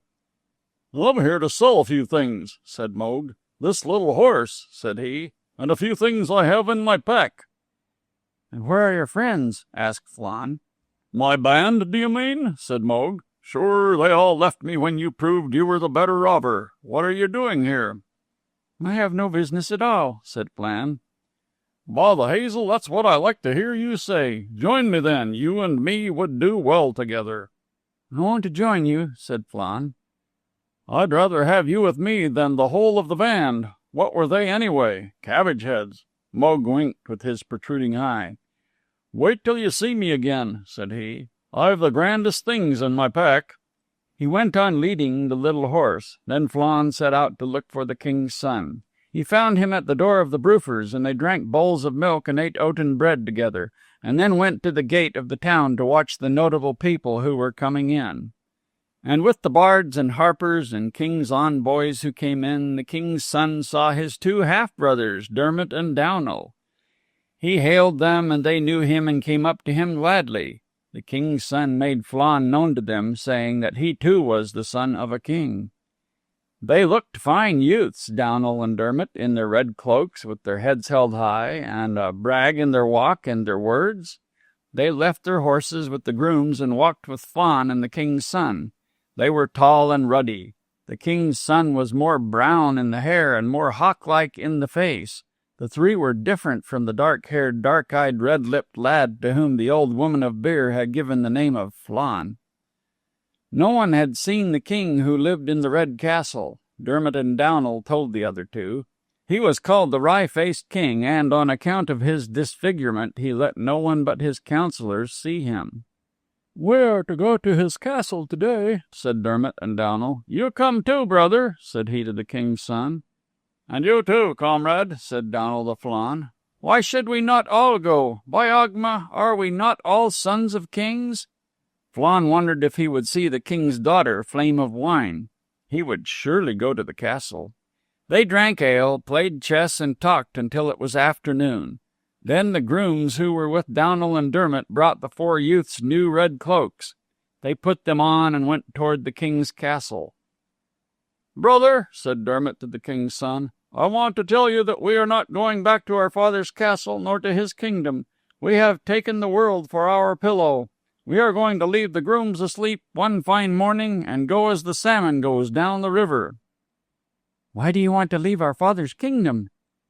"Because we don't want to rule, nor to learn to rule. We'll let you, brother, do all that. We're going to learn the trade of a swordsmith. We would make fine swords, and with the king of Senelbar there is a famous swordsmith, and we are going to learn the trade from him." The four went to the Red Castle, and they were brought in, and they went and sat on the benches to wait for the king's steward who had received them. And while they waited, they watched the play of a pet fox in the courtyard. Flann was wondering all the time if the Princess Flame of Wine would pass through the courtyard or come into the hall where they waited. Then he saw her come up the courtyard. She saw the youths in the hall, and she turned round to watch the pet fox for a while. Then she came into the chamber and stood near the door. She wore a mask across her face, but her brow and mouth and chin were shown. The youths saluted her, and she bent her head to them. One of the women who had brought birds to the fair followed her, bringing a cage. Flame of Wine talked to this woman in a strange language. Although she talked to the woman, Flann saw that she watched his three companions. Him she did not notice, because the bench on which he sat was behind the others. Flame of Wine looked at the king's son first, then turned her eyes from him. She bent her head to listen to what Downal and Dermot were saying. Flann she did not look at all, and he became sick at heart of the Red Castle. The king's steward came into the hall, and when he announced who the youths were, 3 sons of the King of Ireland, traveling with their foster brother, Flame of Wine went over and spoke to them. "May we see you tomorrow, king's sons?" she said. "Tomorrow is our feast of the gathering of apples. It might be pleasant for you to hear music in the king's garden." She smiled on Downal and Dermot and on the king's son and went out of the chamber. The king's steward feasted the 4 youths and afterwards made them presents. But Flann did not heed what he ate, nor what he heard said, nor what present was given him. 3. The 4 youths left the castle, and Downal and Dermot took their own way when they came to the footbridge that was across the river. Then, when they were crossing it, the king's son and Flann saw 2 figures, a middle-aged, sturdy man and an old broken-looking woman, meet before the bull's field. "It is the Govan Saur," said the king's son. "It is the Spey woman," said Flann. They went to them, each wishing to greet his friend and helper. There they saw a sturdy middle-aged man and a broken-looking old woman. But the woman, looking on the man, saw one who had full wisdom to plan and full strength to build, whose wisdom and whose strength could neither grow nor diminish. And the man, looking on the woman, saw one whose brow had all quiet, whose heart had all benignity. "Hail, Gaban, builder for the gods," said the woman. "Hail, Grania Oi, reconciler of the gods," said the man. Then the 2 youths came swiftly up to them, and the king's son greeted the middle-aged man, and Flann kissed the hands of the old woman. "What of your search, king's son?" said the Goban Saur. "I have found the unique tale, but not what went before nor what comes after it," said the king's son. "I will clear the Sword of Light of its stain when you bring me the whole of the unique tale," said the Goban Saur. "I would search the whole world for it," said the king's son, "but now the time is becoming short for me." "Be quick and active," said the Goban Saur. "I have set up my forge," said he, "outside the town between 2 high stones. When you bring the whole of the tale to me, I shall clear your sword." "Will you not tell him, Goban Saur," said the Spey woman, "where he may find the one who will tell him the rest of the story?" "If he sees one he knows in this town," says the Goban Saur, "let him mount a horse he has mounted before and pursue that one and force him to tell what went before and what comes after the unique tale." Saying this, the Goban Saur turned away and walked along the road that went out of town. The Spey woman had brought besoms to the town to sell. She showed the 2 youths the little house she lived in while she was there. It was filled with the heather stalks, which she bound together for besoms. They left the Spey woman and went through the town, the King of Ireland's son searching every place for a man he knew or a horse he had mounted before, while Flann thought about the Princess Flame of Wine and how little she considered him beside the king's son and Dermot and Downal. They came to where a crowd was standing before a conjurer's booth. They halted and stood waiting for the conjurer to appear. He came out and put a ladder standing upright with nothing to lean against and began climbing up. Up, up, up he went, and the ladder grew higher and higher as he climbed. Flann thought he would climb into the sky. Then the ladder got smaller and smaller, and Flann saw the conjurer coming down on the other side. "He has come here to take that horse," said a voice behind the King of Ireland's son. The king's son looked round, and on the outskirts of the crowd he saw a man with a hareskin cap and a protruding eye who was holding a reddish horse while he watched the conjurer. The King of Ireland's son knew the horse. It was the slight red steed that had carried him and Fidelma from the enchanter's house and had brought him to the cave where he had found the Sword of Light. He looked at the conjurer again, and he saw that he was no other than the enchanter of the Black Backlands. Then it crossed his mind what the Goban Saur had said to him. He had seen a man he knew and a horse he had mounted before. He was to mount that horse, follow the man, and force him to tell the rest of the unique tale. The king's son drew back to the outskirts of the crowd. He snatched the bridle from the hands of Moog, the man who held it, and jumped up on the back of the slight red steed. As soon as he did this, the ladder that was standing upright fell on the ground. The people shouted and broke away. And then the king's son saw the enchanter jump across a house and make for the gate of the town. But if he could jump across a house, so could the slight red steed. The king's son turned his head, plucked at its rein, and over the same house it sprang too. The more he ran, the more swift the enchanter became. He jumped over the gate of the town, the slight red steed after him. He went swiftly across the country, making high springs over ditches and hedges. No other steed but the slight red steed could have kept its rider in sight. 4. Up hill and down dale the enchanter went, but, mounted on the slight red steed, the King of Ireland's son was in hot pursuit. The enchanter raced up the side of the 7th hill, and when the king's son came to the top of it, he found no one in sight. He raced on, however, and he passed a dead man hanging from a tree. He raced on, but still the enchanter was not to be seen. Then the thought came into his mind that the man who was hanging from the tree and who he thought was dead was the crafty old enchanter. He turned the slight red steed round and raced back. The man that had been hanging from the tree was there no longer. The king's son turned his horse amongst the trees and began to search for the enchanter. He found no trace of him. "I have lost again," he said. Then he threw the bridle on the neck of the horse, and he said, "Go your own way now, my slight red steed." When he said that, the slight red steed twitched its ears and galloped towards the west. It went through the woods and across streams, and when the crows were flying home and the kites were flying abroad, it brought the king's son to a stone house standing in the middle of a bog. "It may be the enchanter is in this house," said the king's son. He jumped off the slight red steed, pushed the door of the house open, and there, seated on a chair in the middle of the floor with a woman sitting beside him, was the enchanter of the Black Backlands.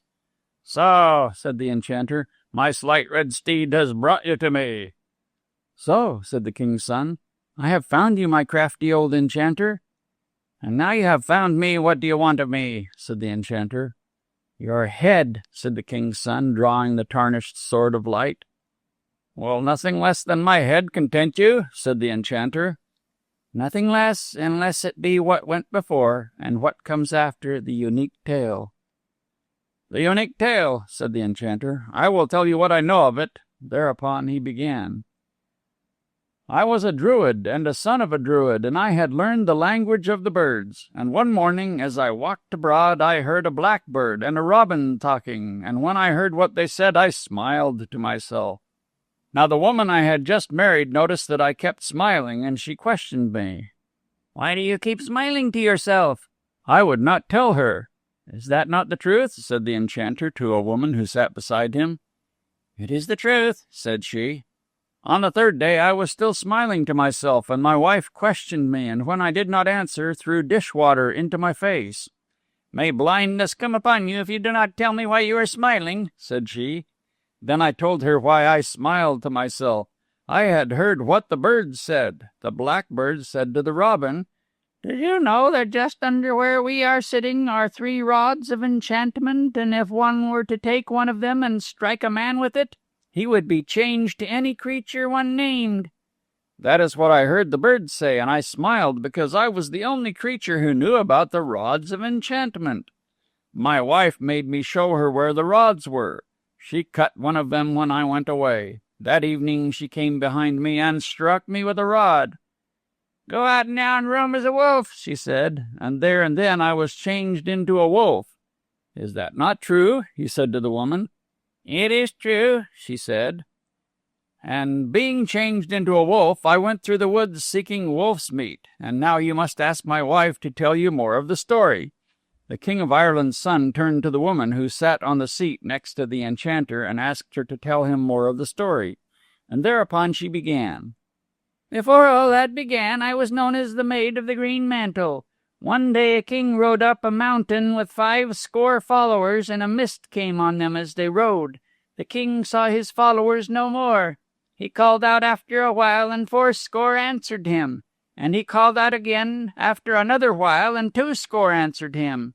And after another while he called out again, and only 10 answered him through the mist. And when he called out again, no one answered him at all. The king went up the mountain until he came to the place where I lived with the Druids who reared me. He stayed long in that place. The king loved me for a while, and I loved the king, and when he went away I followed him. Because he would not come back to me, I enchanted him so that there were times when he was left between life and death. Once when he was seemingly dead, a girl watched by him, and she followed his spirit into many terrible places, and so broke my enchantment. Sheen was the girl's name, said the King of Ireland's son. Sheen was her name, said the woman. He brought her to his kingdom and made her his queen. After that I married the man who is here now, the enchanter of the Black Backlands, the son of the druid of the Grey Rock. Ask him now to tell you the rest of the story. When she changed me into a grey wolf, said the enchanter, I went through the woods searching for what a wolf might eat, but could find nothing to stay my hunger. Then I came back and stood outside my house, and the woman who had been called the Maid of the Green Mantle came to me. I will give you back your human form, she said, if you do as I bid you. I promised her I would do as she bade. She bade me to go to a king's house where a child had been born. She bade me to steal the child away. I went to the king's house. I went into the chamber, and I stole the child from the mother's side. Then I ran through the woods. But in the end I fell into a trap that the giant Crom Duv had set for the wolves that chased his stray cattle. For a night I lay in the trap with the child beside me.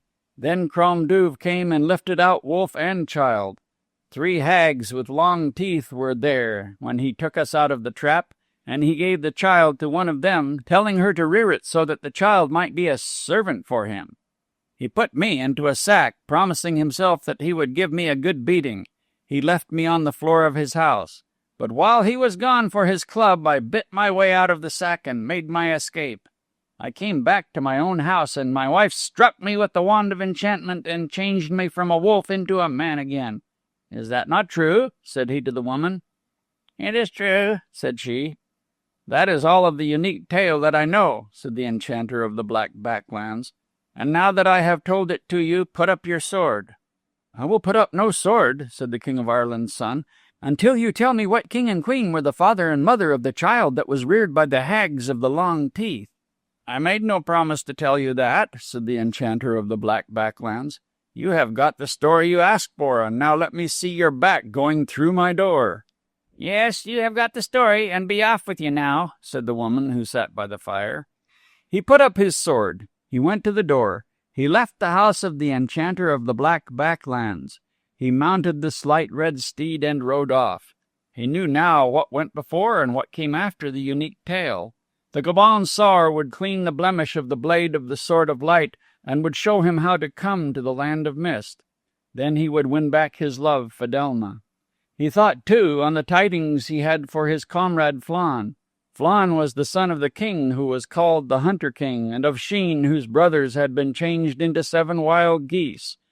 He shook his horse's reins and went back towards the town of the Red Castle. 5. Flann thought upon the Princess Flame of Wine. He walked through the town after the king's son had ridden after the enchanter without noticing anyone until he heard a call and saw Moog standing beside a little tent that he had set up before the bull's field. Flann went to Moog and found him very disconsolate on account of the loss of the horse he had brought into the town. "This is a bad town to be in," said Moog, "and unless I persuade yourself to become partners with me, I shall have done badly in it. Join with me now, and we'll do some fine feats together." "I would not become a king's son to join with a robber captain," said Flann. Fine talk, said Moog. He thought that Flann was jesting with him when he spoke of himself as a king's son. "I want to sell 3 treasures I have with me," said Moog. "I have the most wonderful things that ever were brought into this town." "Show them to me," said Flann. Moog opened one of his packs and took out a box. When he opened this box, a fragrance came such as Flann had never felt before. "What is that smells like a garden of sweet flowers?" said Flann. "It is the Rose of Sweet Smells," said Moog, and he took a little rose out of the box. "It never withers, and its fragrance is never any less. It is a treasure for a king's daughter, but I will not show it in this town." "And what is that shining thing in the box?" "It is the Comb of Magnificence. That is another treasure for a king's daughter. The maiden who would wear it would look the most queenly woman in the kingdom, but I won't show that either." "What else have you, Moog?" "A girdle. The woman who wears it would have to speak the truth." Flann thought he would do much to get the Rose of Sweet Smells or the Comb of Magnificence and bring them as presents to the Princess Flame of Wine. He slept in Mog's tent, and at the peep of day he rose up and went to the house of hospitality where Dermot and Downal were. With them he would go to the king's orchard, and he would see, and perhaps would speak to, Flame of Wine. But Dermot and Downal were not in the Brufers. Flann wakened their grooms, and he and they made search for the two youths. But there was no trace of Dermot and Downal. It seemed they had left before daybreak with their horses. Flann went with the grooms to the gate of the town. There they heard from the watchman that the two youths had gone through the gate, and that they had told the watchman to tell the grooms that they had gone to take the world for their pillow. The grooms were dismayed to hear this, and so indeed was Flann. Without the king's son, and without Downal and Dermot, how would he go to the king's garden? He went back to Mog's tent to consider what he should do. At first he thought that he would not go to the festival of the gathering of the apples, as he knew that Flame of Wine had only asked him with his comrades. And then he thought that whatever else happened, he would go to the king's orchard and see Flame of Wine. If he had one of the wonderful things that Mog had shown him, the rose of sweet smells or the comb of magnificence, these would show her that he was of some consequence. If he had either of these wonderful things and offered it to her, she might be pleased with him. He sat outside the tent and waited for Mog to return. When he came, Flann said to him, "I will go with you as a servant, and I will serve you well, although I am a king's son, if you will give me something now." "What do you want from me?" said Mog. "Give me the rose of sweet smells," said Flann. "Sure, that's the finest thing I have. I couldn't give you that." "I will serve you for 2 years if you will give it to me," said Flann. "No," said Mog. "I will serve you for 3 years if you will give it to me," said Flann. "I will give it to you if you will serve me for 3 years." Thereupon Mog opened his pack and took the box out. He opened it and put the rose of sweet smells into Flann's hand. At once Flann started off for the king's orchard. The steward who had seen him the day before signed to the servants to let him pass through the gate. He went into the king's orchard. Maidens were singing the song for the time of the blossoming of the apple trees, and all that day and night Flann held their song in his mind.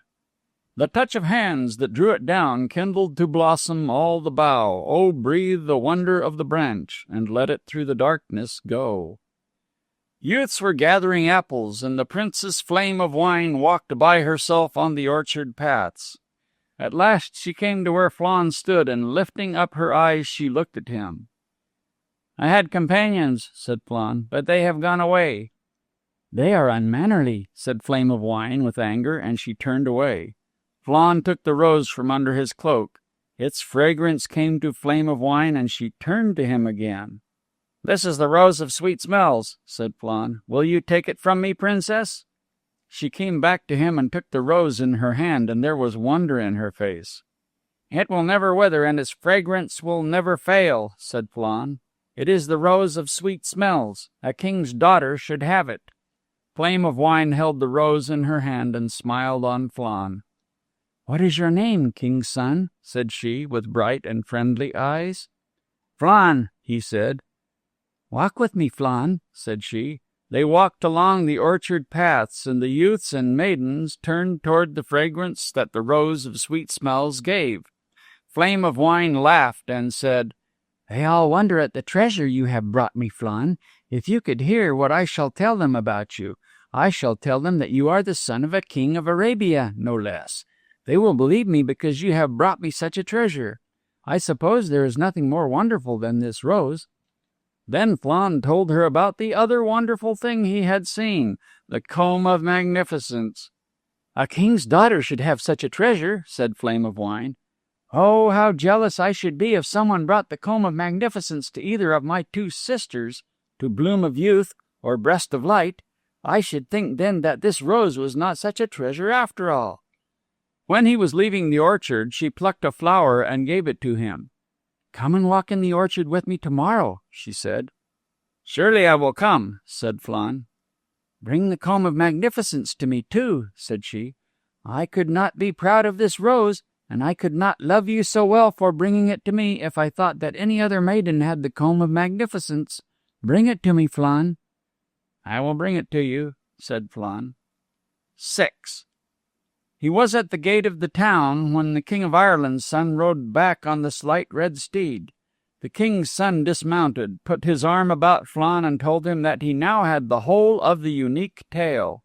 They sat before the Moog's tent, and the king's son told Flann the whole of the story he had searched for, how a king travelling through the mist had come to where Druids and the Maid of the Green Mantle lived, how the king was enchanted, and how the maiden Sheen released him from the enchantment.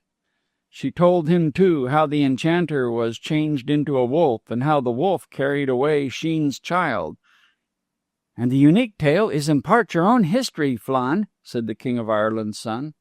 "For the child that was left with the hags of the long teeth was no one else than yourself, for you, Flann, have on your breast the stars that denote the son of a king." It is so," said Flann, "and I will find out what king and queen were my mother and father." "Go to the hags of the long teeth and force them to tell you," said the king's son. "I will do that," said Flann, but in his own mind he said, "I will first bring the comb of magnificence to Flame of Wine, and I will tell her that I will have to be away for so many years with Moog, and I shall ask her to remember me until I come back to her. Then I shall go to the hags of the long teeth and force them to tell me what king and queen were my father and mother."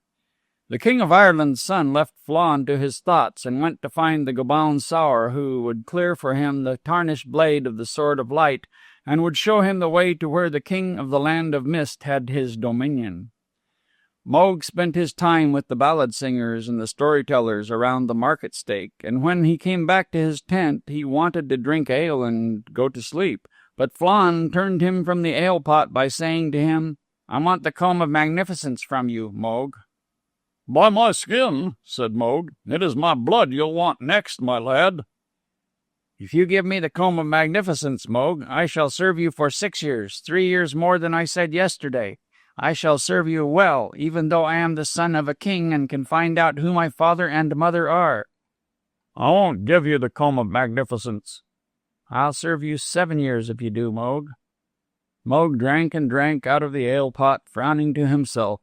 He put the ale pot away and said, "I suppose your life won't be any good to you unless I give you the comb of magnificence?" "That is so, Moog." Moog sighed heavily, but he went to his pack and took out the box that the treasures were in. He let Flann take out the comb of magnificence. 7 years you will have to serve me," said Moog, "and you will have to begin your service now." "I will begin it now," said Flann, but he stole out of the tent, put on his red cloak, and went to the king's orchard. 7. "Oh, Flann, my treasure bringer," said Flame of Wine when she came to him. "I have brought you the comb of magnificence," said he. Her hands went out, and her eyes became large and shining. He put the comb of magnificence into her hands. She put the comb into the back of her hair, and she became at once like the tower that is builded. What broke its height and turned the full sunlight from it has been taken away, and the tower stands, the pride of a king and the delight of a people. When she put the comb of magnificence into her hair, she became of all kings' daughters the most stately. She walked with Flann along the paths of the orchard, but always she was watching her shadow to see if it showed her added magnificence. Her shadow showed nothing. She took Flann to the well in the orchard and looked down into it, but her image in the well did not show her added magnificence either. Soon she became tired of walking on the orchard paths, and when she came to the gate she walked no further, but stood with Flann at the gate. "A kiss for you, Flann, my treasure bringer," said she, and she kissed him and then went hurrying away. And as Flann watched her, he thought that although she had kissed him, he was not now in her mind. He went out of the orchard disconsolate, thinking that when he was on his 7 years' service with Moog, Princess Flame of Wine might forget him. As he walked on, he passed the little house where the Spey woman had her besoms and heather stalks. She ran to him when she saw him. "Have you heard that the king's son has found what went before and what comes after the unique tale?" said she. "That I have, and I have to go to the hags of the long teeth to find out who my father and mother were, for surely I am the child who was taken from Sheen." "And do you remember that Sheen's 7 brothers were changed into 7 wild geese?" said she. "I remember that, mother." and 7 wild geese they will be until a maiden who loves you will give 7 drops of her heart's blood to bring them back to their human shapes." "I remember that, Mother." "Whatever maid you love, her you must ask if she would give 7 drops of her heart's blood. It may be that she would. It may be that she would not, and that you would still love her without thought of her giving 1 drop of blood of her little finger." "I cannot ask the maiden I love to give 7 drops of her heart's blood." "Who is the maiden you love?" "The king's daughter, Flame of Wine." He told the Spey Woman about the presents he had given her. He told the Spey Woman, too, that he had bound himself to 7 years' service to Moog on account of these presents. The Spey Woman said, "What other treasures are in Moog's pack?" "1 treasure more, the Girdle of Truth. Whoever puts it on can speak nothing but the truth." Said the Spey Woman, "You are to take the Girdle of Truth and give it to Flame of Wine. Tell Moog that I said he is to give it to you without adding 1 day to your year's service.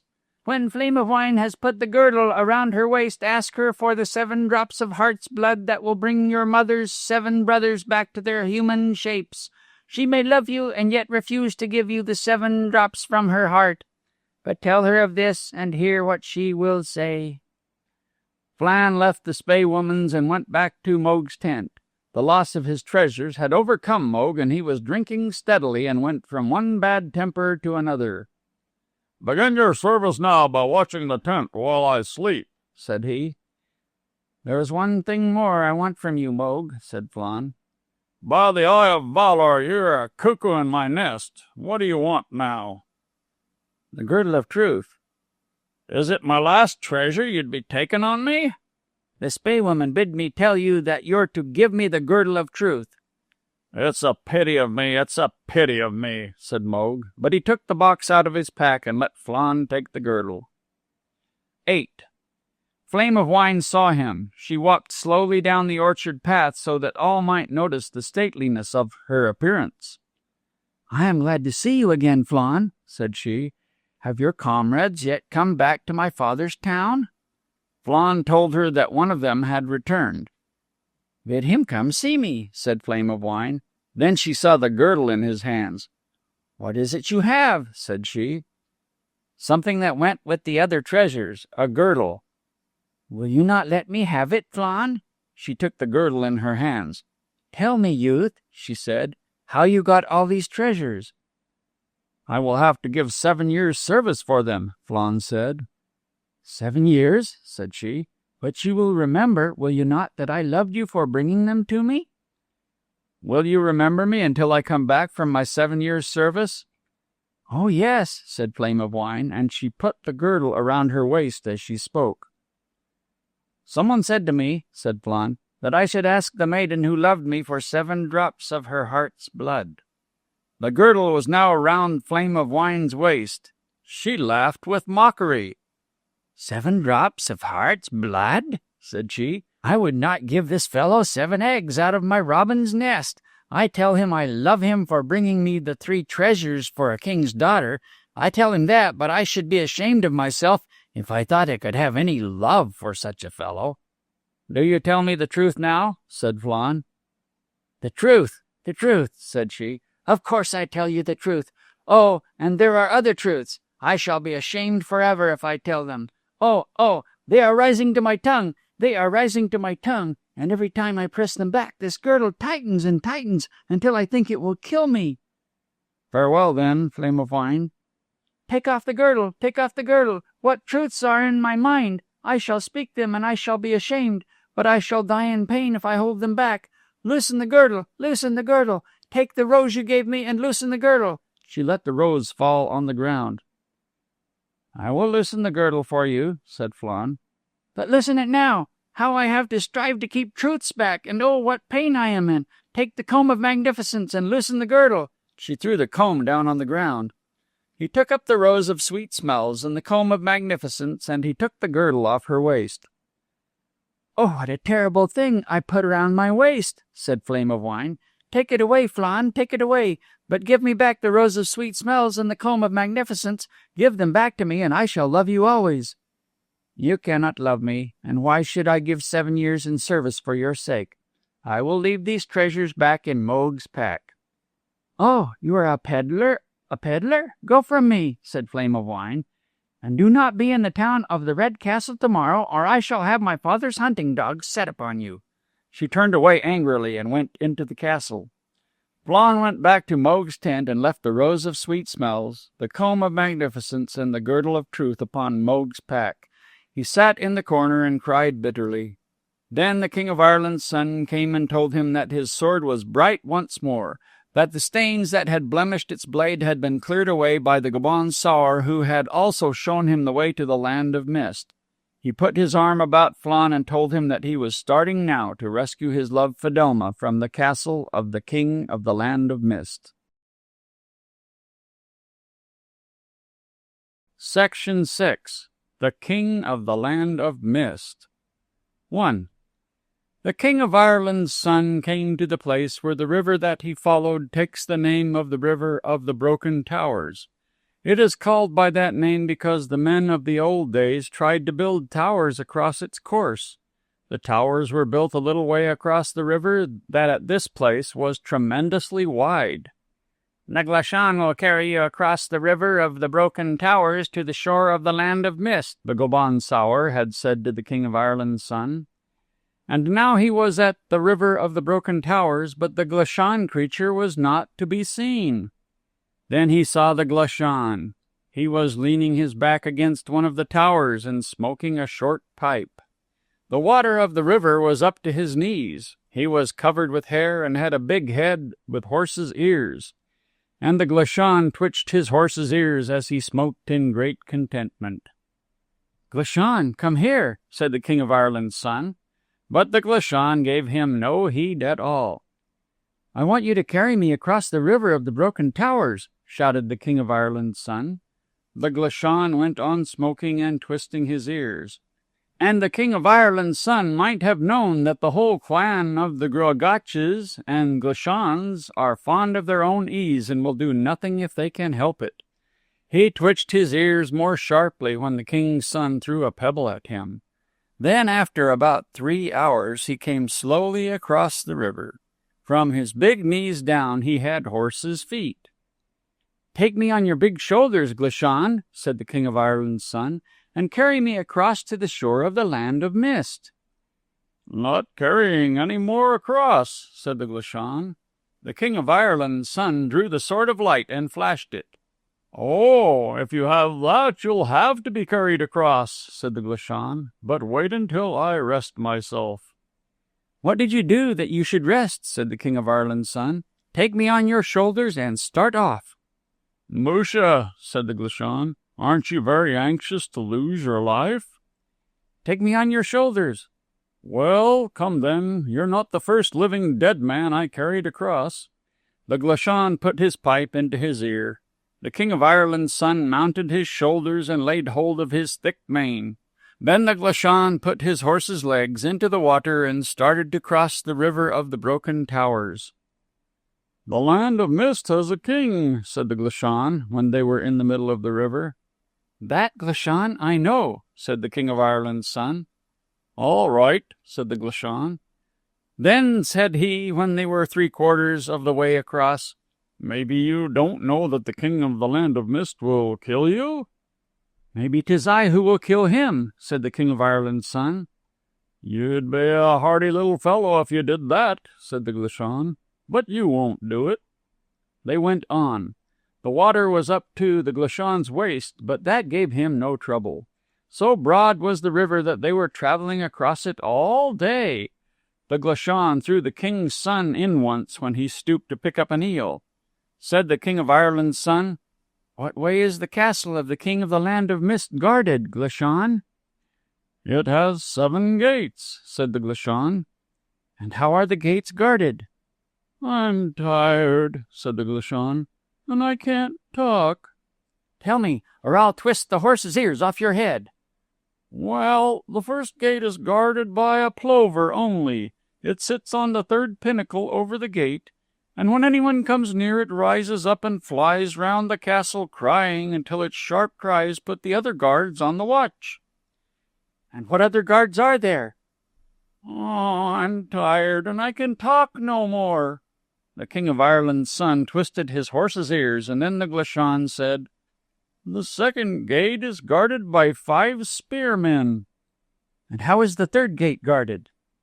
"The third gate is guarded by 7 swordsmen." "And how is the fourth gate guarded?" "The fourth gate is guarded by the King of the Land of Mist himself." "And the fifth gate?" "The fifth gate is guarded by the King of the Land of Mist himself."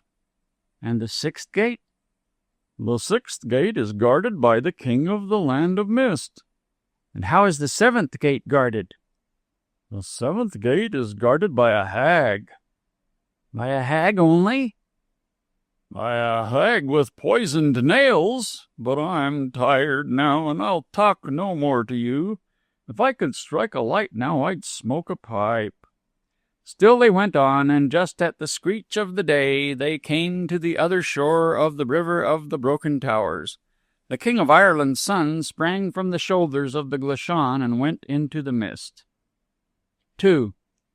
He came to where turrets and pinnacles appeared above the mist. He climbed the rock upon which the castle was built.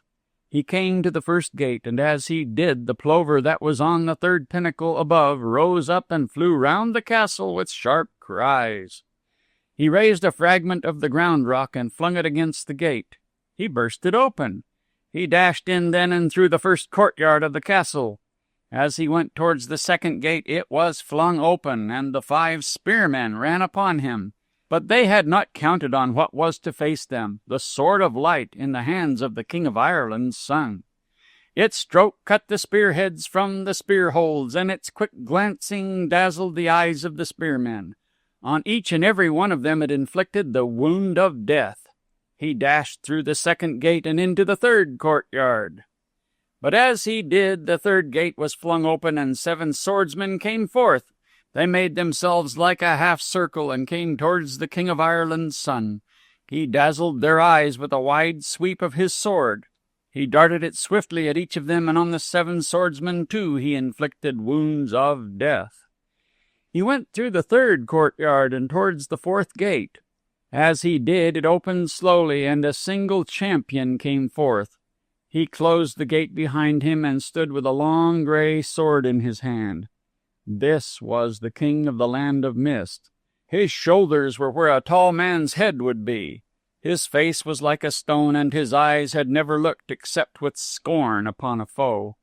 When his enemy began his attack, the King of Ireland's son had power to do nothing else but guard himself from that weighty sword. He had the sword of light for a guard, and well did that bright, swift blade guard him. The two fought across the courtyard, making hard places soft and soft places hard with their trampling. They fought from when it was early to when it was noon, and they fought from when it was noon until it was long afternoon. And not a single wound did the King of Ireland's son inflict upon the King of the Land of Mist, and not a single wound did the King of the Land of Mist inflict upon him. But the King of Ireland's son was growing faint and weary. His eyes were worn with watching the strokes and thrusts of the sword that was battling against him. His arms could hardly bear up his own sword. His heart became a stream of blood that would have gushed from his breast. And then, as he was about to fall down with his head under the sword of the King of the Land of Mist, a name rose above all in his thoughts: Fidelma. If he sank down and the sword of the King of the Land of Mist fell on him, never would she be saved. The will became strong again in the King of Ireland's son. His heart became a steady beating thing. The weight that was upon his arms passed away. Strongly he held the sword in his hand, and he began to attack the King of the Land of Mist. And now he saw that the sword in the hand of his enemy was broken and worn with the guard that the sword of light had put against it. And now he made a strong attack. As the light was leaving the sky and as the darkness was coming down, he saw that the strength was waning in the King of the Land of Mist. The sword in his hand was more worn and more broken. At last the blade was only a span from the hilt. As he drew back to the gate of the fourth courtyard, the King of Ireland's son sprang at him and thrust the sword of light through his breast. He stood with his face becoming exceedingly horrible. He flung what remained of his sword, and the broken blade struck the foot of the King of Ireland's son and pierced it. Then the King of the Land of Mist fell down on the ground before the fourth gate. So weary from his battles, so pained with the wound of his foot was the King of Ireland's son, that he did not try to cross the body and go towards the fifth gate. He turned back. He climbed down the rock and went towards the river of the broken towers. The Glachan was broiling on a hot stone the eel he had taken out of the river. "Wash my wound and give me refreshment, Glachan," said the King of Ireland's son. The Glachan washed the wound in his foot and gave him a portion of the broiled eel with cresses and water. "Tomorrow's dawn I shall go back," said the King of Ireland's son, "and go through the fifth and sixth and seventh gate and take away Fidelma." "If the King of the Land of Mist lets you," said the Glachan. "He is dead," said the King of Ireland's son. "I thrust my sword through his breast." "And where is his head?" said the Glachan. "It is on his corpse," said the King of Ireland's son. "Then you will have another fight tomorrow. His life is in his head, and his life will come back to him if you did not cut it off. It is he, I tell you, who will guard the fourth and fifth and sixth gate." "That I do not believe, Glachan," said the King of Ireland's son. "There is no one to guard the gates now but the hag you spoke of. Tomorrow I shall take Fidelma out of her captivity, and we will both leave the land of mist, but I must sleep now." He laid the sword of light beside him, stretched himself on the ground, and went to sleep. The Glachan drew his horse's legs under him, took the pipe out of his ear, and smoked all through the night. 3. The King of Ireland's son rose in the morning, but he was in pain and weariness on account of his wounded foot. He ate the cresses and drank the water that the Glachan gave him, and he started off for the castle of the King of the Mist. "'Tis only an old woman I shall have to deal with today," he said, "and then I shall awaken Fidelma, my love." He passed through the first gate and the first courtyard, through the second gate and the second courtyard, through the third gate and the third courtyard. The fourth gate was closed, and as he went towards it, it opened slowly, and the King of the Land of Mist stood there as high, as stone-faced, and as scornful as before, and in his hand he had a weighty grey sword. They fought as they fought the day before, but the guard the King of Ireland's son made against the sword of the King of the Land of Mist was weaker than before, because of the pain and weariness that came from his wound. But still he kept the sword of light before him, and the sword of the King of the Land of Mist could not pass it. They fought until it was afternoon. The heart in his body seemed turned to a jet of blood that would gush forth. His eyes were straining themselves out of their sockets. His arms could hardly bear up his sword. He fell down upon one knee, but he was able to hold the sword so that it guarded his head. Then the image of Fidelma appeared before him. He sprang up, and his arms regained their power. His heart became steady in his breast, and as he made an attack upon the King of the Land of Mist, he saw that the blade in his hand was broken and worn because of its strokes against the sword of light.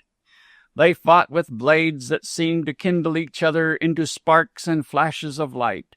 They fought until the blade in the hand of the King of the Land of Mist was worn to a handbreadth above the hilt. He drew back towards the gate of the fifth courtyard. The King of Ireland's son sprang at him and thrust the sword of light through his breast. Down on the stones before the fifth gate of his castle fell the King of the Land of Mist.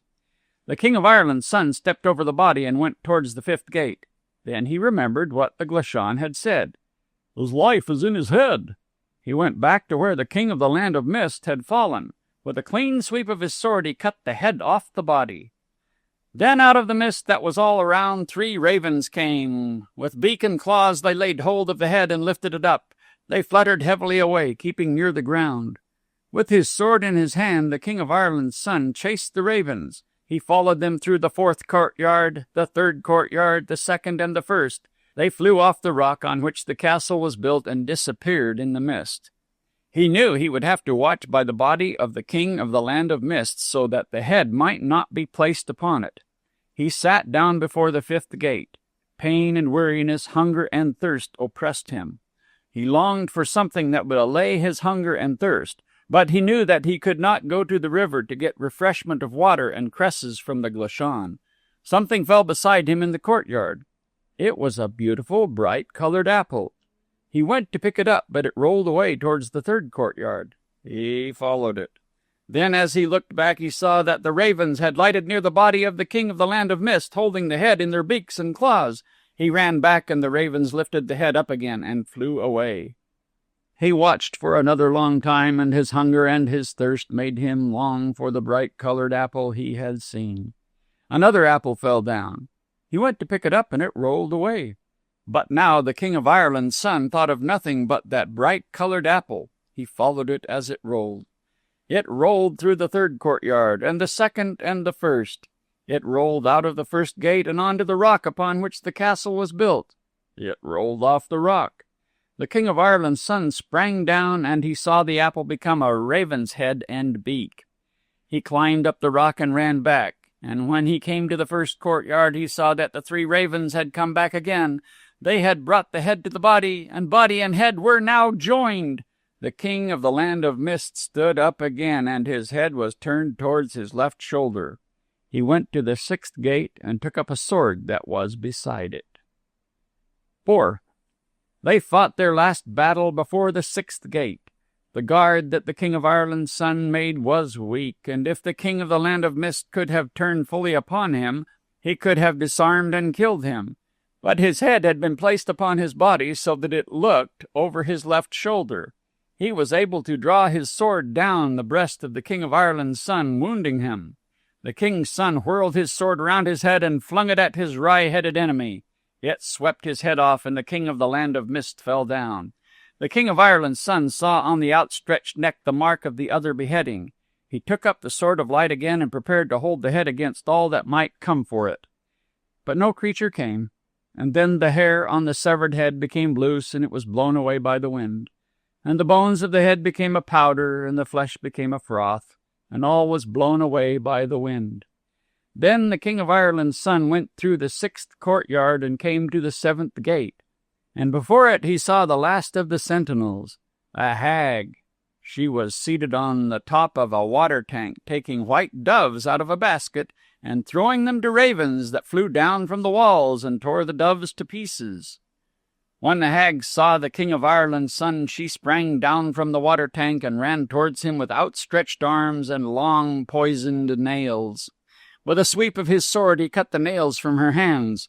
Ravens picked up the nails, and then as they tried to fly away, they fell dead. "The sword of light will take off your head if you do not take me on the moment to where Fidelma is," said the King of Ireland's son. "I am sorry to do it," said the hag, "but come, since you are the conqueror." He followed the hag into the castle. In a net hanging across a chamber he saw Fidelma. She was still, but she breathed, and the branch of hawthorn that put her asleep was fresh beside her.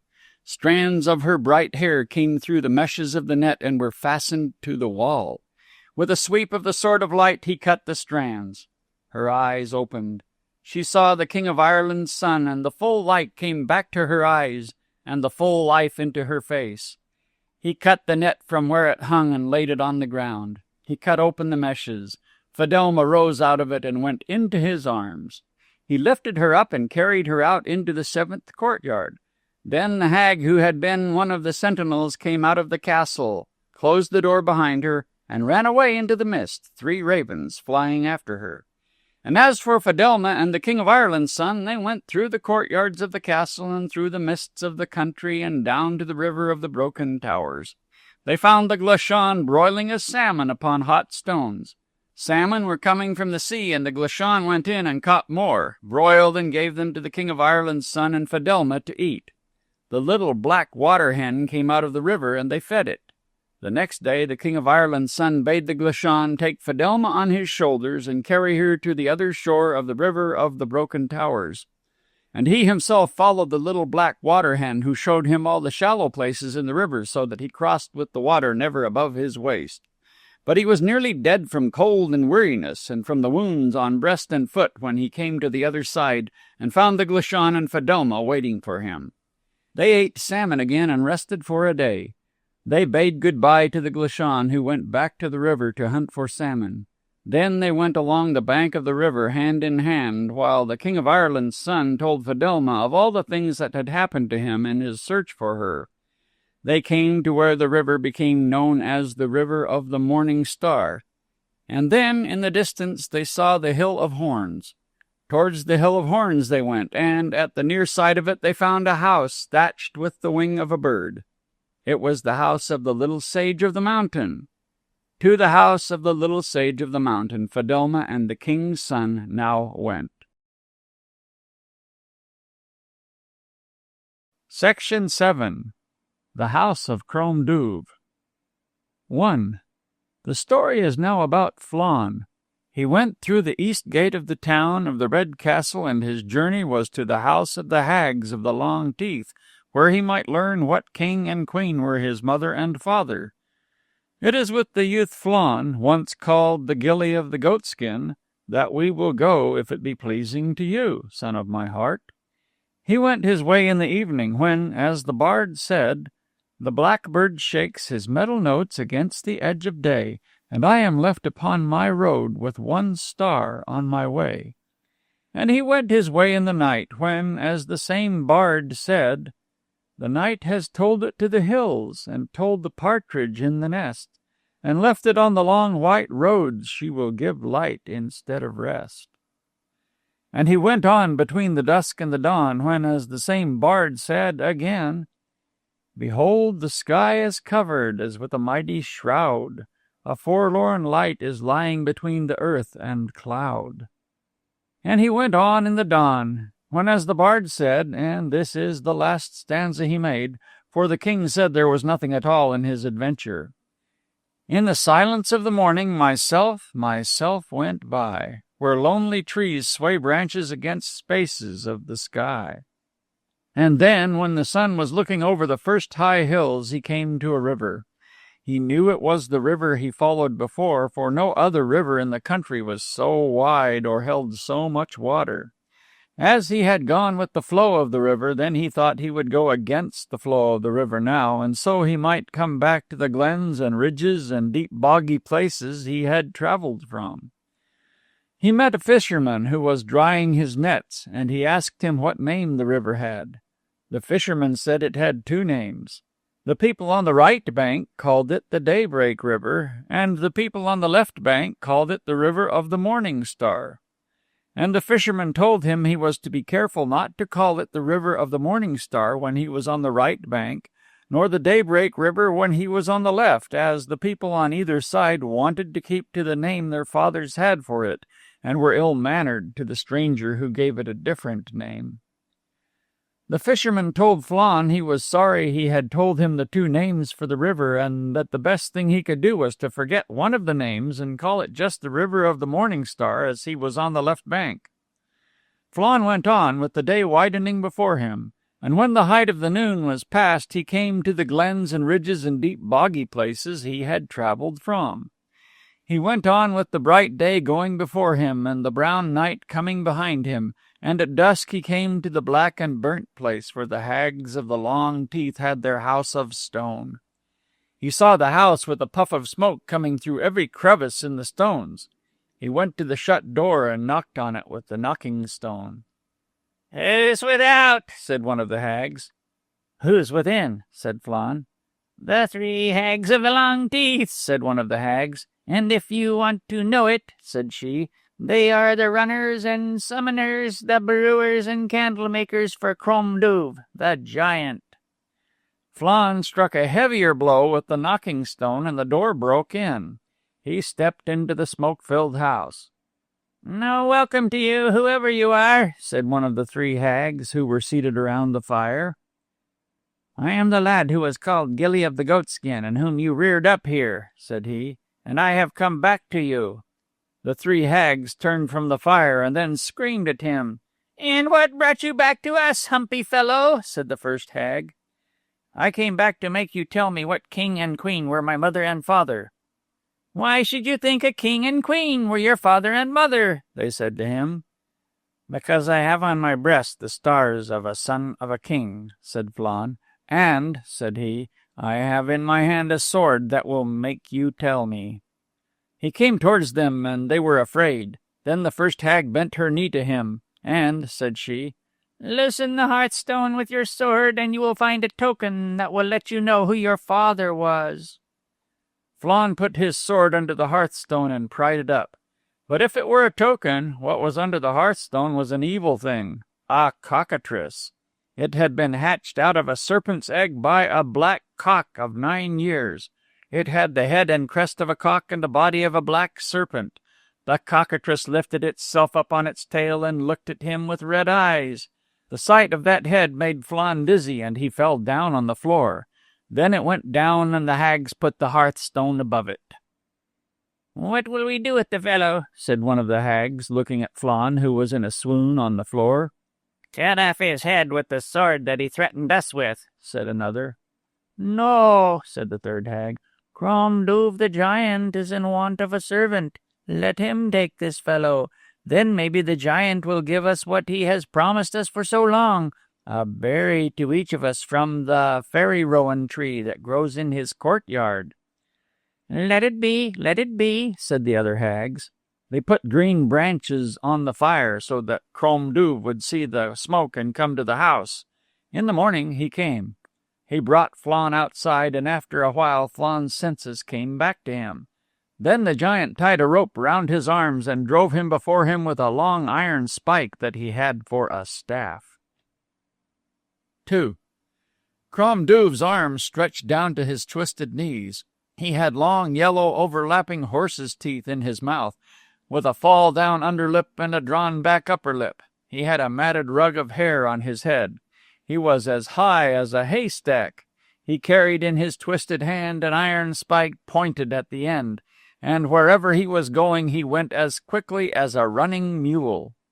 He tied Flann's hands behind his back and drew the rope round Flann's body. Then he started off. Flann was dragged on as if at the tail of a cart. Over ditches and through streams, up hillsides and down into hollows he was hauled. Then they came into a plain as round as the wheel of a cart. Across the plain they went, and into a mile-deep wood. Beyond the wood there were buildings, such walls and such heaps of stones Flann never saw before. But before they had entered the wood they had come to a high grassy mound. And standing on that grassy mound was the most tremendous bull that Flann had ever seen. "What bull is that, giant?" said Flann. "My own bull," said Crom Duv. "The bull of the mound. Look back at him, little fellow. If ever you try to escape from my service, my bull of the mound will toss you into the air and trample you into the ground." Crom Duv blew on a horn that he had across his chest. The bull of the mound rushed down the slope, snorting. Crom Duv shouted, and the bull stood still with his tremendous head bent down. Flann's heart, I tell you, sank when he saw the bull that guarded Crom Duv's house. They went through the deep wood then and came to the gate of the giant's keep. Only a chain was across it, and Crom Duv lifted up the chain. The courtyard was filled with cattle, black and red and striped. The giant tied Flann to a stone pillar. "Are you there, Morag, my beer maid?" he shouted. "I am here," said a voice from the byre. More cattle were in the byre, and someone was milking them. There was straw on the ground of the courtyard, and Crom Duv lay down on it and went to sleep with the cattle trampling around him. A great stone wall was being built all round the giant's keep, a wall 6 feet thick and built as high as 20 feet in some places, and in others as high as 12.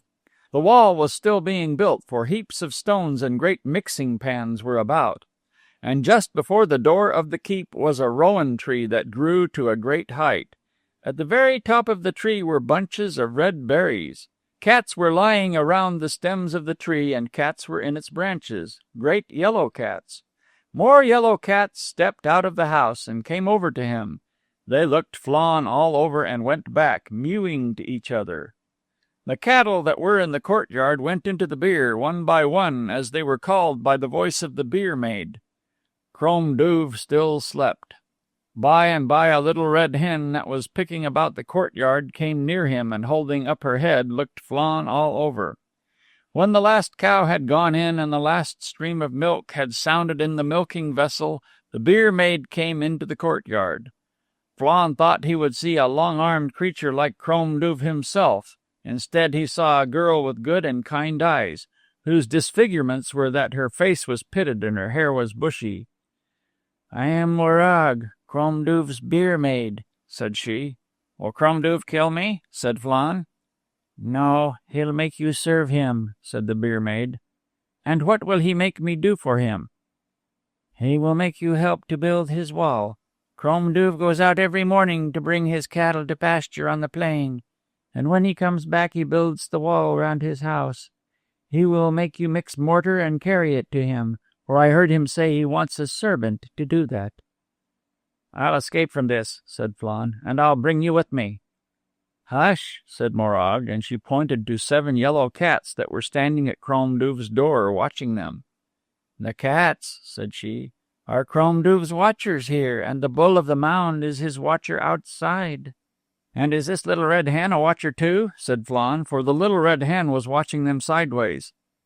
"The little red hen is my friend and adviser," said Morag, and she went into the house with 2 vessels of milk. Crom Duv wakened up. He untied Flann and left him free. "You must mix mortar for me now," he said. He went into the beer and came out with a great vessel of milk. He left it down near the mixing pan. He went to the side of the house and came back with a trough of blood. "What are these for, Crom Duv?" said Flann. "To mix the mortar with, Gilly," said the giant. "Bullock's blood and new milk is what I mix my mortar with, so that nothing can break down the walls that I'm building round the fairy rowan tree. Every day I kill a bullock, and every day my beer maid fills a vessel of milk to mix with my mortar. Set to now and mix the mortar for me." Flann brought lime and sand to the mixing pan, and he mixed them in bullock's blood and new milk. He carried stones to Crom Duv, and so he worked until it was dark. Then Crom Duv got down from where he was building and told Flann to go into the house. The yellow cats were there, and Flann counted 16 of them. 8 more were outside in the branches or around the stem of the rowan tree. Morag came in, bringing a great dish of porridge. Crom Duv took up a wooden spoon and ate porridge out of vessel after vessel of milk. Then he shouted for his beer, and Morag brought him vessel after vessel of beer. Crom Duv emptied one after the other. Then he shouted for his knife, and when Morag brought it he began to sharpen it, singing a queer song to himself. "He's sharpening a knife to kill a bullock in the morning," said Morag. "Come now, and I'll give you your supper." She took him to the kitchen at the back of the house. She gave him porridge and milk, and he ate his supper. Then she showed him a ladder to a room above, and he went up there and made a bed for himself. He slept soundly, although he dreamed of the 24 yellow cats within and the tremendous bull of the mound outside Crom Duv's keep. 3. This is how the days were spent in the house of Crom Duv. The giant and his 2 servants, Flann and Morag, were out of their beds at the mouth of the day. Crom Duv sounded his horn, and the bull of the mound bellowed an answer. Then he started work on his wall, making Flann carry mortar to him.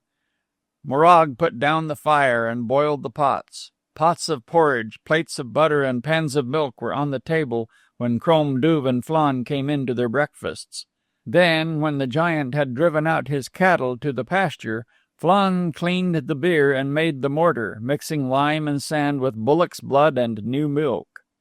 In the afternoon the giant came back, and he and Flann started work on the wall.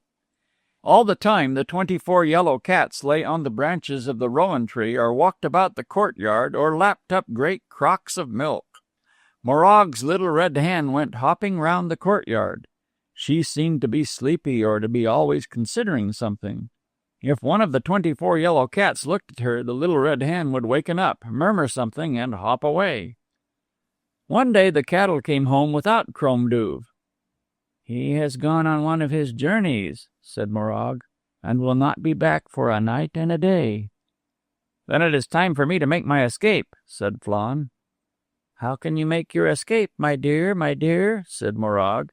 "If you go by the front, the bull of the mound will toss you in the air and then trample you into the ground." "But I have strength and cunning and activity enough to climb the wall at the back."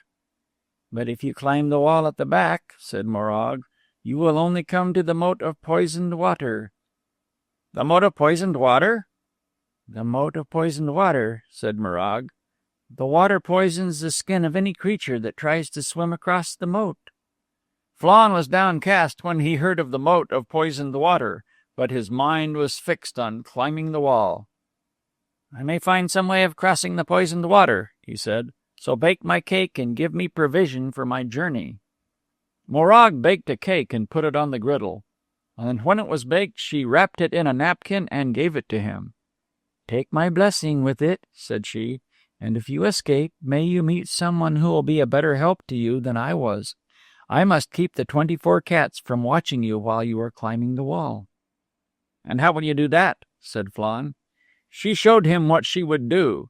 With a piece of glass she made on the wall of the byre the shadows of flying birds. Birds never flew across the house of Crom Duv, and the cats were greatly taken with the appearances that Morag made with the piece of glass.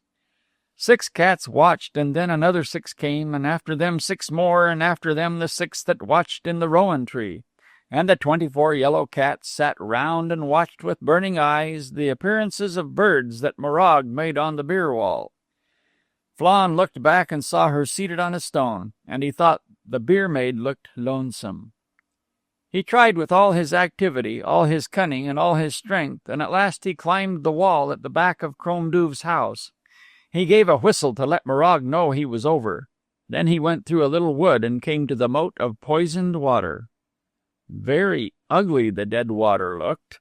Ugly stakes stuck up from the mud to pierce any creature that tried to leap across. And here and there on the water were patches of green poison as big as cabbage leaves. Flann drew back from the moat.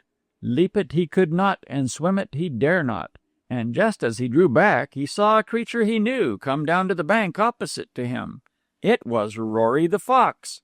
Rory carried in his mouth the skin of a calf.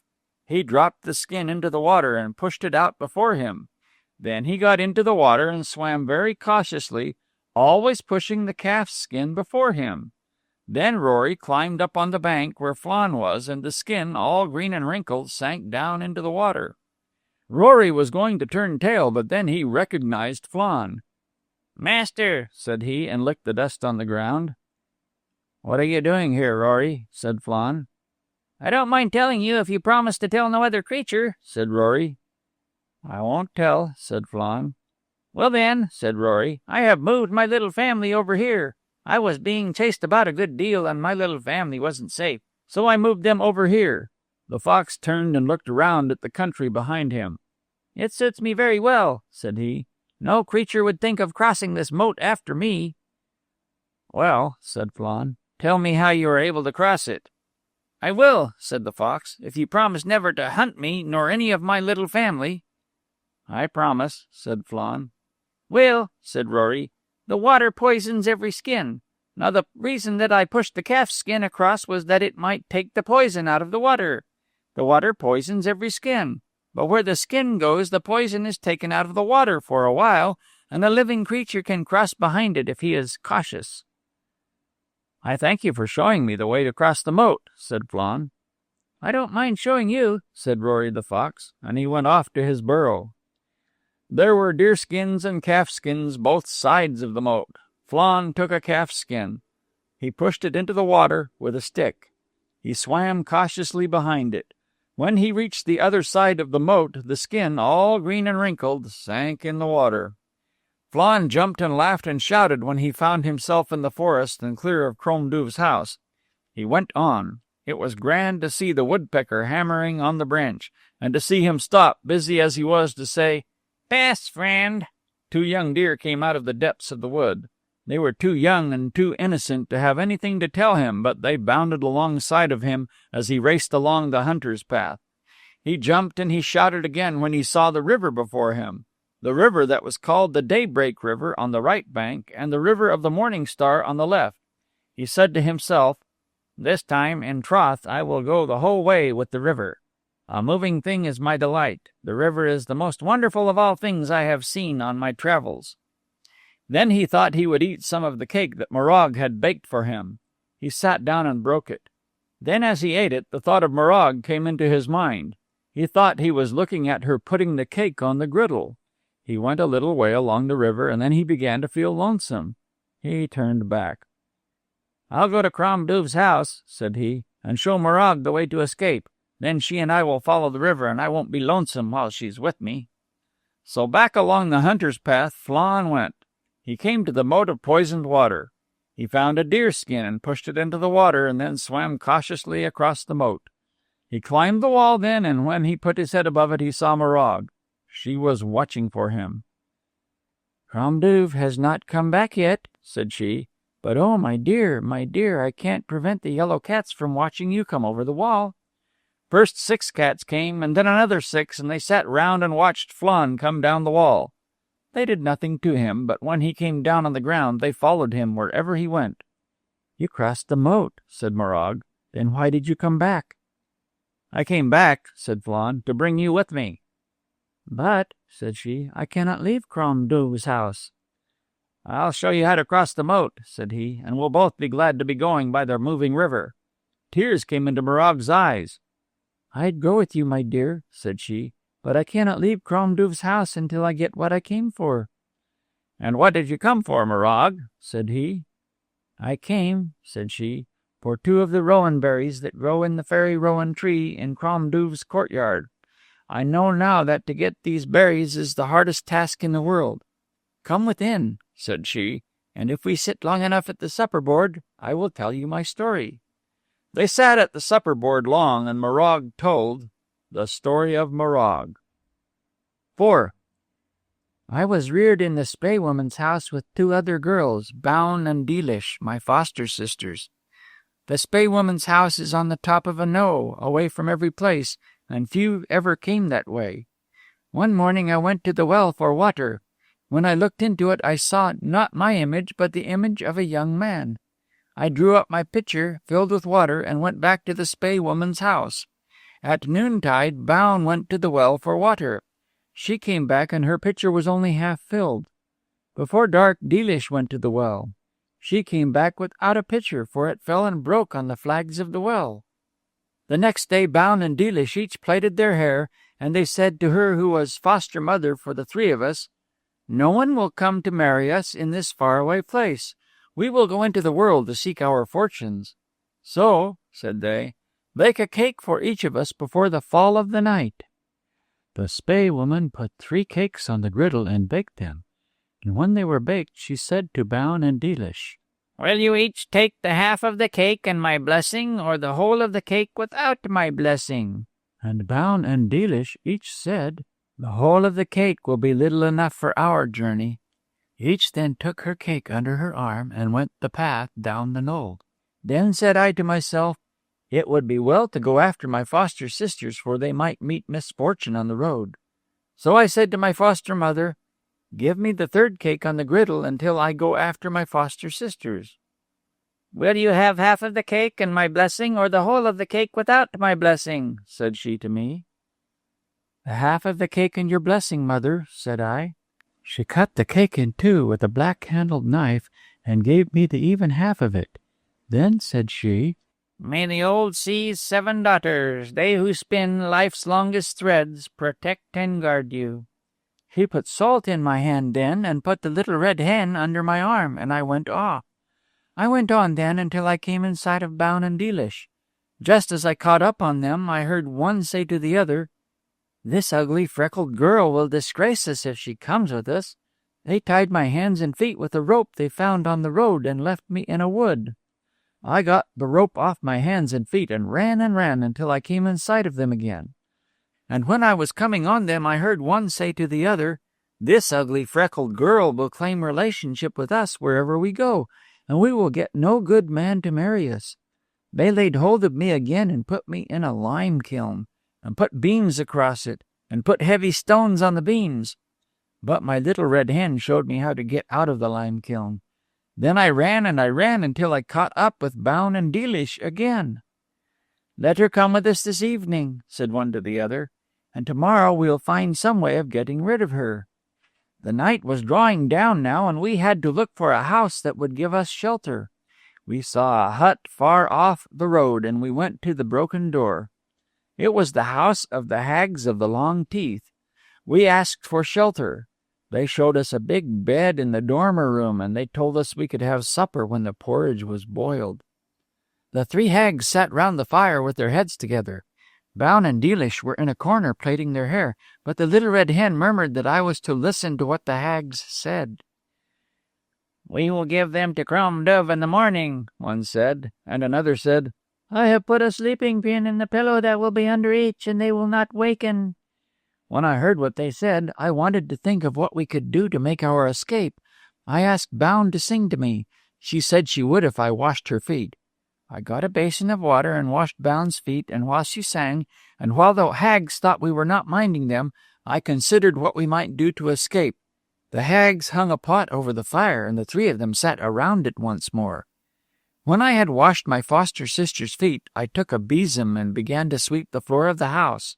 One of the hags was very pleased to see me doing that. She said that I would make a good servant, and after a while she asked me to sit at the fire. I sat in the corner of the chimney. They had put meal in the water, and I began to stir it with a pot stick. Then the hag that had asked me to the fire said, "I will give you a good share of milk with your porridge if you keep stirring the pot for us." This was just what I wanted to be let do. I sat in the chimney corner and kept stirring the porridge while the hags dozed before the fire. First I got a dish and ladle, and took out of the pot some half-cooked porridge. This I left on one side. Then I took down the salt box that was on the chimney shelf and mixed handsful of salt in the porridge left in the pot. When it was all cooked, I emptied it into another dish and brought the 2 dishes to the table. Then I told the hags that all was ready. They came over to the table, and they gave my foster sisters and myself 3 porringers of goat's milk. We ate out of the first dish, and they ate out of the second. "By my sleep tonight," said one hag, "this porridge is salty." "Too little salt is in it for my taste," said my foster sister Delish. "It is as salt as the depths of the sea," said another of the hags. "My respects to you, ma'am," said Boun, "but I do not taste any salt on it at all." My foster sisters were so earnest that the hags thought themselves mistaken, and they ate the whole dish full of porridge. The bed was made for us, and the pillows were laid on the bed, and I knew that the slumber pin was in each of the pillows. I wanted to put off the time for going to bed, so I began to tell stories. Boun and Delish said it was still young in the night, and that I should tell no short ones, but the long story of Ithna, Baler's daughter. I had just begun that story when one of the hags cried out that she was consumed with thirst. She ran to the pitcher, and there was no water in it. Then another hag shouted out that the thirst was strangling her. The third one said she could not live another minute without a mouthful of water. She took the pitcher and started for the well. No sooner was she gone than the second hag said she couldn't wait for the first one to come back, and she started out after her. Then the third one thought that the pair would stay too long talking at the well, and she started after them. Immediately I took the pillows off our bed and put them on the hag's bed, taking their pillows instead. The hags came back with a half-filled pitcher, and they ordered us to go to our bed. We went, and they sat for a while drinking porringers of water. "Crom Dubh will be here the first thing in the morning," I heard one of them say. They put their heads on the pillows, and in the turn of a hand they were dead fast sound asleep. I told my foster sisters then what I had done and why I had done it. They were very frightened, but seeing the hags so sound asleep, they composed themselves and slept too. Before the screech of day, Crom Dubh came to the house. I went outside and saw the giant. I said I was the servant of the hags and that they were sleeping still. He said, "They are my runners and summoners, my brewers, bakers, and candle makers, and they have no right to be sleeping so late." Then he went away. I knew that the 3 hags would slumber until we took the pillows from under their beds. We left them sleeping while we put down a fire and made our breakfast. Then we were ready for our journey. We took the pillows from under their heads. The 3 hags started up then, but we were out the door and had taken the first 3 steps of our journey. 5. Without hap or mishap, we came at last to the domain of the king of Senlabor. Boun went to sing for the king's foster daughters, and Delish went to work at the little loom in the king's chamber. We were not long at the court of the king of Senlaber when two youths came there from the court of the king of Ireland. Dermot and Downal were their names. There was a famous swordsmith with the king of Senlaber, and these two came to learn the trade from him. And my two foster sisters fell so deeply in love with the two youths that every night the pillow on each side of me was wet with their tears. I went to work in the king's kitchen.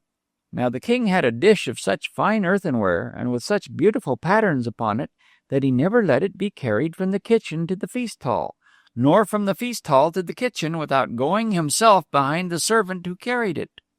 One day the servant brought it into the kitchen to be washed, and the king came behind the servant. I took the dish and cleaned it with thrice boiled water, and dried it with cloths of 3 different kinds. Then I covered it with sweet-smelling herbs and left it in a bin where it was sunk in soft bran. The king was pleased to see the good care I took of his dish, and he said before his servant that he would do me any favor I would ask. There and then I told him about my two foster sisters, Boun and Delish, and how they were in love with the two youths, Dermot and Downal, who had come from the court of the king of Ireland. I asked that when these two youths were being given wives, that the king should remember my foster sisters. The king was greatly vexed at my request. He declared that the two youths had on their breasts the stars that denoted the sons of kings, and that he intended they should marry his own 2 foster daughters when the maidens were of age to wed. "It may be," he said, "that these 2 youths will bring what my queen longs for, a berry from the fairy rowan tree that is guarded by the giant Crom Duv." The next day the king's counselor was feeding the birds, and I was sifting the corn. I asked him what was the history of the fairy rowan tree that the giant Crom Duv guarded, and why it was that the queen longed for a berry of it. There and then he told me this story. The story of the fairy rowan tree. "The history of the fairy rowan tree," said the king's counselor, "begins with Aina, the daughter of Mananaun, who is the lord of the sea. Curoi, the king of the Munster fairies, loved Aina and sought her in marriage. But the desire of the girl's heart was set upon Fergus, who was a mortal and one of the Fianna of Ireland. Now when Manannán mac Lir heard Curoi's proposals and learned how his daughter's heart was inclined, he said, 'Let the matter be settled in this way. We will call a hurling match between the fairies of Munster and the Fianna of Ireland, with Curoi to captain one side and Fergus to captain the other.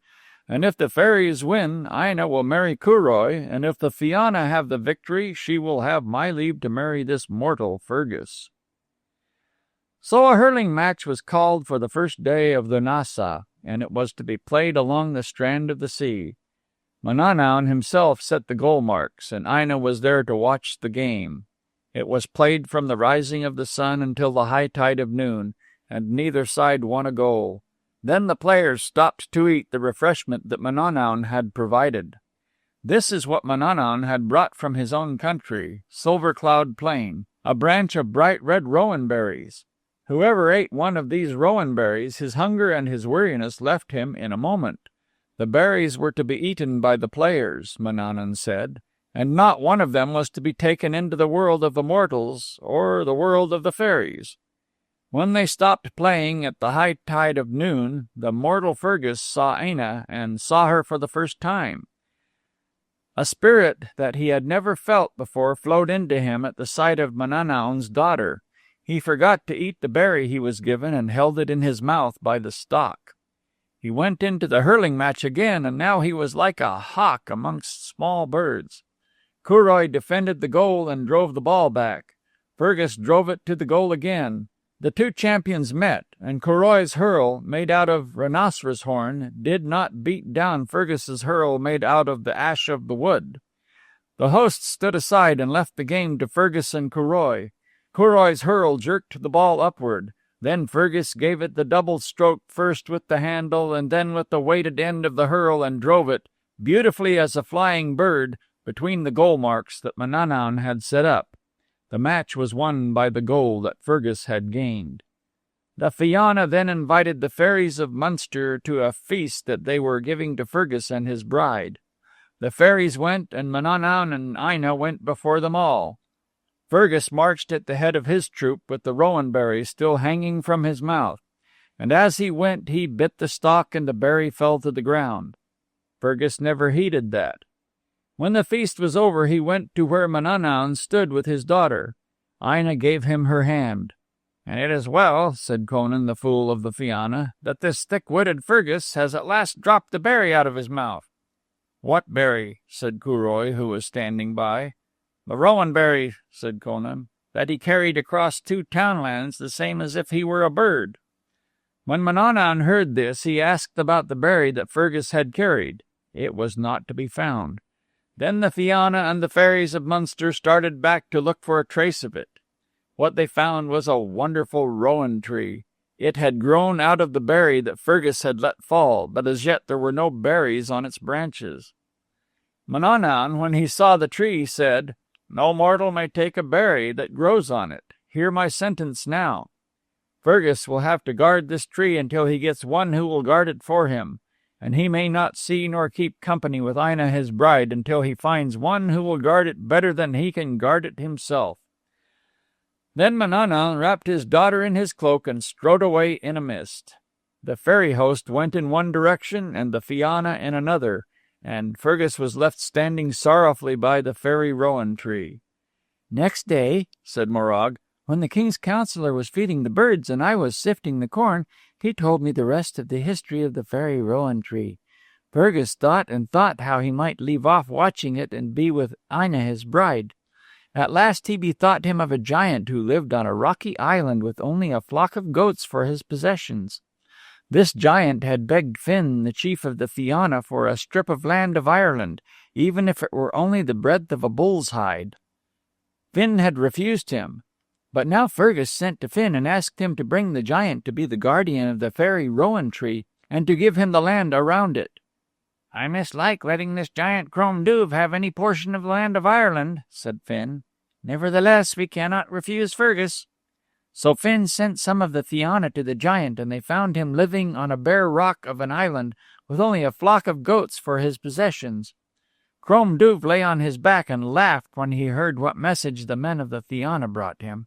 Then he put them and his flock of goats into his big boat and rowed them over to Ireland. Crom Duv swore by his flock of goats he would guard the fairy rowan tree until the red berries ceased to come on its branches. Fergus left his place at the tree then and went to Ina, and it may be that she and he are still together. Well did Crom Duv guard the tree, never going far from it and sleeping at night in its branches. And one year a heifer came and fed with his flock of goats, and another year a bullock came. And these were the beginning of his great herd of cattle. "He has become more and more greedy for cattle," said the king's counselor, "and now he takes them away to far pastures. But still the fairy rowan tree is well guarded. The bull that is called the Bull of the Mound is on guard nearby, and 24 fierce yellow cats watch the tree night and day. The Queen of Senlaber, and many other women besides, desires a berry from the fairy rowan tree that stands in Crom Duv's courtyard.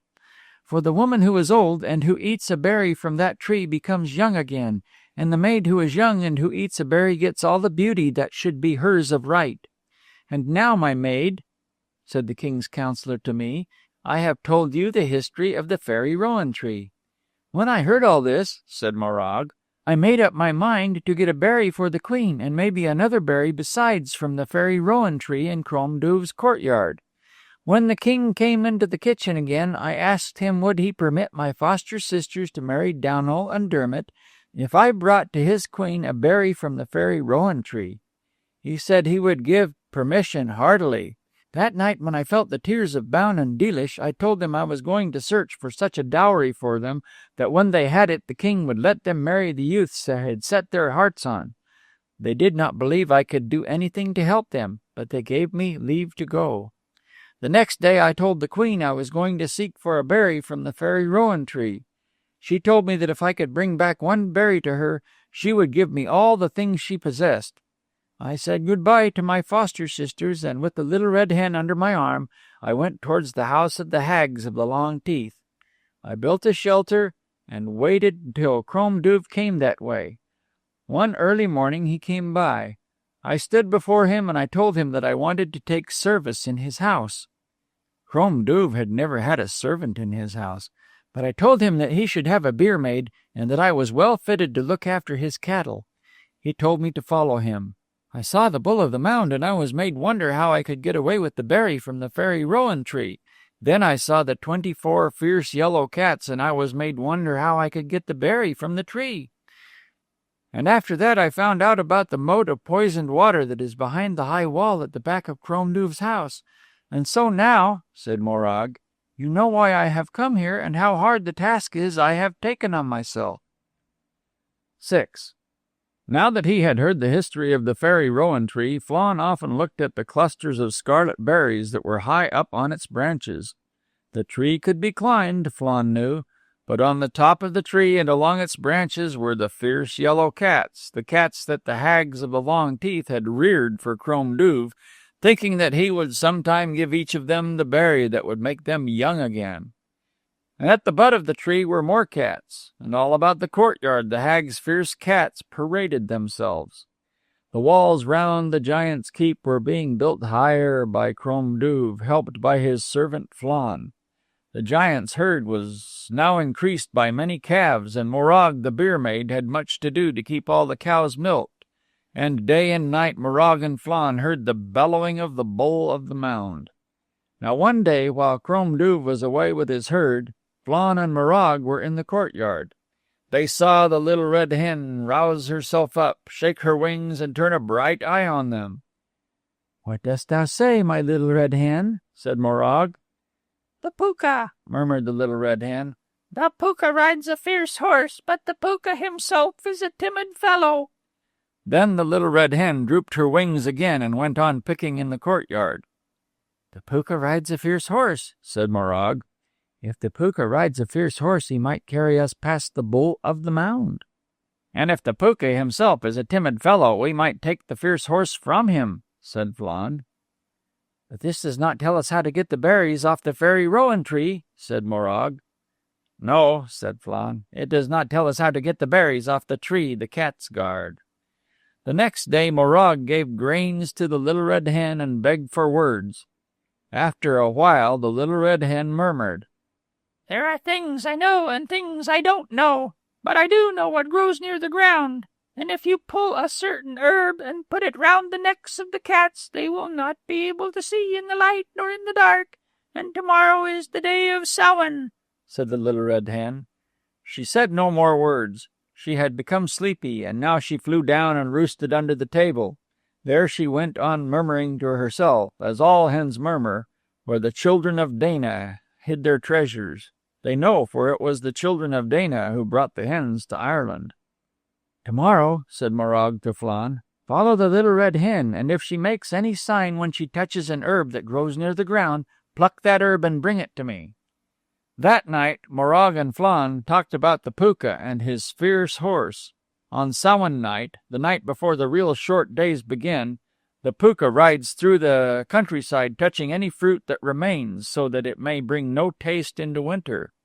The blackberries that were good to eat the day before are no good on November Day, because the Pooka touched them the night before. What else the Pooka does, no one really knows. He is a timid fellow, as the little red hen said, and he hopes that the sight of his big black horse and the sound of its trampling and panting as he rides by will frighten people out of his way, for he has a great fear of being seen. The next day the little red hen stayed in the courtyard until Crom Duv left with his herd. Flann followed her. She went here and there between the house and the wall at the back, now picking a grain of sand and now an ant or a spider or fly. And as she went about, the little red hen murmured a song to herself. "When sleep would come on me, like the wild bird down on the nest, the wind comes out of the west. It tears at the door, maybe, and frightens away my rest. When sleep would come on me, like the wild bird down on the nest, the cock is aloft with his crest. The barn owl comes from her quest. She fixes an eye upon me and frightens away my rest. When sleep would settle on me like the wild bird down on its nest." Flann watched all the little red hen did. He saw her put her head on one side and look down for a while at a certain herb that grew near the ground. Flann picked that herb and brought it to Morag. The cattle had come home, but Crom Duv was not with them. Morag milked the cows and brought all the milk within, leaving no milk for the cats to drink outside. 6 came into the kitchen to get their supper there. One after another they sprang up on the table, one more proud and overbearing than the other. Each cat ate without condescending to make a single mew. "Cat of my heart," said Morag to the first, when he had finished drinking his milk, "cat of my heart, how noble you would look with this red around your neck." And she held out a little satchel in which a bit of the herb was sewn. The first cat gave a look that said, "Well, you may put it on me." Morag put the red satchel around his neck, and he jumped off the table. It was so with all the other cats. They finished lapping their milk, and Morag showed them the red ribbon satchel. They let her put it round each of their necks, and then they sprang off the table and marched off more scornful and overbearing than before. 6 of the fierce yellow cats climbed into the branches of the fairy rowan tree. 6 stayed in the kitchen. 6 went into Crom Duv's chamber, and 6 went to march round the house, 3 taking each side. No sound came from the cats that were within or without. Morag drew a ball of cotton across the floor, and the cats that were in the kitchen gave no sign of seeing it. "The sight has left their eyes," said Morag. "Then," said Flann, "I will climb the fairy rowan tree and bring down 2 berries." "Be sure you bring down 2, my dear," said Morag. They went out to the courtyard, and Flann began to climb the fairy rowan tree with all suppleness, strength, and cunning. The cats that were below felt him going up the tree, and the cats that were above humped themselves up. Flann passed the first branch on which a cat was crouched. He went above where the rowan berries were, and bending down he picked 2 of them and put them into his mouth. He came down quickly with the cats tearing at him. Others had come out of the house and were mewing and spitting in the courtyard. Only one had fastened itself on Flann's jerkin, and this one would not let go. Come into the wood, said Morag. "Now we must stand between the house and the mound and wait till the Pooka rides by." Flann put the 2 berries into her hand. They jumped across the chain and ran from the house of the giant Crom Duv. 7. They went into the wood, Flann and Morag, and the little red hen was under Morag's arm. They thought they would hide behind trees until they heard the coming of the Pooka and his horse. But they were not far in the wood when they heard Crom Duv coming towards his house. He came towards them with the iron spike in his hand. Flann and Morag ran. Then from tree to tree Crom Duv chased them, shouting and snorting and smashing down branches with the iron spike in his hand. Morag and Flann came to a stream, and as they ran along its bank they heard the trampling and panting of a horse coming towards them. Up it came, a great black horse with a sweeping mane. "Halt, Pooka," said Flann in a commanding voice. The black horse halted, and the Pooka that was its rider slipped down to its tail. Flann held the snorting horse, and Morag got on its back. Then Flann sprang up between Morag and the horse's head. Crom Duv was just beside them. "Away, Pooka, away," said Flann, and the horse started through the wood like the wind of March. And then Crom Duv blew on the horn that was across his breast, and the bull of the mound bellowed in answer. As they went by the mound, the bull charged down, and its horns tossed the tail of the Pooka's horse. The bull turned and swept after them with his head down and hot breath coming out of his nostrils. And when they were in the hollow, he was on the height. And when they were on the height, he was in the hollow. And a hollow or a height behind his bull came Crom Duv himself. Then the breath of the bull became hot upon Morag and Flann and the Pooka. "Oh, what shall we do now?" said Morag to the Pooka, who was hanging on to the horse's tail, his little face all twisted up with fear. "Put your hand into my horse's ear and fling behind what you will find there," said the Pooka, his teeth chattering. Flann put his hand into the horse's right ear and found a twig of ash. He flung it behind them. Instantly a tangled wood sprang up. He heard the bull driving through the tangle of the wood, and they heard Crom Duv shouting as he smashed his way through the brakes and branches.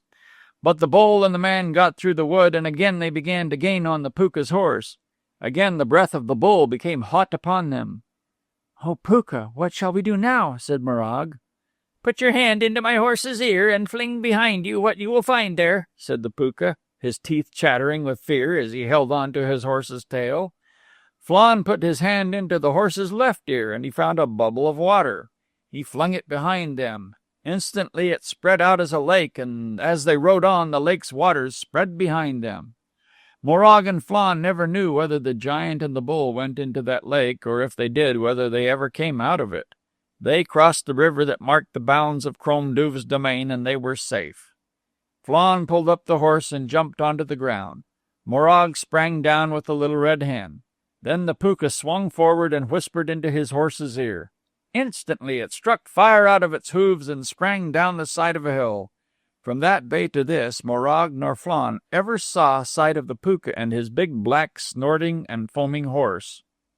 "Dost thou know where we are, my little red hen?" said Morag when the sun was in the sky again. "There are things I know and things I don't know," said the little red hen, "but I know we are near the place we started from." "Which way do we go to come to that place, my little red hen?" said Morag. "The way of the sun," said the little red hen. So Morag and Flann went the way of the sun, and the little red hen hopped beside them. Morag had in a weasel-skin purse around her neck the 2 rowan berries that Flann had given her. They went toward the house of the Spey Woman, and as they went, Morag told Flann of the life she had there when she and her foster sisters were growing up. And Flann told Morag of the things he did when he was in the house of the Spey Woman, after she and her foster sisters had left it. They climbed the heather-covered knowe on which was the Spey Woman's house, and the little red hen went flitting and fluttering towards the gate. The Spey Woman's old goat was standing in the yard, and its horns went down, and its beard touched its knees, and it looked at the little red hen. Then the little red hen flew up on its back. "We're here again, said the little red hen. And then the Spey Woman came to the door and saw who the comers were. She covered them with kisses, and watered them with tears, and dried them with cloths silken, and with the hair of her head. 8. Flann told the Spey Woman all his adventures, and when he had told her all, he said, "What queen is my mother, O my fosterer?" "Your mother," said the Spey Woman, "is Caintigern, the queen of the King of Ireland." "And is my mother then not Sheen, whose story has been told me?" "Her name was changed to Caintigern when her husband, who was called the Hunter King, made himself king over Ireland and began to rule as King Conall." "Then who is my comrade, who is called the King of Ireland's son?"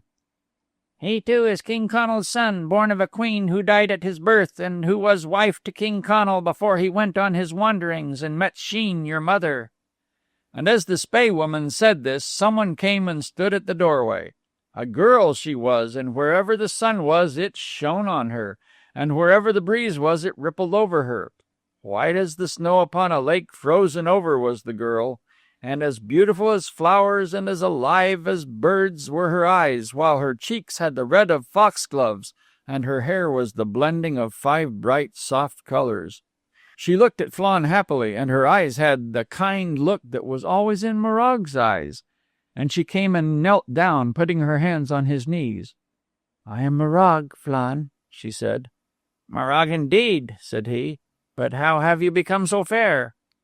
"I have eaten the berry from the fairy rowan tree," said she, "and now I am as fair as I should be." All day they were together, and Flann was happy that his friend was so beautiful, and that so beautiful a being was his friend. And he told her of his adventures in the town of the Red Castle, and of the Princess Flame of Wine, and his love for her. "And if you love her still, I will never see you again," said Morag. "But," said Flann, "I could not love her after the way she mocked at me." "When did she mock at you?" "When I took her a message that the Spey Woman told me to give her." "And what was that message?" "Ask her," said the Spey Woman, "for 7 drops of her heart's blood. She can give them and live, so that the spell may be taken from the 7 wild geese, and the mother who longs for you may be at peace again. This was the message the Spey Woman told me to give Flame of Wine, and though I had given her wonderful gifts, she laughed at me when I took it to her, and by the way she laughed I knew she was hard of heart." "Yet 7 drops of heart's blood are hard to give," said Morag sadly. "But the maiden who loves can give them," said the Spey Woman, who was behind. "It is true, foster mother," said Morag. That evening Morag said, "Tomorrow I must prepare for my journey to the Queen of Senlaber. You, Flann, may not come with me. The Spey woman has sent a message to your mother, and you must be here to meet her when she comes. A happy meeting to her and you, O Flann of my heart, and I shall leave you a token to give to her. So tomorrow I go to the Queen of Senlaber with the rowan berry, and I shall bring my little red hen for company, and shall stay only until my sisters are wed to Dermot and Downal, your brothers." The next day, when he came into the house, he saw Morag dressed for her journey, but seated at the fire. She was pale and ill-looking. "Do not go today, Morag," said he. "I shall go today," said Morag. She put her hand into the bosom of her dress and took out a newly woven handkerchief folded. "This is a token for your mother," she said. "I have woven it for her. Give her this gift from me when you have welcomed her." "That I will do, Morag, my heart," said Flann. The Spey woman came in and kissed Morag good-bye and said the charm for a journey over her. "May my silver-shielded Mudgeon shed all lights across your path." Then Morag put the little red hen under her arm and started out. "I shall find you," said she to Flann, "at the castle of the King of Ireland, for it is there I shall go when I part from my foster sisters and the Queen of Senlaber. Kiss me now, but if you kiss anyone until you kiss me again, you will forget me. Remember that." "I will remember," said Flann, and he kissed Morag and said, "When you come to the King of Ireland's castle, we will be married." "You gave me the rowan berry," said Morag, "and the rowan berry gave me all the beauty that should be mine. Well, what good will my beauty be to me if you forget me?" "But, Morag," said he, "how could I forget you?" She said nothing, but went down the side of the knowe, and Flann watched and watched until his eyes had no power to see any more. Section 8. The Spey Woman. 1.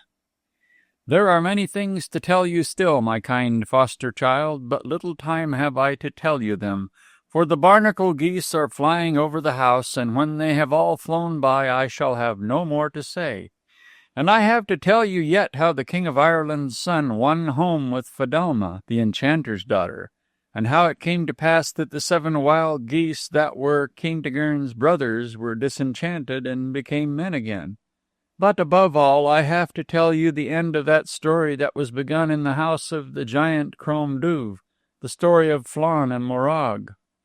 The barnacle geese are flying over the house, as I said, and so they were crossing, flying on the night the King of Ireland's son and Fedelma, whom he had brought from the land of mist, stayed in the house of the little sage of the mountain. On that night the little sage told them from what bird had come the wing that thatched his house. That was a wonderful story, and he told them too about the next place they should go to, the Spey woman's house.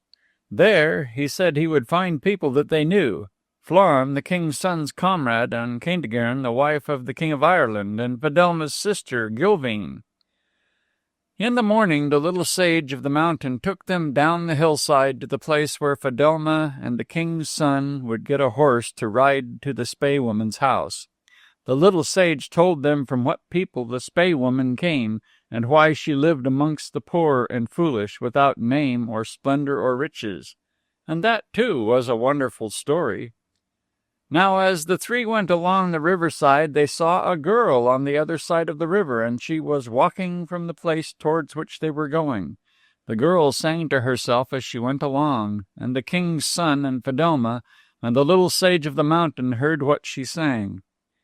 A berry, a red rowan berry, a red rowan berry brought Mac beauty and love. But drops of my heart's blood, 7 drops of my heart's blood I have given away. 7 wild geese were men, 7 wild geese were men. 7 drops of my heart's blood are there for your spell. A kiss for my love, a kiss for my love. May his kiss go to none till he meet me again. If to one go his kiss, if to one go his kiss, he may meet, and not know me again. The girl on the other bank of the river passed on, and the king's son and Fidelma, with the little sage of the mountain, came to the meadow where the horse was. A heavy, slow-moving horse he seemed. But when they mounted him, they found he had the three qualities of Finn's steeds: a quick rush against a hill, the gait of a fox, easy and proud on the level ground, and the jump of a deer over harriers. They left health and good luck with the little sage of the mountain, and on the horse he gave them they rode on to the spae-woman's house. 2. When Fidelma and the King of Ireland's son came to the spae-woman's house, who was the first person they saw there but Gilveen, Fidelma's sister? She came to where they reined their horse and smiled in the faces of her sister and the King of Ireland's son, and she it was who gave them their first welcome. "And you will be asking how I came here," said Gilveen, "and I will tell you without wasting candlelight. Myself and Sister Aoife went to the court of the King of Ireland after you, my sister, had gone from us with the lucky man of your choice. And as for Aoife, she has been lucky too in finding a match, and she is now married to Maravan, the king's counselor. I have been with Caintigern, the queen, and now the queen is in the house of the spae-woman with the young Flann, and she is longing to give the clasp of welcome to both of you. And if you sit beside me on this grassy ditch, I will tell you the whole story from the first to the last syllable." They sat together, and Gilveen told Fidelma and the king's son the story. The spae-woman had sent a message to Caintigern the queen to tell her she had tidings of her first-born son. Thereupon Caintigern went to the spae-woman's house, and Gilveen, her attendant, went with her. She found there Flann, who had been known as Gilly of the Goatskin, and knew him for the son who had been stolen from her when he was born. Flann gave his mother a token which had been given him by a young woman. The token was a handkerchief, and it held 7 drops of heart's blood. The spae-woman told the queen that these 7 drops would disenchant her brothers, who had been changed from their own forms into the forms of 7 wild geese. And while Gilveen was telling them all this, Flann came to see whose horse was there, and great was his joy to find his comrade, the King of Ireland's son. They knew now that they were the sons of the one father, and they embraced each other as brothers. And Flann took the hand of Fidelma, and he told her and the king's son of his love for Morag. But when he was speaking of Morag, Gilveen went away. Then Flann took them into the spae-woman's house, and the queen, who was seated at the fire, rose up and gave them the clasp of welcome. The face she turned to the king's son was kindly, and she called him by his child's name. She said, too, that she was well pleased that he and Flann, her son, were good comrades, and she prayed they would be good comrades always. Fidelma and the King of Ireland's son rested themselves for a day. Then the spae-woman said that the queen would strive on the next night, it was the night of the full moon, to bring back her 7 brothers to their own forms. The spae-woman said, too, that the queen and herself should be left alone in the house, and that the King of Ireland's son with Flann and Fidelma and Gilveen should go towards the King of Ireland's castle with MacStairn the woodman, and wait for the queen at a place a day's journey away. So the King of Ireland's son and Flann, Fidelma and Gilveen bade good-bye to the queen, to the spae-woman, and to the spae-woman's house, and started their journey towards the king's castle with MacStairn the woodman, who walked beside their horses, a big axe in his hands. At night, MacStairn built 2 boothies for them, one covered with green boughs for Fidelma and Gilveen, and one covered with cut sods for Flann and the King of Ireland's son. Flann lay near the opening of his boothie. And at night, when the only stir in the forest was that of the leaves whispering to the secret people, Gilveen arose from where she lay and came to the other boothie and whispered Flann's name. He awakened, and thinking that Morag had come back to him, he had been dreaming of her, he put out his arms, drew Gilveen to him, and kissed her. Then Gilveen ran back to her own boothie, and Flann did not know whether he had awakened or whether he had remained in a dream. But when he arose the next morning, no thought of Morag was in his mind. And when the king's son rode with Fidelma, he rode with Gilveen. Afterwards Gilveen gave him a drink that enchanted him, so that he thought of her night and day. Neither Fidelma nor the king's son knew what had come over Flann, They mentioned the name he had spoken of so often, Morag's name, but it seemed as if it had no meaning for him. At noon they halted to bide until the queen came with or without her 7 brothers. Flann and Gilvain were always together, and always Gilvain was smiling. 3. When Kentigern had come, when she knew her son Flann, and when it was known to her and to the Spae-woman that the token Morag had given him held the 7 drops of heart's blood that would bring back to their own forms the 7 wild geese that were Kentigern's brothers, when all this was known, the Spae-woman sent her most secret messenger to the marshes to give word to the 7 wild geese that they were to fly to her house on the night when the moon was full. Her messenger was the corncrake. She traveled night and day, running swiftly through the meadows. She hid on the edge of the marshes and craked out her message to the 7 wild geese. At last they heard what she said. On the day before the night of the full moon, they flew, the 7 together, towards the Spae-woman's house. No one was in the house but Kentigern, the queen. The door was left open to the light of the moon.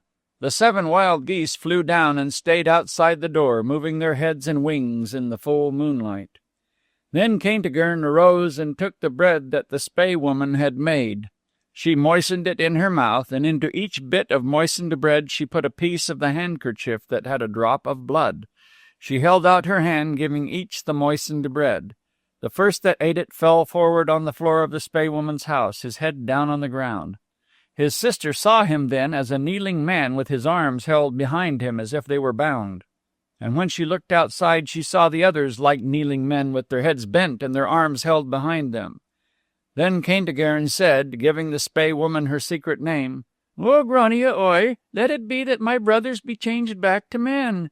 When she said this, she saw the Spae-woman coming across the courtyard. The Spae-woman waved her hands over the bent figures. They lifted themselves up as men, as naked, gray men. The Spae-woman gave each a garment, and the 7 men came into the house. They would stand and not sit, and for long they had no speech. Their sister knelt before each and wet his hand with her tears. She thought she should see them as youths or as young men, and they were gray now and past the prime of their lives. They stayed at the house, and speech came back to them. Then they longed to go back to their fathers, but Kentigern could not bear that they should go from her sight. At last 4 of her brothers went, and 3 stayed with her. They would go to her husband's castle, and the others would go too after they had been at their father's. Then one day Kentigern said farewell. The thanks that was due to the Spae-woman she said she would give by her treatment of the maid who had given the token to her son Flann, and she prayed that Morag would soon come to the king's castle. She went with her 3 brothers to the place where Flann and the King of Ireland's son, Fidelma and Gilvain, waited for them. A smith groomed and decked horses for all of them, and they rode towards the King of Ireland's castle, MacStairn the woodman going before to announce their coming. The King of Ireland waited at the stone where the riders to his castle dismount, and his steward, his counsellor, and his druid were beside him.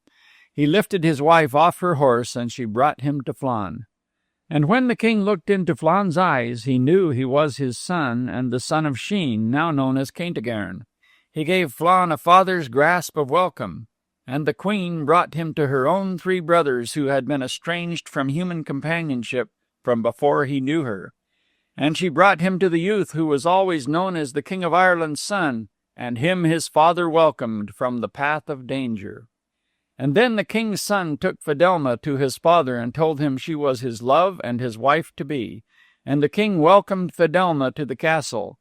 Then said Gilvain, "There is a secret between this young man, Flann, and myself." "What is the secret?" said the queen, laying her hands suddenly upon Gilvain's shoulders. "That I am his wife-to-be," said Gilvain. The queen went to her son and said, "Dost thou not remember Morag, Flann, who gave the token that thou gavest me?" And Flann said, "Morag, I think the Spae-woman spoke of her name in a story." "I am Flann's wife-to-be," said Gilvain, smiling in his face. "Yes, my wife-to-be," said Flann. Then the king welcomed Gilvain too, and they all went into the castle. He told his wife he had messages from the king of Senlaber about his other sons, Dermot and Downal, saying that they were making good names for themselves and that everything they did was becoming to sons of kings. In the hall, Thedelma saw Aoife, her other sister. Aoife was so proud of herself since she married Moravon, the king's counselor, that she would hardly speak to anyone. She gave her sisters the tips of her fingers, and she bowed very slightingly to the two youths. The king questioned his druid as to when it would be well to have marriages made in his castle, and the druid said it would be well not to make them until the next appearance of the full moon. 4. As for Morag, she went by track and path, by Boher and Bohereen, through fords and rivers, and over stepping stones across them, until at last she came to the country of Senlaber and to the castle of the king. No one of high degree was in the castle, for all had gone to watch the young horses being broken in the meadow by the river.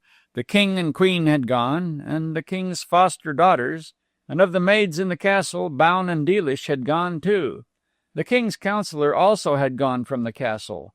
Morag went and stayed in the kitchen, and the maids who were there did not know her, either because they were new and had not heard her spoken of at all, or because she had changed to such beauty through eating the berry of the fairy rowan tree that no one could know her now for Morag, who had cleaned dishes in that kitchen before. It was Breas, the king's steward, who came to her and asked her who she was. She told him. Then Breas looked sharply at her and saw she was indeed Morag, who had been in the king's kitchen. Then he said loudly, "Before you left, you broke the dish that the king looked on as his especial treasure, and for this you will be left in the stone house. I, who have power in this matter, order that it be so." Then he said in her ear, "But kisses and sweet words would make me willing to save you." Morag, in a voice raised, called him by that evil name that he was known by to the servants and their gossips.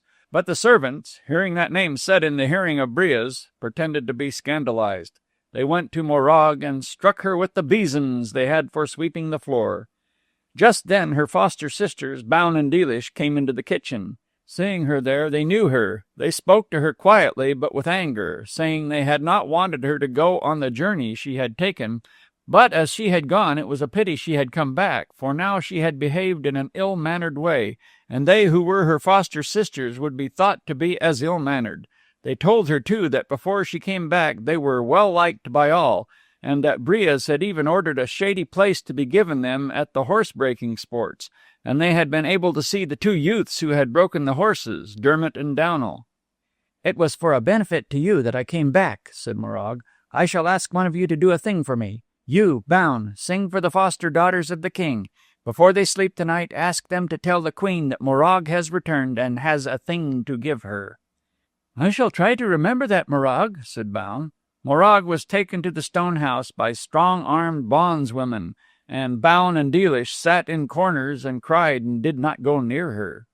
That night the king's foster daughters kept awake for long, and after Baun had sung to them they asked her to tell them what had happened in the castle. Then Baun remembered the tumult in the kitchen that had come from the name given to Breas. She told the king's foster daughters that Morag had come back. "She was reared in the same house with us," said Baun, "but she is not of the same parents." And then she said, "If your fair finenesses can remember, tell the queen that Morag has come back."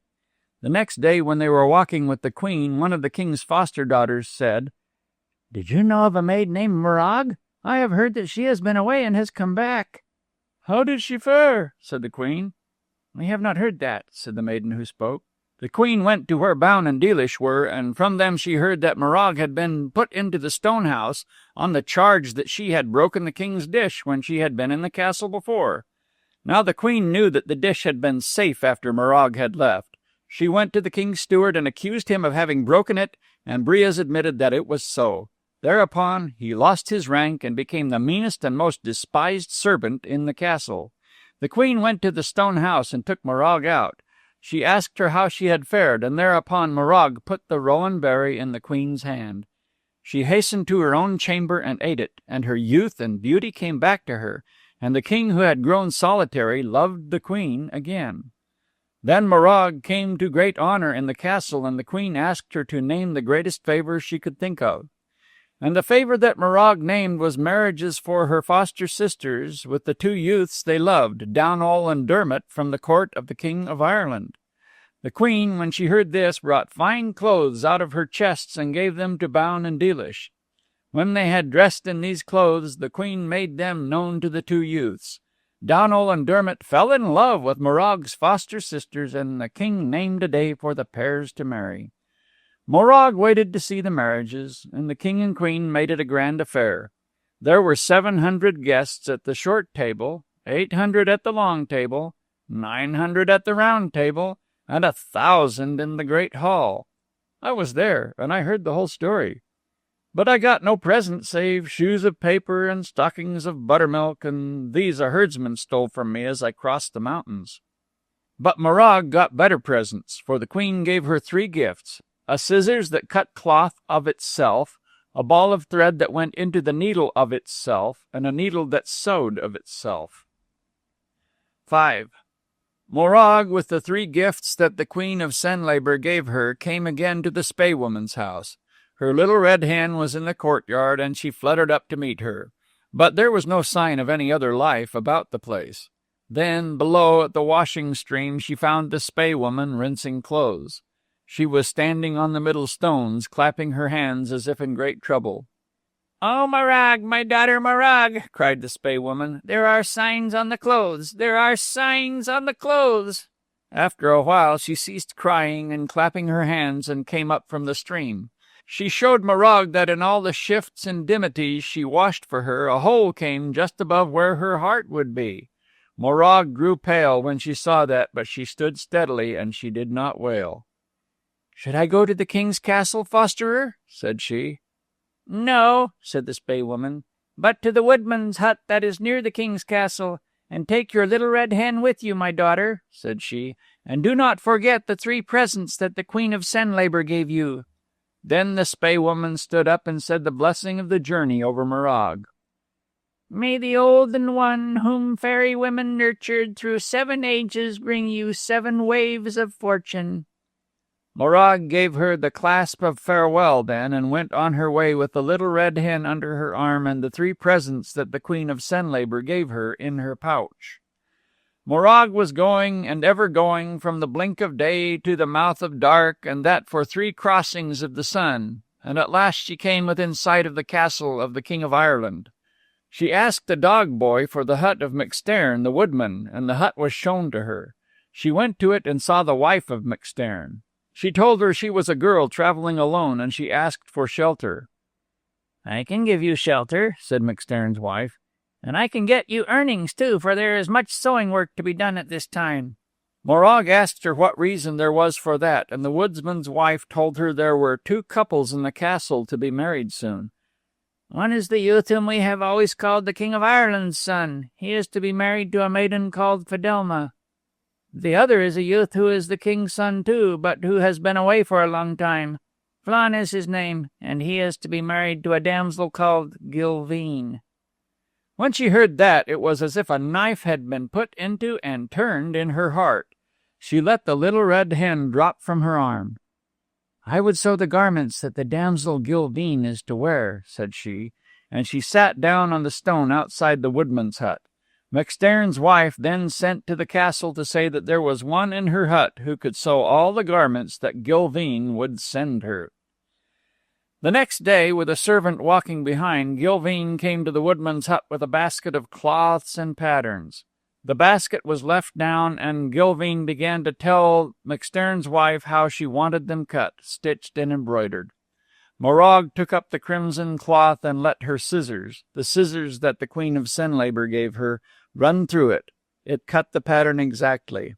"What a wonderful scissors!" said Gilveen. She stooped down to where Morag was sitting on the stone outside of the woodman's house and took up the scissors in her hand. She examined it. "I cannot give it back to you," said she. "Give it to me, and I will let you have any favor you ask." "Since you want me to ask you for a favor," said Morag, "I ask that you let me sit at the supper table tonight alone with the youth you are to marry." "That will do me no harm," said Gilveen. She went away, taking the scissors and smiling to herself. That night Morag went into the castle and came to the supper table where Flann was seated alone. But Gilveen had put a sleeping draught into Flann's cup, and he neither saw nor knew Morag when she sat at the table. "Do you remember, Flann," said she, "how we used to sit at the supper board in the house of Crom Duw?" But Flann did not hear her nor see her, and then Morag had to go away. 6. The next day Gilvain came to where Morag sat on the stone outside the woodman's hut to watch her stitch the garment she had cut out. The thread went into the needle of itself. "What a wonderful ball of thread," said Gilvain, taking it up. "I cannot give it back to you. Ask me for a favor in place of it." "Since you would have me ask a favor," said Morag, "I ask that you let me sit at the supper table alone with the youth you are going to marry." "That will do me no harm," said Gilvain. She took the ball of thread and went away, smiling. That night Morag went into the castle and came to the supper table where Flann was seated alone. But Gilvain again had put a sleeping draught into his cup, and Flann did not see or know Morag. "Do you not remember, Flann," said she, "the story of Morag that I told you across the supper board in the house of Crom Duv?" But Flann gave no sign of knowing her, and then Morag had to go away. The next day Gilvain came to watch Morag make the red embroideries upon the white garment. When she put the needle into the cloth, it worked out the pattern of itself. "This is the most wonderful thing of all," said Gilvain. She stooped down and took the needle in her hand. "I cannot give this back to you," she said, "and you will have to ask for a favor that will recompense you." "If I must ask for a favor," said Morag, "the only favor I would ask is that you let me sit at the supper table tonight alone with the youth you are to marry." "That will do me no harm," said Gilvain, and she took the needle and went away smiling. Morag went to the castle again that night, but this time she took the little red hen with her. She scattered grains on the table, and the little red hen picked them up. Little red hen," said Morag. "He slept too when I gave the 7 drops of my heart's blood for his mother's sake." The little red hen flew into Flann's face. 7 drops of heart's blood, 7 drops of heart's blood, said the little red hen, and Flann heard the words. He opened his eyes and saw the little red hen on the table and knew that she belonged to one that he had known. Morag, at the other side of the table, looked strange and shadowy to him, but he threw crumbs on the table and fed the little red hen, and as he watched her picking up the crumbs, the memory of Morag came back to him. Then he saw her. He knew her for his sweetheart and his promised wife, and he went to her and asked her how it came that she had not been in his mind for so long. "I will tell you how you came to forget me," said she. "It was because of the kiss you gave Gilvain and the enchantment she was able to put on you because of that kiss." There was sorrow on Morag's face when she said that, but the sorrow went as the thin clouds go from before the face of the high-hung moon, and Flann saw her as his kind comrade of Crom Duv's, and as his beautiful friend of the Spae-Woman's house. They kissed each other then, and every enchantment went but the lasting enchantment of love, and they sat with hands joined until the log in the fire beside them had burnt itself down into a brand, and the brand had burned itself into ashes, and all the time that passed was, as they thought, only while the watching gilly outside walked from one side of the castle gate to the other.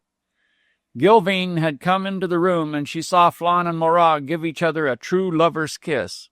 She went away. But the next day she came to the king's steward, Art, who at one time wanted to marry her, and whom she had refused because Aoife, her sister, had married one of a higher degree. She came to Art, and she told him that she would not marry Flann because she had found out that he had a low-born sweetheart. "And I am ready to marry you, Art," she said. And Art was well pleased, and he and Gilvain left the castle to be married. Then the day came when Fidelma and the King of Ireland's son and Morag and Flann were married. They were plighted to each other in the circle of stones by the Druids, who invoked upon them the powers of the sun, the moon, the earth, and the air. They were married at the height of the day, and they feasted at night when the wax candles were lighted round the tables. They had Greek honey and Lochlin beer, ducks from Achill, apples from Eamon, and venison from the hunting hill. They had trout and grouse and plover's eggs and a boar's head for every king in the company. And these were the kings who sat down to table with the king of Iron, the king of Sorcha, the king of Hispania, the king of Lochlin, and the king of the Green Island who had Sunbeam for his daughter. And they had there the best heroes of Lochlin, the best storytellers of Alba, the best bards of Iron. They laid sorrow and they raised music, and the harpers played until the great champions split the shields, told the tale of the realm of Greece, and how he slew the 3 lions that guarded the daughter of the king. They feasted for 6 days, and the last day was better than the first. And the laugh they laughed when Witless, the Saxon fool, told how Split the Shield's story should have ended, shook the young jackdaws out of every chimney in the castle and brought them down fluttering on the floors. The King of Ireland lived long, but he died while his sons were in their strong manhood, and after he passed away the island of Destiny came under the equal rule of the 2. And one had rule over the courts and cities, the harbors and the military encampments. And the other had rule over the waste places and the villages and the roads where masterless men walked. And the deeds of one are in the histories the Shanachies have written in the language of the learned, and the deeds of the other are in the stories the people tell to you and to me. When I crossed the ford, they were turning the mountain pass. When I stood on the stepping stones, they were traveling the road of glass. End of The King of Ireland's Son by Padraic Colum.